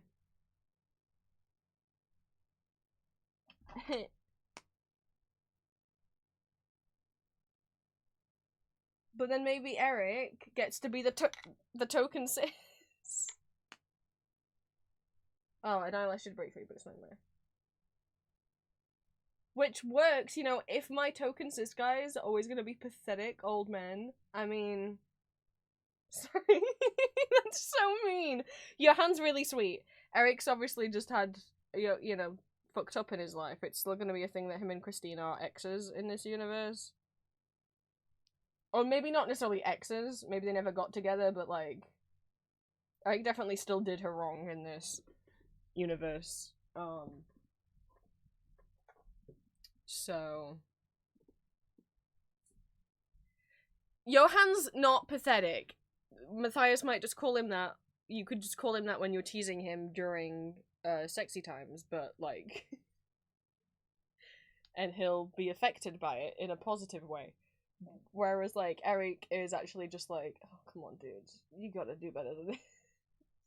Because that's any version of Eric. Johan's pathetic old man in a what I mean but Johan's not actually pathetic. Johan would just like enjoy being called a bit, enjoy being teased a bit, whereas Eric is every version of Eric from Phantom of the Opera has to be a pathetic man. Whether that's in a positive or a negative way. I feel like that's the one rule, is if you're making any adaptation of Phantom of the Opera, your Eric has to be pathetic. Has to be a wet cat of a man. That's the rule if you make a Phantom of the Opera adaptation. Even if, at times, he's very confident and very suave, that has to be, like, part of his bravado and part of his act. Deep down, he needs to be an insecure wet cat of a man. If you, like, he can act all charming and suave and confident and flirty, but then if you flirt with him back, or you're affectionate to him, he crumbles. And maybe he can learn to not do that, and he can learn to actually truly be confident and it not just be an act. But to me, that's the core part of Eric.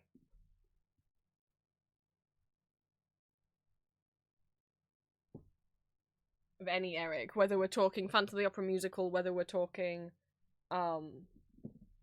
book Eric. The hell is my... Bear with me. Something's supposed to be charging and I don't know where it's gone.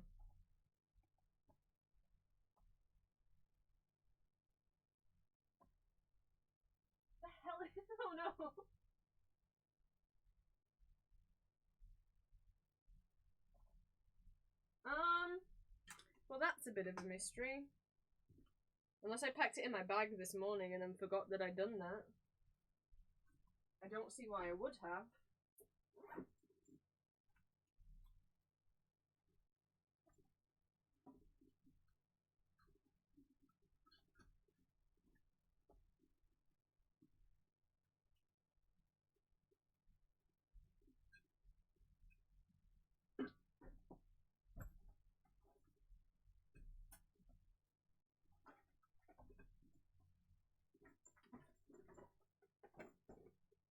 Nope. Okay, well, Prince lost something.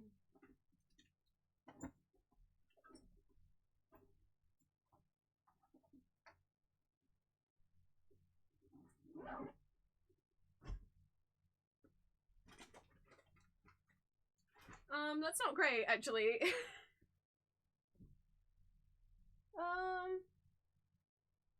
Can't find my... You guys listen to Vocaloid amongst yourselves.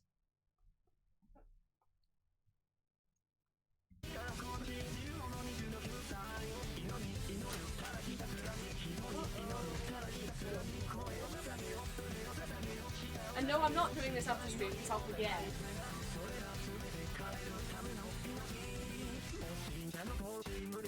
I found it.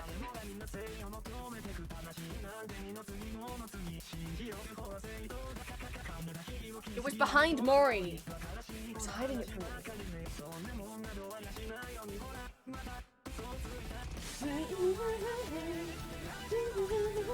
Oh, is this the Gakpo cover? Hell yeah, because they're originally sung by Una. Hell yeah, yes, the Gakpo cover. It's not Mori's fault. It's not his fault. Okay. Let's get this exported.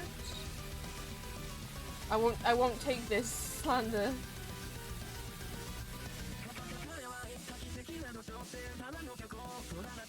I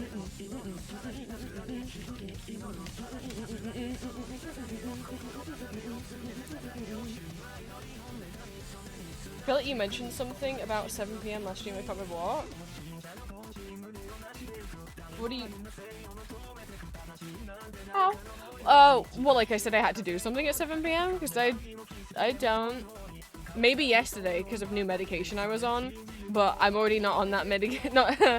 Yeah, maybe it was to do with the new meds I was on Monday, but I had some horrible pains yesterday and had to have an emergency doctor's appointment, and we think it was a bad reaction to the meds, so I'm not on those anymore, so I don't that's not.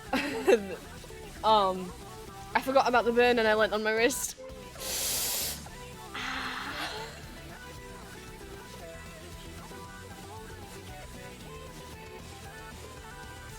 It's left a good mark. Well, at least it's getting warmer this week. So, yeah, I know, I rested it against Victor's tit. My mistake. For people that don't know, I have a Victor Arcane Titty Mouse mat.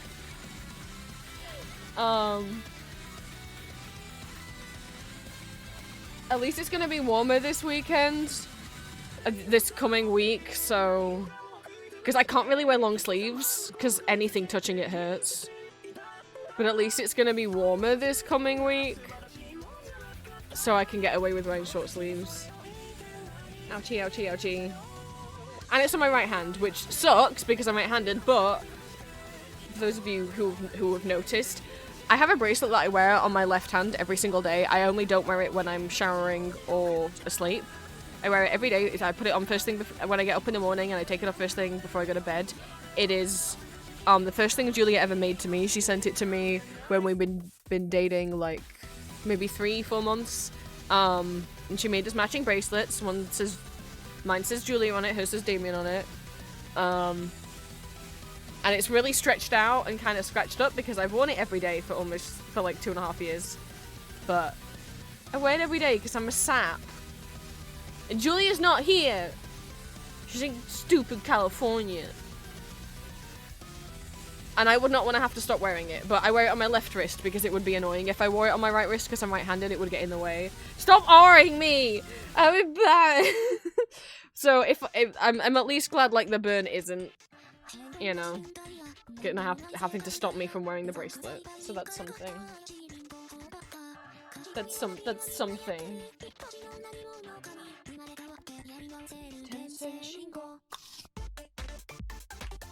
Let's get him in.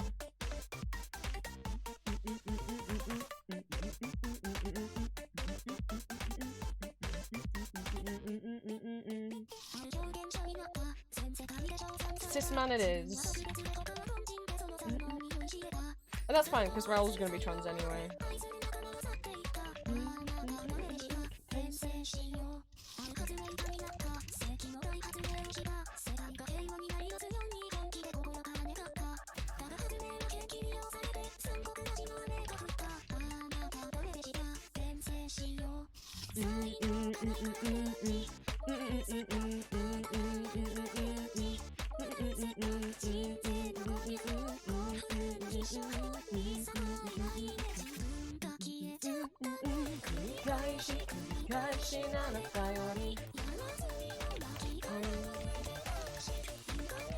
I think demisexual, that can all fit.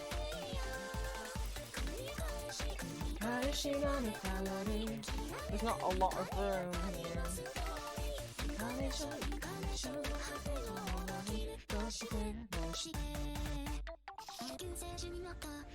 Most of boys will get audios eventually, I just still haven't...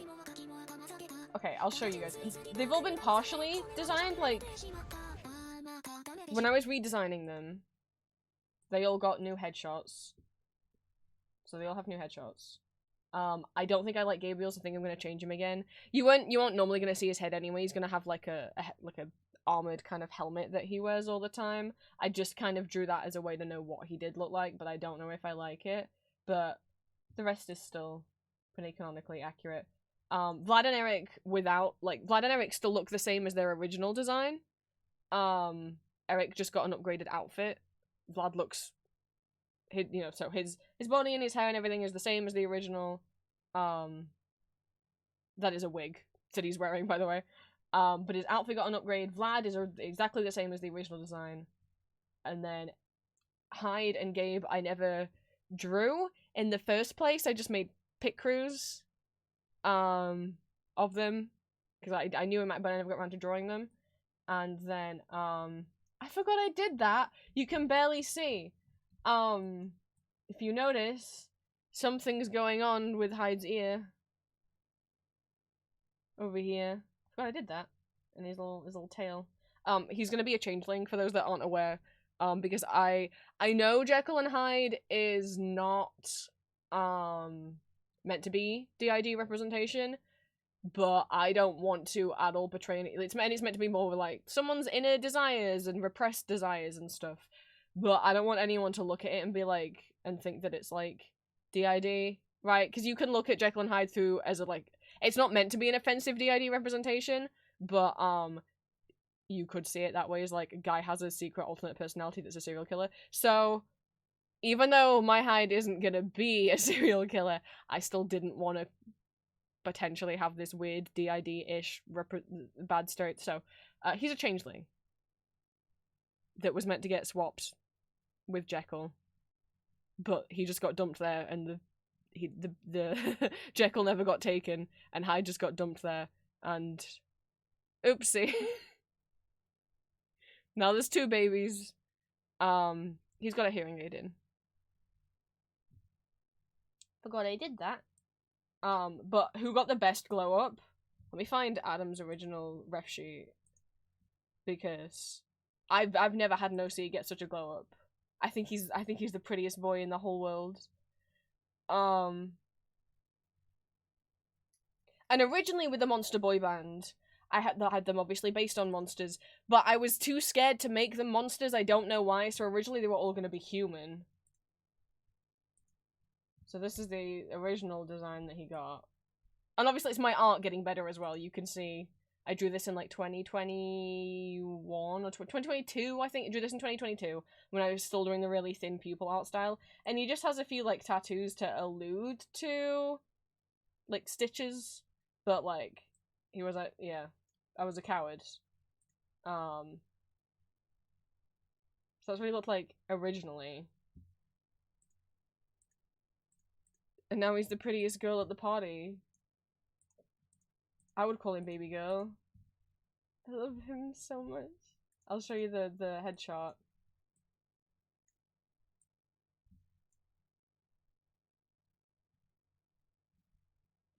And then this is his new ref sheet.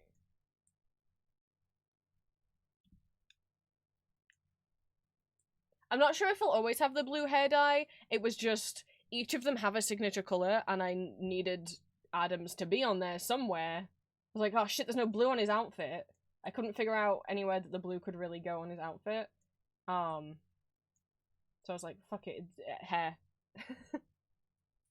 And we're alluding to the original story with the blue eyes and the long black hair. This is cropped from a picture that I did, see if I can find it. A drawing that I did of... me and Julia also has a story called Alexandria Academy, and the characters in there are based off characters from public domain stories, like, oh my god, Dracula, Phantom of the Opera, Frankenstein, Wizard of Oz, etc. So she has her own version of Frankenstein's creature, called, hers is called Vincent, mine is called Adam. So I drew them together. It's my Frankenstein creature and Julia's Frankenstein creature. I don't know how tall Vincent is. My Adam is like, he's a big boy. Because again, in the books, I think he's like 8 feet tall, right? The creature in the book? 7 or 8 feet tall, yeah. So my Adam is 7 feet tall. So this might not be height accurate. Because I don't know how tall Vincent is. I didn't ask because I was a surprise drawing.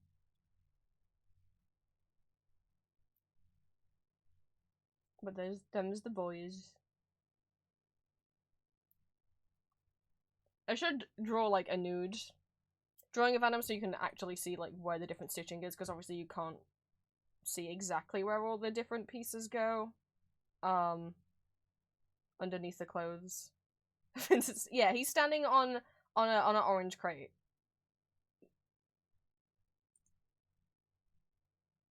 But yeah, definitely got a big... I went through a bunch of different ideas for the... I just always knew I wanted him in a skirt. He's my big boy, he's the drummer of the band. Which suits him very well, because he's big and strong, and he's also shy, so he gets to hang out at the back of the stage. And people don't have to come up to him and interact with him.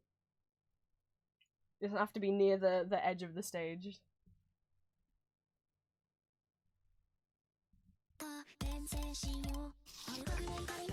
I love him very much. I think he's gorgeous.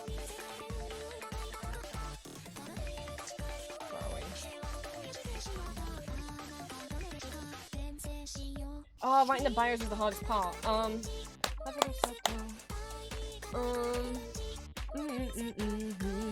Well, I put the position in the band.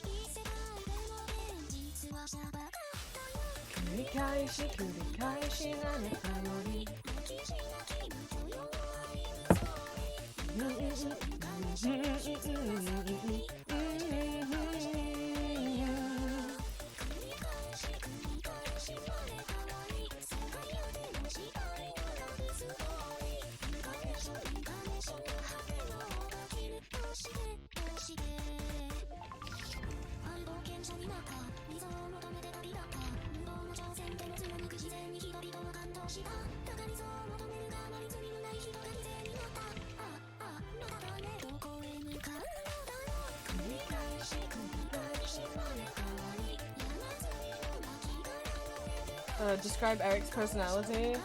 I don't know. I think him and Christine are still friends-ish. But, like, they didn't work out. Like, she doesn't hate him. Because, I mean, if she did, Ro wouldn't be able to get in there.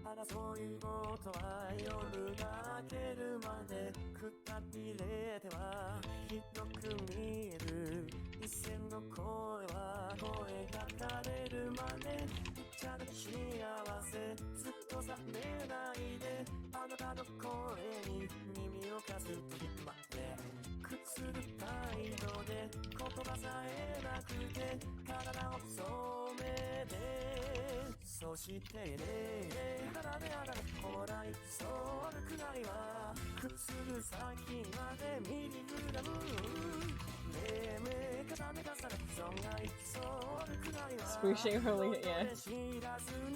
I think just him and Christine realized, like, we can't build a, you know, I don't know exactly, obviously he hasn't tried to, like, kidnap her in this version, but still, I think maybe because, like, she's the first person that's ever been nice to him, they've realized he's put her on too much of a pedestal.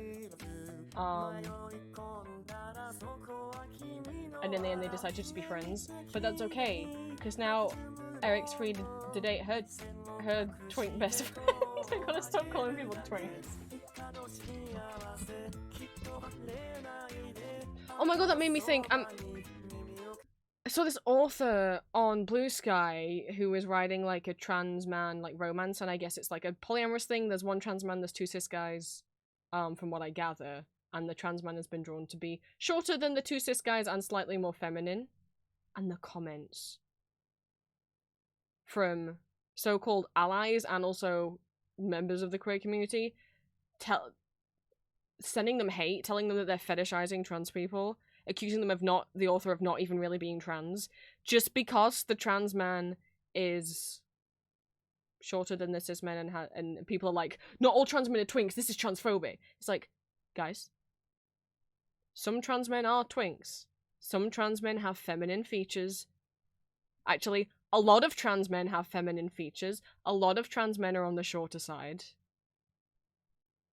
Them having the trans man protagonist of their, like, trans, I don't know if it's a romance novel or erotic novel, is not transphobic, is not fetishistic. They're accusing them of fetishizing trans men by having their trans man character be a short, feminine-ish twink. And it's like, some trans guys are like that, though. That's how some trans guys are. And I get if people see that and are frustrated because that's, sometimes it feels like that's the majority of trans man representation. But then your response to that shouldn't be to hate on the people who do that. Maybe go make your own thing with a big butt, with a big, burly, like, plus-size trans man then. Like, some trans men do look like that protagonist. And that book's for them. I don't think people know what the word fetishizing means. It's like when I see people accuse, oh my god, when I see people accuse not safe for work artists of like fetishizing fat people because they draw a lot of fat characters having sex, it's like, that's not what fetishizing it. If anything, this is like inclusive representation. And a lot of the time when people, the majority of the time when people draw a certain type of person over and over and over again, it's because normally they are the same as that person, whether that be the weight, the gender, the race, whatever, right? But, yeah, they got a lot of hate comments, a lot of them from even trans people being like, I'm trans and this feels fetish. I'm trans and I hate when trans men are depicted as, like, little twinks, and it's like, but some real trans men are little twinks. I don't know how to break that to you. Like, some trans men are short, some trans men do have facial features. Like, frankly, it feels transphobic to imply that, what? If a trans man is feminine, they're not really a trans man in your eyes. That if a trans man is short, they're not a trans man in their eyes. That if a trans man is a twink, they're not a real man in their eyes. Like, I get, it's disappointing if you think, oh, like a trans man book, oh, the protagonist isn't anything like me. But then just, like, go find, I promise you, there are creators making trans man erotica where the trans men are Barrett, are hairy, are muscly, are fat. Like, that exists. Just go find it. Is there enough of that stuff? No. But then maybe instead of complaining when someone who is on the shorter and thinner side draws a trans man that looks like themselves, like, instead of, like, sending them hate for that, maybe you go and draw what you want to see. Like, I don't...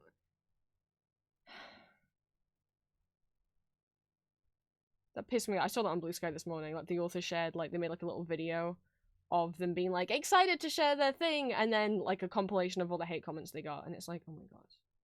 Guys.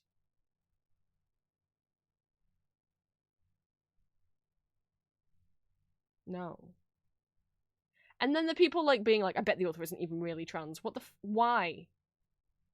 Well, because who would draw a trans man like that? There are trans men that look like that!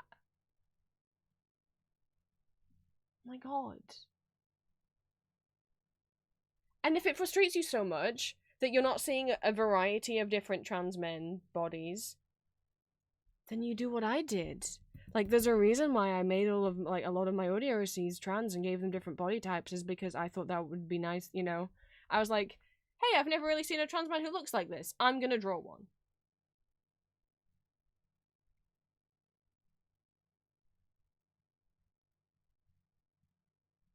Also, there are plenty of eyes. Exactly, Green. Like, there's so much Call of Duty Not Safe for Work art where Ghost and Soap are trans. Like, I remember seeing a lot of Spider-Verse art where people drew Miguel as trans. There's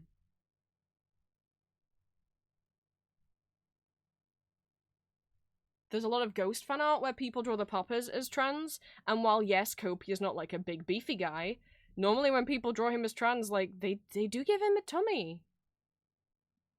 They give him rolls of fat, like... Stuff's out there. And there's a lot of people making original characters. And original drawings that look like the... yeah. That... pissed me. I feel so bad for that also. So wait, if you don't like the media, then it's probably not the right media for you, and that's okay. Yeah, and obviously there's limits for that, but like... Oh, Green. When I said puppet, I mainly thought that I've seen Terzo and Copia drawn that way. I don't think I've ever actually seen Transecondo, and now my brain.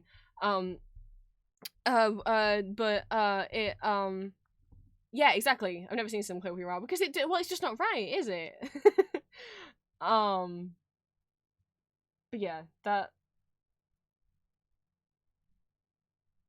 Not everything has to be for you, and there are trans men that do look like that. And by getting angry when you see that, it's almost like you're invalid. It's almost like it's like in you trying to defend trans men looking at you, feels like you've just instead said that any trans man who does like that, does look like that, isn't really a trans man in their eyes. Like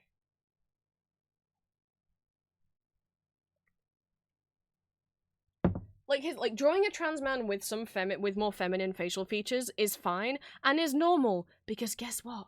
Trans men are AFAB. That's like the whole definition. Like, my god. Like, trans men start off with facial features, and some trans men don't take testosterone, and even if you do, you may still have some feminine features left.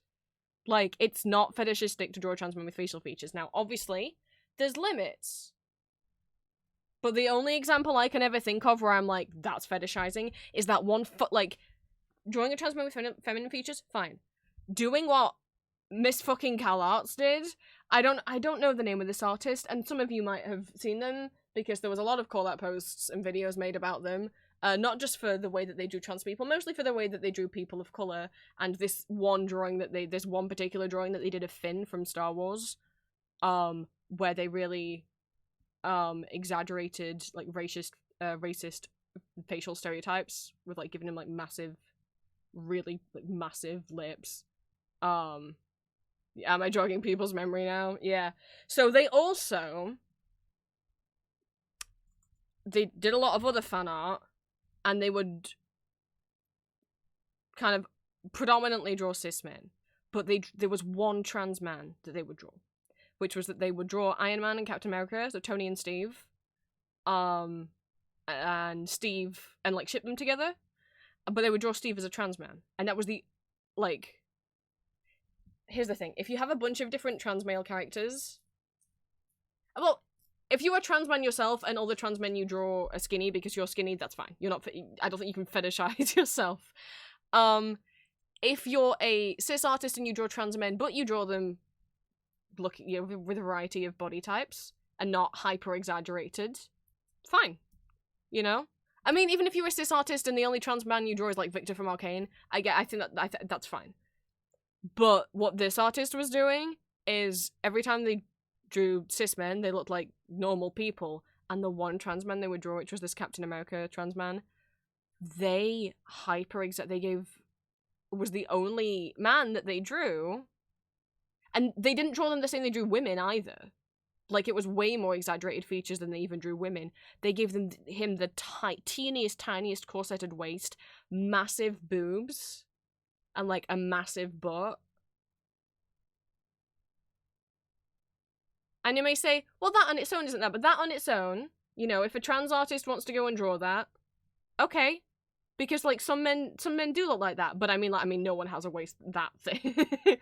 But, like, because some people do have hourglass figures, you know? And some people do have tiny waists, and some trans men do have large breasts, and that's fine.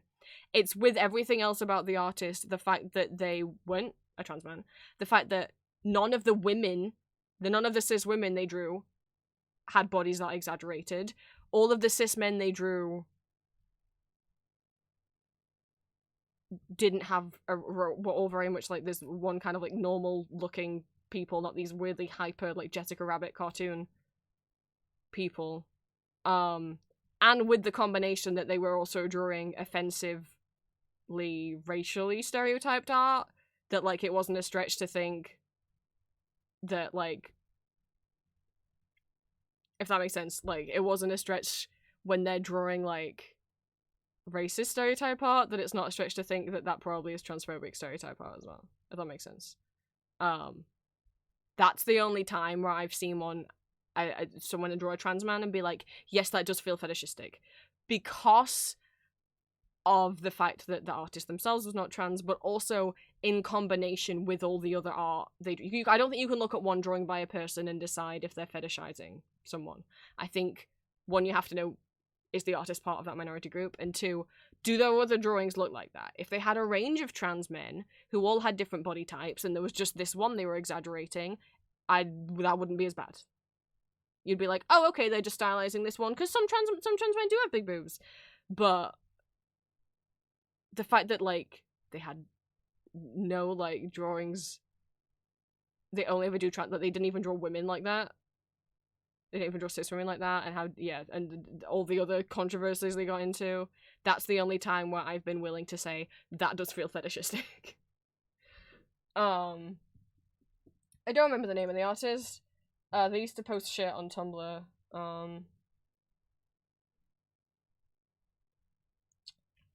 Tumblr artist Finn Star Wars. I bet it'll fucking come up. Did not? Okay.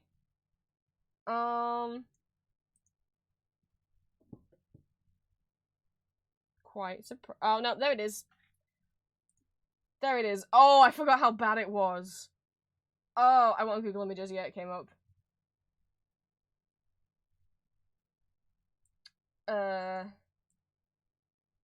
It was RCD art. I don't go look them up, but also I don't think they exist. Oh my god, the Captain America one's so much. Oh, they also got poked on it because I think they went to CalArts as well. You know what? I don't even want to show the art of Finn on stream. You can look that up.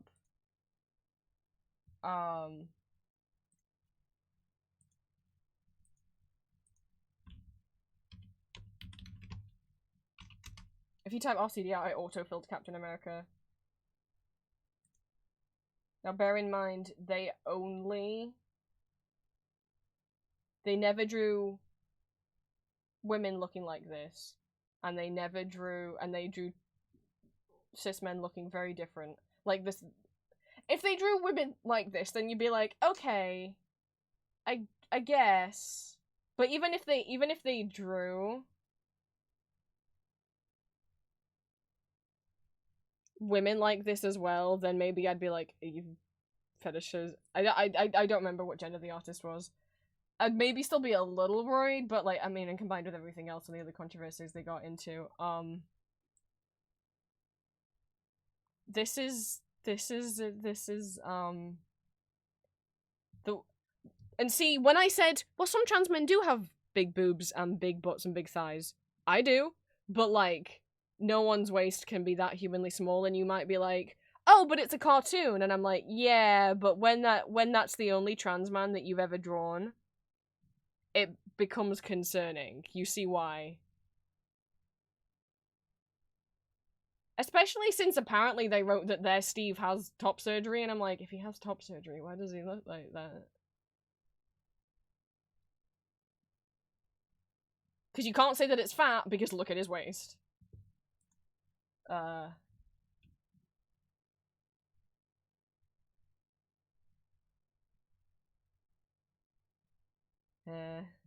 No. Like, in comparison with everything else, it's like... Oh no.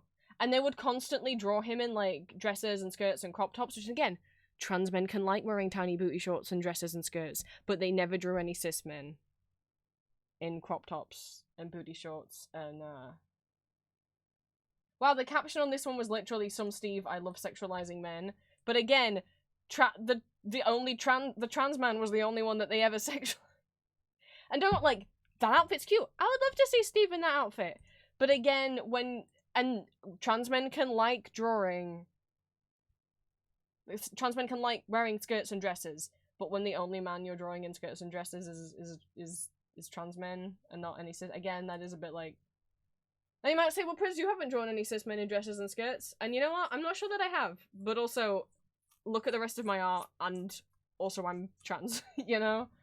I didn't realize that became a meme that people would redraw.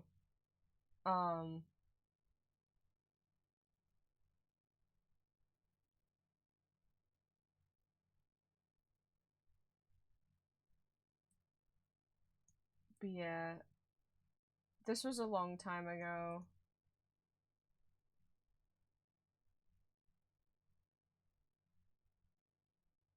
I know there's such thing as art style, but like, that's concerning. I'm sorry. I know there's art style, and I'm not making fun of their drawing ability, because they can do like drawings in like a normal art style as well. Like, they're choosing to do what has happened to is, I think he's lost all of his internal organs. And I don't want anyone to take this as me making fun of someone's art style. Or, like, a beginner artist. Because, again, they're not a beginner artist. They were at Cal Arts, which is, like, an art university. And there's pictures of their older... Like, this is also some of their art.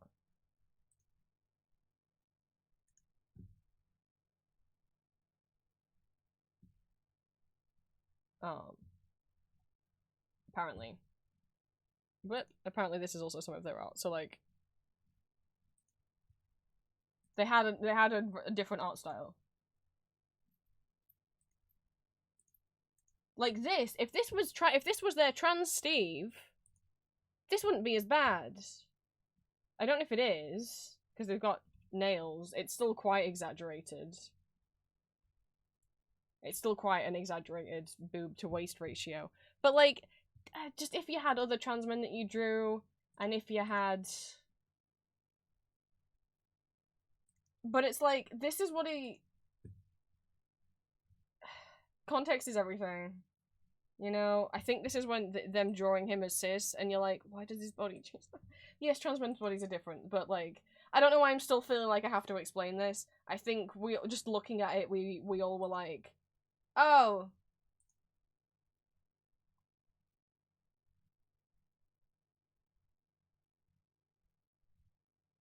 When they're not a trans person... Oh, someone redrew the art. I don't know who this is on Twitter. Someone else redrew it to be like,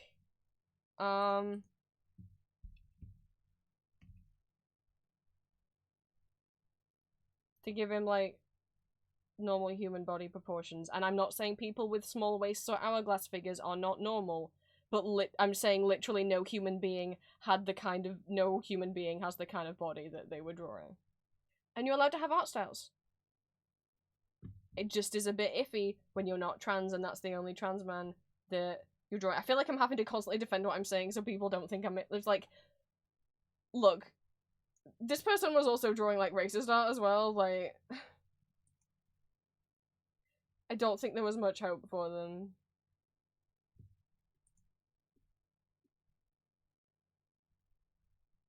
Oh god, they have a fan lore page. They're a fan artist who became controversial for their stylist art, which many found to be offensive caricatures. The art of Steve Rogers as a trans man was considered fetishistic and transphobic, and the art of Finn was considered racist, and their style was, in general, mocked and criticised.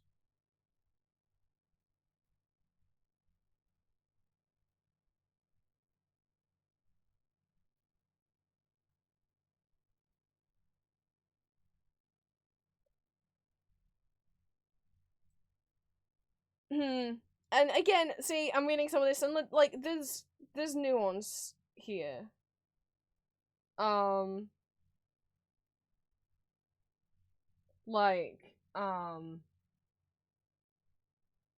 wrote, like, that they had Ken and Steve was getting top surgery early on, but if he didn't, they don't think he'd wear it. They think he'd only wear a binder, like, 10% of the time. Because, fuck that shit, he's in the future, he doesn't need to hide his tits. When you're not a trans man and you're referring to trans men's breasts as tits, it does feel a little, at the very least, a little sexualization, fetishization.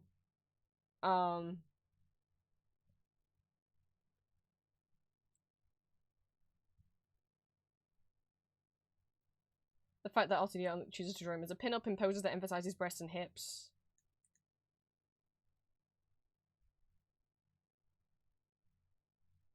And like, trans men can enjoy their breasts and enjoy showing them off. That's not what we're criticizing here.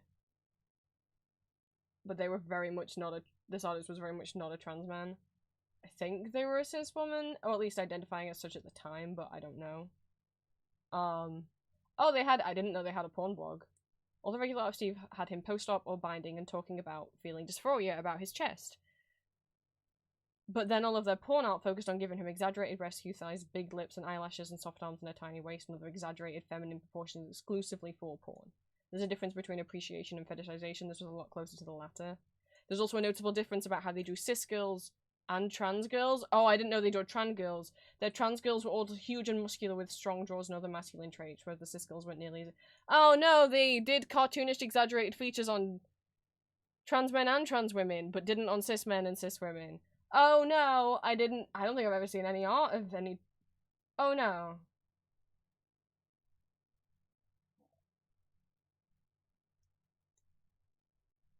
Yeah, obviously they don't have socials this was back in 2016. This is old law. I didn't know they'd... Well, sorry we went down that rabbit hole.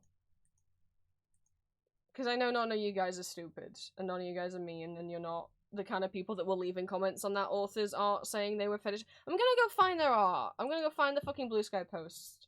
Because they deserve some nice attention.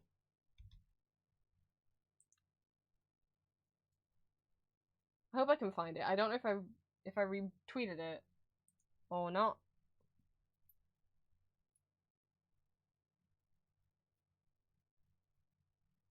Instead of just, like, me talking about someone who actually felt like they were fetishizing trans people, let's actually, like, fucking share someone who got accused of it and didn't do it and is a trans person themselves.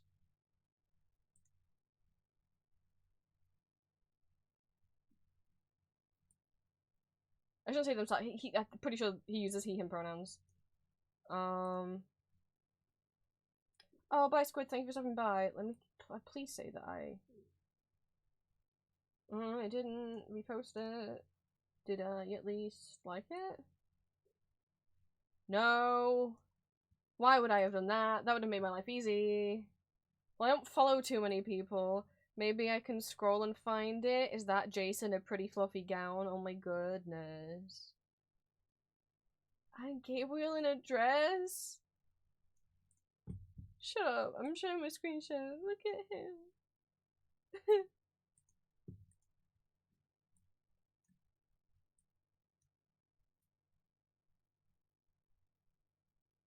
Gotta retweet that.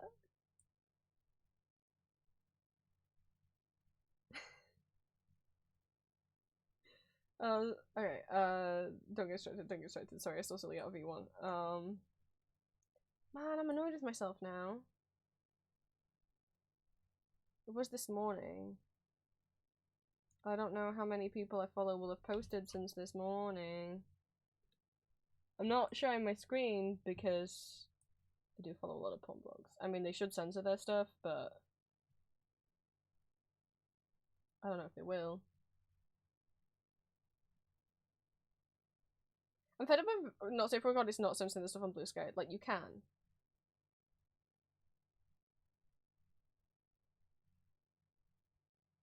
Like, it's not like Twitter, it won't like hide your post or not give it as much attention if you censor it. Please censor your art and pictures on Blue Sky for, you know, gore or nudity or pornography. Oh, I'm never gonna find it, am I? Wait, no. That's not it. That's wrong, retweeting a video from me. God damn it.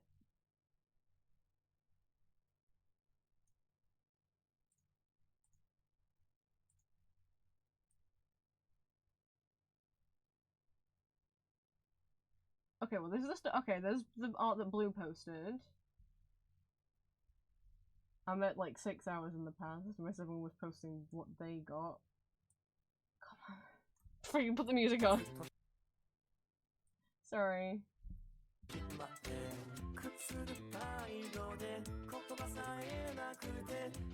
Got it.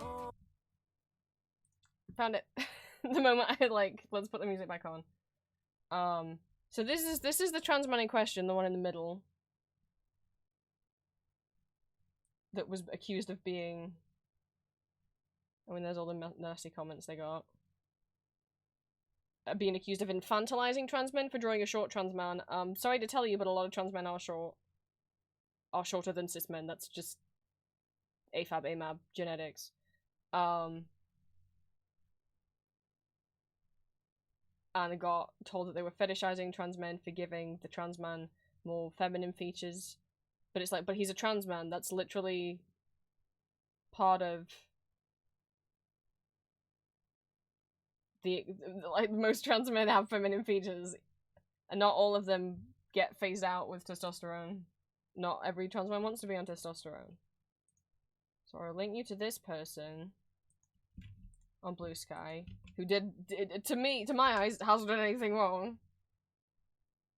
And he is a trans man. He got accused of not fucking being trans.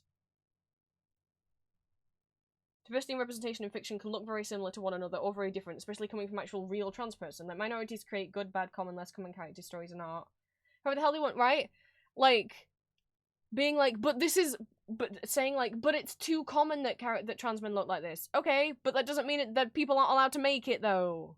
Especially when it's a trans creator. I'm sorry that you're fed up of seeing thinner, shorter trans men and you want to see, like, a taller, plus-size trans man. But the way to get that is to not harass the people that draw thinner, shorter trans men.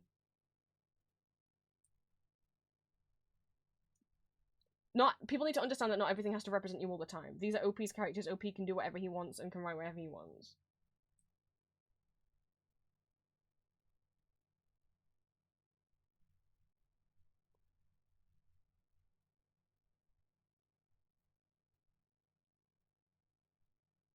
Yeah, they're also deeply arranged because the trans man was drawn with eyelashes, and I'm to say that was fetishistic, but I'm like, but if you take a close look, the cis guys also have eyelashes.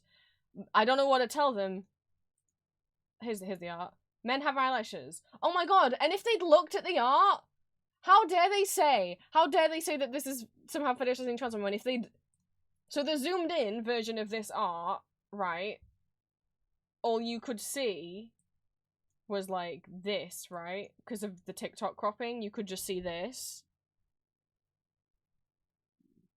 Which was accused of being fetishistic because the trans man is shorter and has like eyelashes on the bottom and has a softer face, but that's just typically how trans men do look. If they'd even looked up the art and zoomed out, the two cis men are wearing dresses. I mean, and also, I don't even know that these other two characters are cis men. And, frankly, neither do the people in the comments.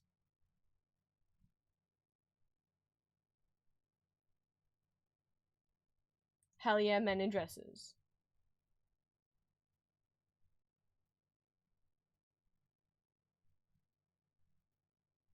There's nothing wrong with this art.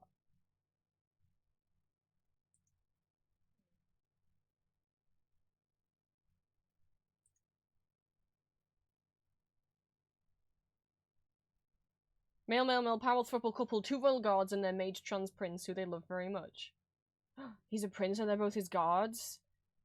Oh my god. Wish it was me.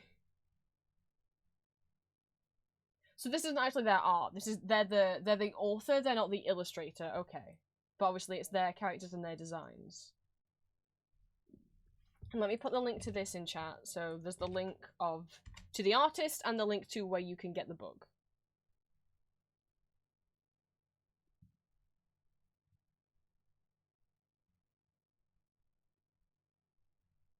I saw that this morning, I was like, are you fucking kidding me?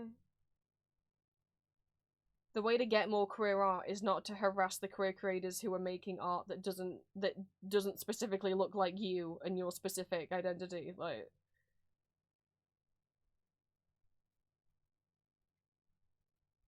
So a small guy with a softer face and two tall guys with long hair that have drawn in dresses. Yeah.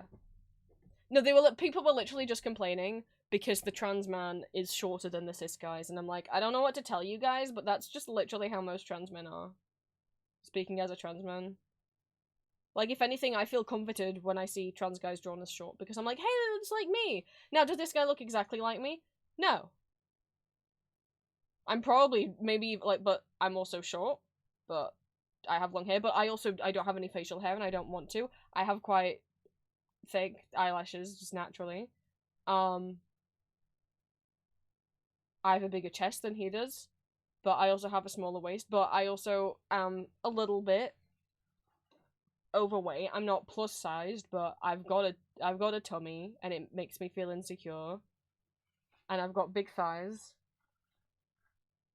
Like, some trans men just look like that.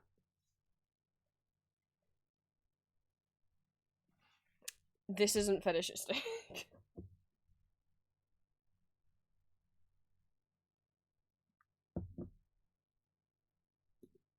People on TikTok are the worst people.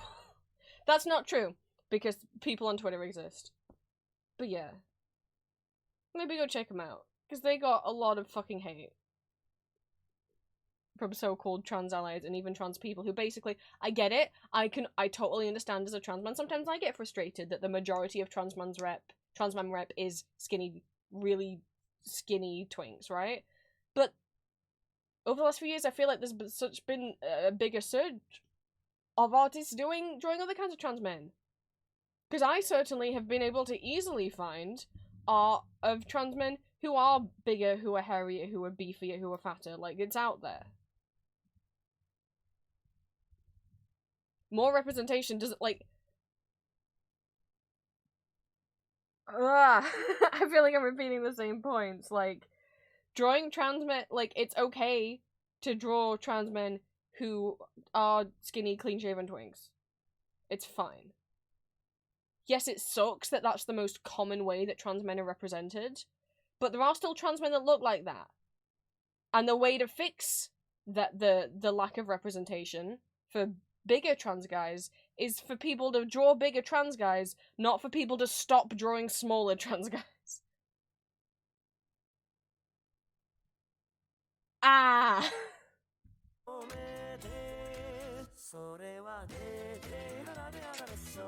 Well, I didn't even get one thing coded.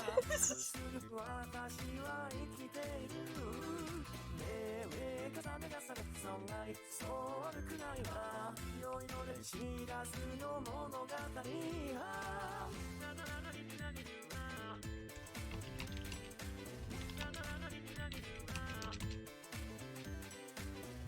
book's on sale right now? Whoa.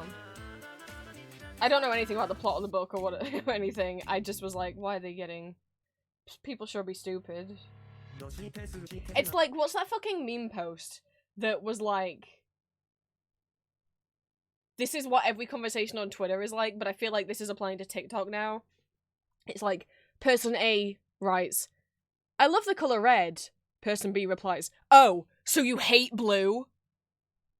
That's what TikTok and Twitter is like. It's like, no, that's not what they said. Why are you so angry? That's not what they said. Them liking a different thing doesn't mean that they're hating the thing they didn't. That's not.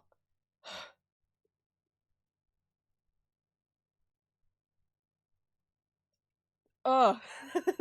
And that's so many. Looking through Twitter replies, but also now I would say also looking through TikTok comment sections. That's just what it's like, and it's like, no, that's not. That's not.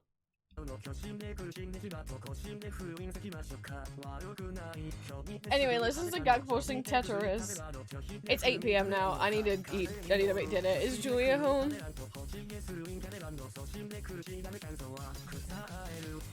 But I'm at least gonna get Eric's little square done. I think I'm writing. Yeah, I've written too much.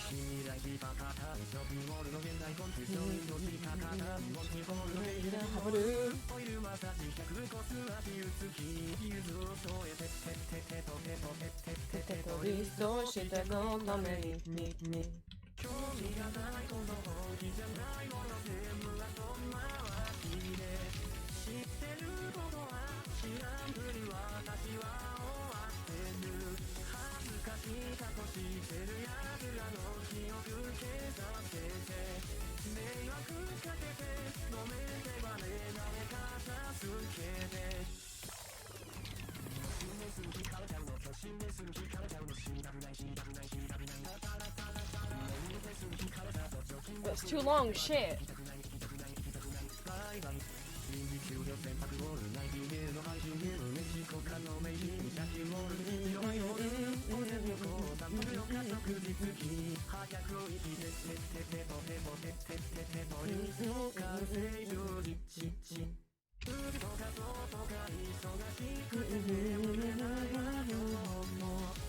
Let's see if I coded any of this correctly. I haven't checked anything yet. What?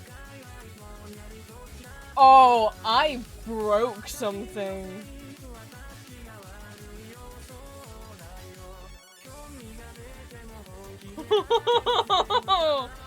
Oh no.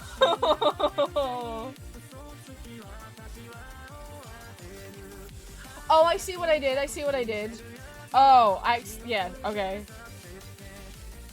I accidentally copied and pasted part of the code that I shouldn't have. The invisible box thing I accidentally... That's also why that code was broken down there. Oh! Everything's fine. It's all fixed.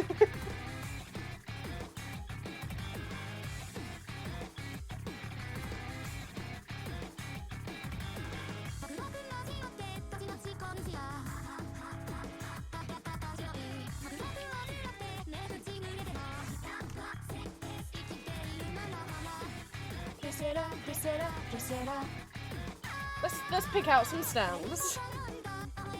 See, it can look really scary when you break code, but then it's like, oh, there's one line there that shouldn't be there. That's why everything was fucked.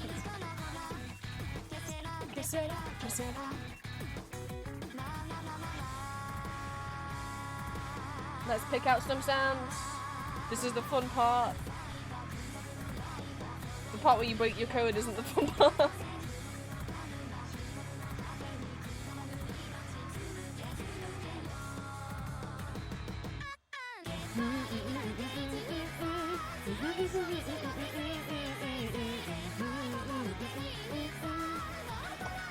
I think I have some music tunes on. Let's see. I got this piano one.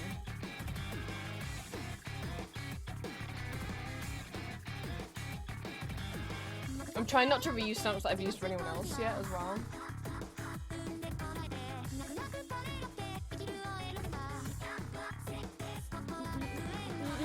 And I'm trying not to use LGBT flags, unless I really can't think of anything else. Eric's colour is purple. Go look at the purple section.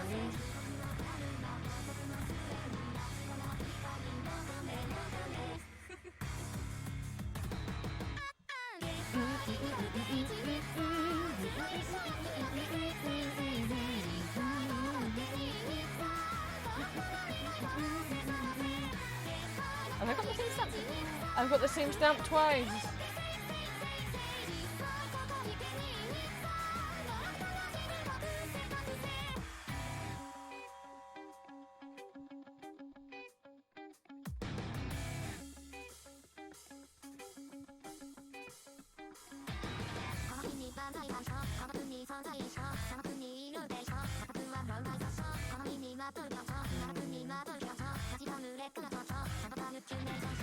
Hi, sorry, let me pause the music. No, let me pause the music, thank you. Alaric Sterling, I hope I pronounced that correctly. Welcome in. Thank you so much for the first time chat. We are wrapping up stream and I'm trying to get a little bit of stuff done. I only just started actually doing stuff. I'm coding my website right now. I'm making these little ID cards for my OCs. Sorry, it looked weird. There we go. So that's what I'm currently working on, and I'm picking out like 3 little stamp pictures for each of them.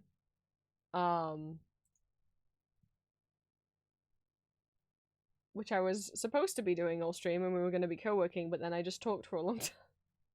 Then we got distracted. But welcome in. I don't know if by new here you just mean it is your first stream, since it's your first time chatting, or if you mean you are entirely new to me. Either way, or because I don't know if you hopped over from YouTube or my Discord. But regardless, welcome in. Thank you so much for joining. You can call me Prince. I use he, him pronouns. I'm a neurodivergent trans vampire man. You're welcome to become one of my children of the night. I am an 18+ content creator, voice actor, and illustrator, as well as a VTuber and Friday streamer. These streams are 18+, please respect that. I post 3 ASMRs every week, ASMR audio roleplays every week over on YouTube, both as fandom characters from things such as Baldur's Gate, Marvel, Arcane, Call of Duty, and more, as well as original characters and scenarios. And I post 2 exclusive Not Safe for Work audios every month over on my Patreon. All my socials are listed on my card. If you type !socials in chat, a bot will pop the link up for you. And I also have an Etsy shop where I sell original art and fan art under the name Empty Masks. Usually stream Mondays, Wednesdays. Usually I'm not still streaming this late, but I wanted to at least get one of these little ID cards made. I made all the rest of them off a couple weeks ago on stream, and then off stream. But we've gotten distracted today. I'm listening to Vocaloid music right now. But yeah, trying to pick a few things. And then we're gonna be... I'm sorry that you're coming in at the end of stream. Normally I would already have stopped streaming. It's 8 PM and I haven't had dinner yet. Oops.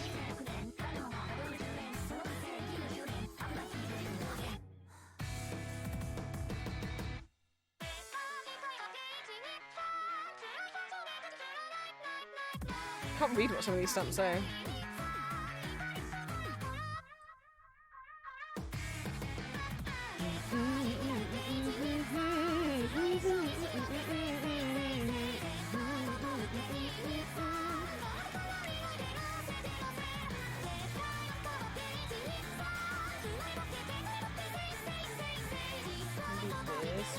I'm just dragging as many. Oh, you did come over from YouTube. Okay, cool. Because that's always the thing, it's like, if people just get recommended me on Twitch, I'm like, I've got to explain that I make audio stuff and hope that they don't think that's stupid. But welcome in. Thank you for deciding to pop over from YouTube. Transmastic means a lot. Does he create his specific? Yeah, I mean, that's it. The main reason I wanted to start making, like, stuff was to make trans mask inclusive stuff and also trans man specific stuff. I still don't know of any other trans men who make ASMR audio roleplays.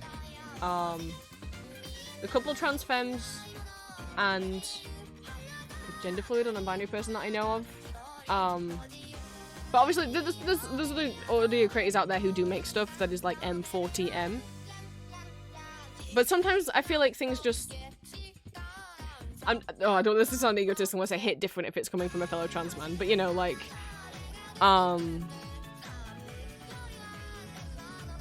I feel safer if I'm looking at trans stuff made by a trans person, because you know there's not any chance of it being disrespectful or anything. Or fetishistic, which we just went on a ramble about that. But yeah. And I'm glad people are cool with, like, especially like how many Mocies are trans. And how many are revealed to be trans all along. Recently I was like, what if people stop watching if they found out like the Visiting King and the villain are trans? And I was like, well, I don't want those people watching my content, do I? If they're gonna be pissed off that if they find out that the male character they liked was trans the whole time, like, it doesn't change anything about them. Like...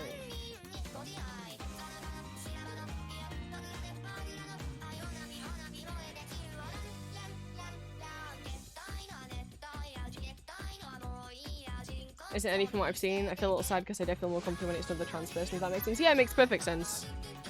Because, you know, there's like a shared experience there, and you're like, when it's an audio, like, if it's an audio specifically for trans men, yes, Green, I mentioned Lucian, you know that, if it's made by a cis guy, you're like, oh, I hope they don't actually say anything that's disrespectful or anything that's, like, transmedicalist or anything that's, like, accidentally transphobic, you know.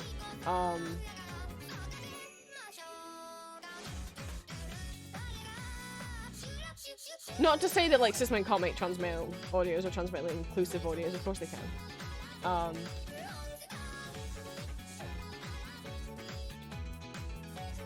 Sorry, I saw the Angel one and I was like, I made Eric in the Monster Boy band half siren so that I could actually give him, like, a magically kind of powered voice, that he does have hypnotic powers if he wants to use them. Oh god, no, not this song. I don't want it stuck in my head again. But now I'm seeing the Angel one, I'm like, oh, imagine if I made him a Nephilim. That would have been fun.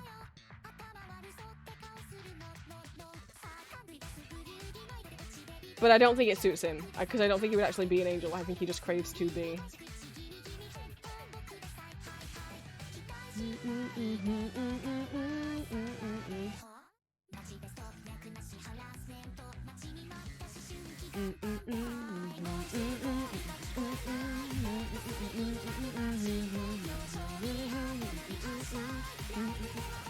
I forgot I put cryptids in there. I have one stamp of Nessie Green. Just the one. But I do have one.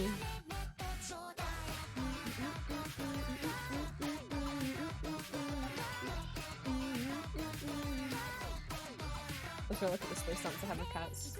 Obviously, it's gonna have a cat. Duh. 5 two-winged audios. Green, there's already 2. There's already 2 that have wings.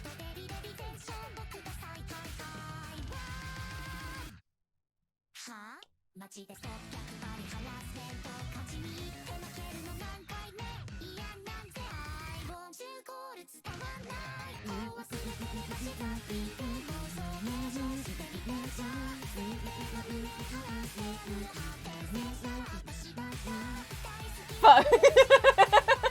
It's okay. 3? Well, I definitely shouldn't tell you that I have ideas for 2 more then. The neuroses I was talking about on Monday. I know, it's okay, I haven't eaten dinner yet either. 2 more? Maybe, buddies.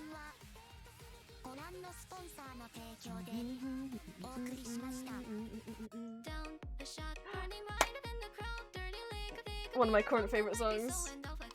I think this is gonna be one of my top vocal songs forever. I love this song so much. I love the backing vocals. What I love is the like call and response bit in the chorus between the main vocals and the backing vocals. I think it's so fun.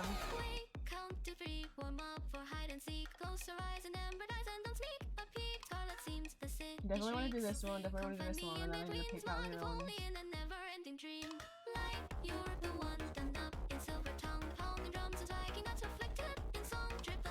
Do I need like he's just standing there menacingly catwalk? I don't know fandom wise what Eric would be into.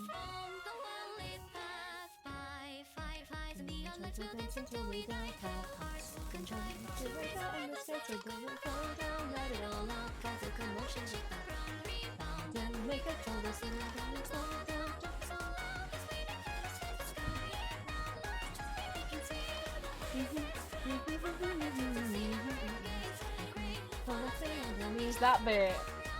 It's so fun. This is Wayward Romance. Way spelt with the Mandarin character. Or you can spell it, how do they romanize it?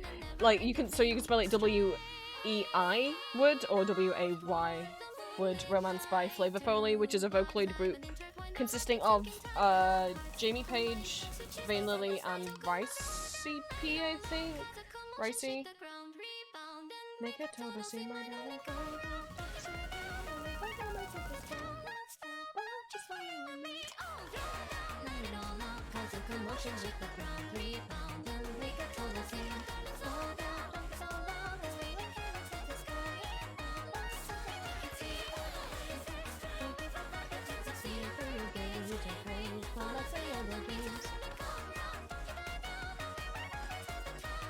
Invite someone who's moving to the UK from the US to study at uni.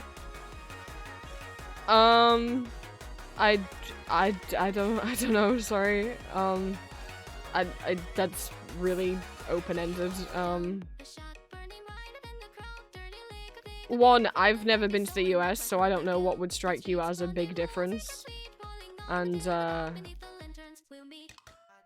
I've never moved to another country, so I don't have any, like, personal experiences to draw on for that. That's, I don't know how to answer that. In the city of the dead, I lay stuck inside my bed. The house burns down around me. The language of the lost pouring from their open mouths. Nobody can hear a thing. Or do I do the jokey cat one? I'm breathing in the smoke. Surrounded by the bodies. I think probably you'd have a better time finding, is just like, googling stuff like that, or if there's like... Because I'm sure people who've actually done that same. I think the best people that ask for advice for that are people who have moved from the US to the UK. I don't have any experience with that, so I don't have any advice to give. Do I do this one?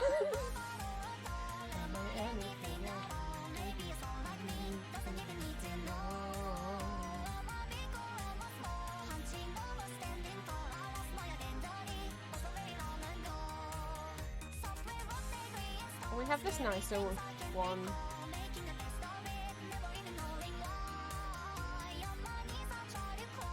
It's not even, I mean, it is a bit like,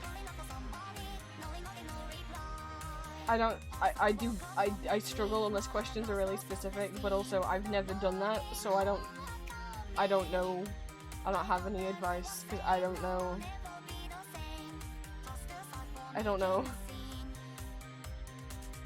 anything about that. I kinda wanna give him the medicine.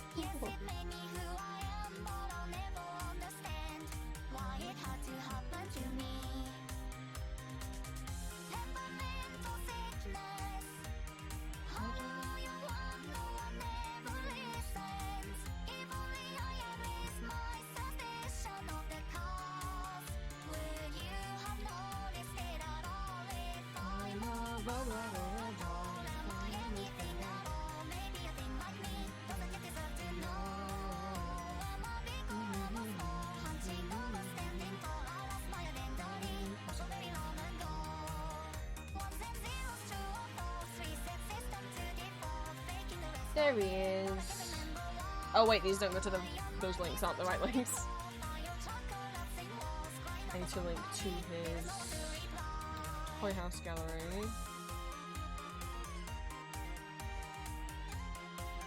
And his... Oh, okay, now the links go to the right place.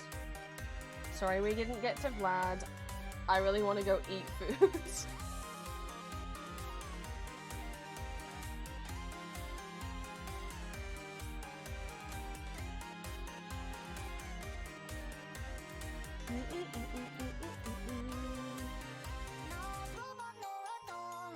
But I got something done on stream other than just talking.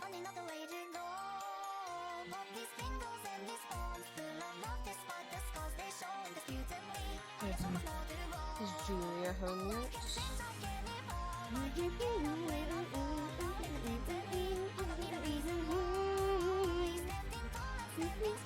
She is!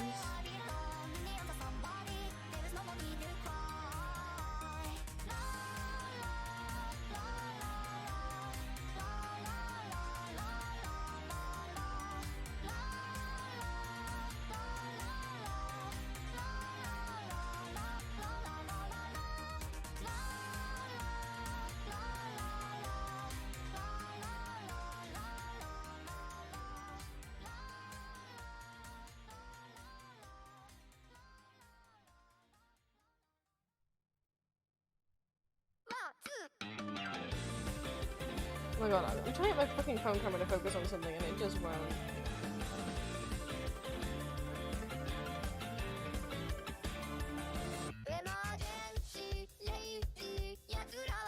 Is it okay? What the fuck?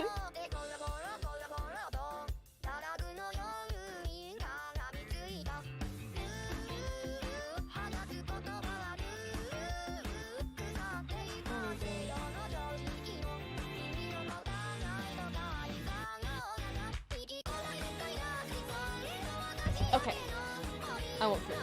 I bought garlic bread. And hopefully I don't fucking burn myself when I get it out of the oven. Or burn it. Either of those two things. That's what happened last two times I've tried to do just a nice... not healthy, but nice treat meal. For myself. Crossing all of my fingers and toes. Thank you guys for stream. I'm gonna go eat garlic bread now. And,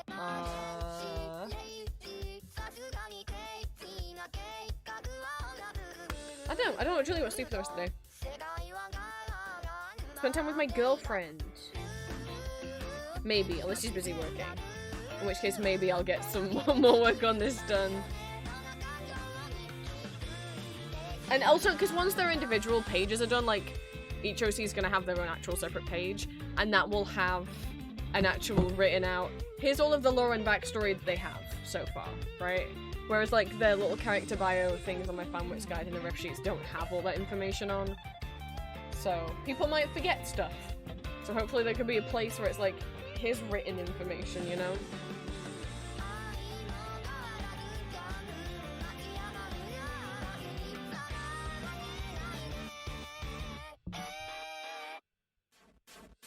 Audio tonight, is, what is it, BFE. It is, for those new, if you come to stream, you get to know what audios are going up. Before they go up, you get to find out every Monday, what's going up this week, and what else have we got this week. We had Lucian on Monday. It's just generic, boyfriend roleplay tonight, but it is, trans man topless for your comfort.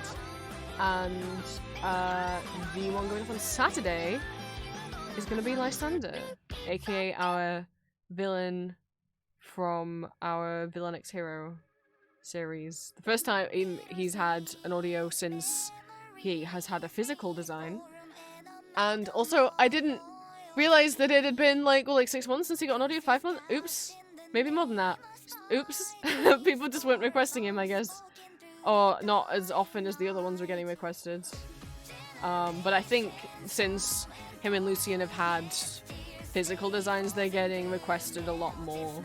So don't worry, we shouldn't be going that long before seeing him again. I can't get to every original character every month because I have more OCs than there are upload days in a month, and also I do fandom characters as well, so.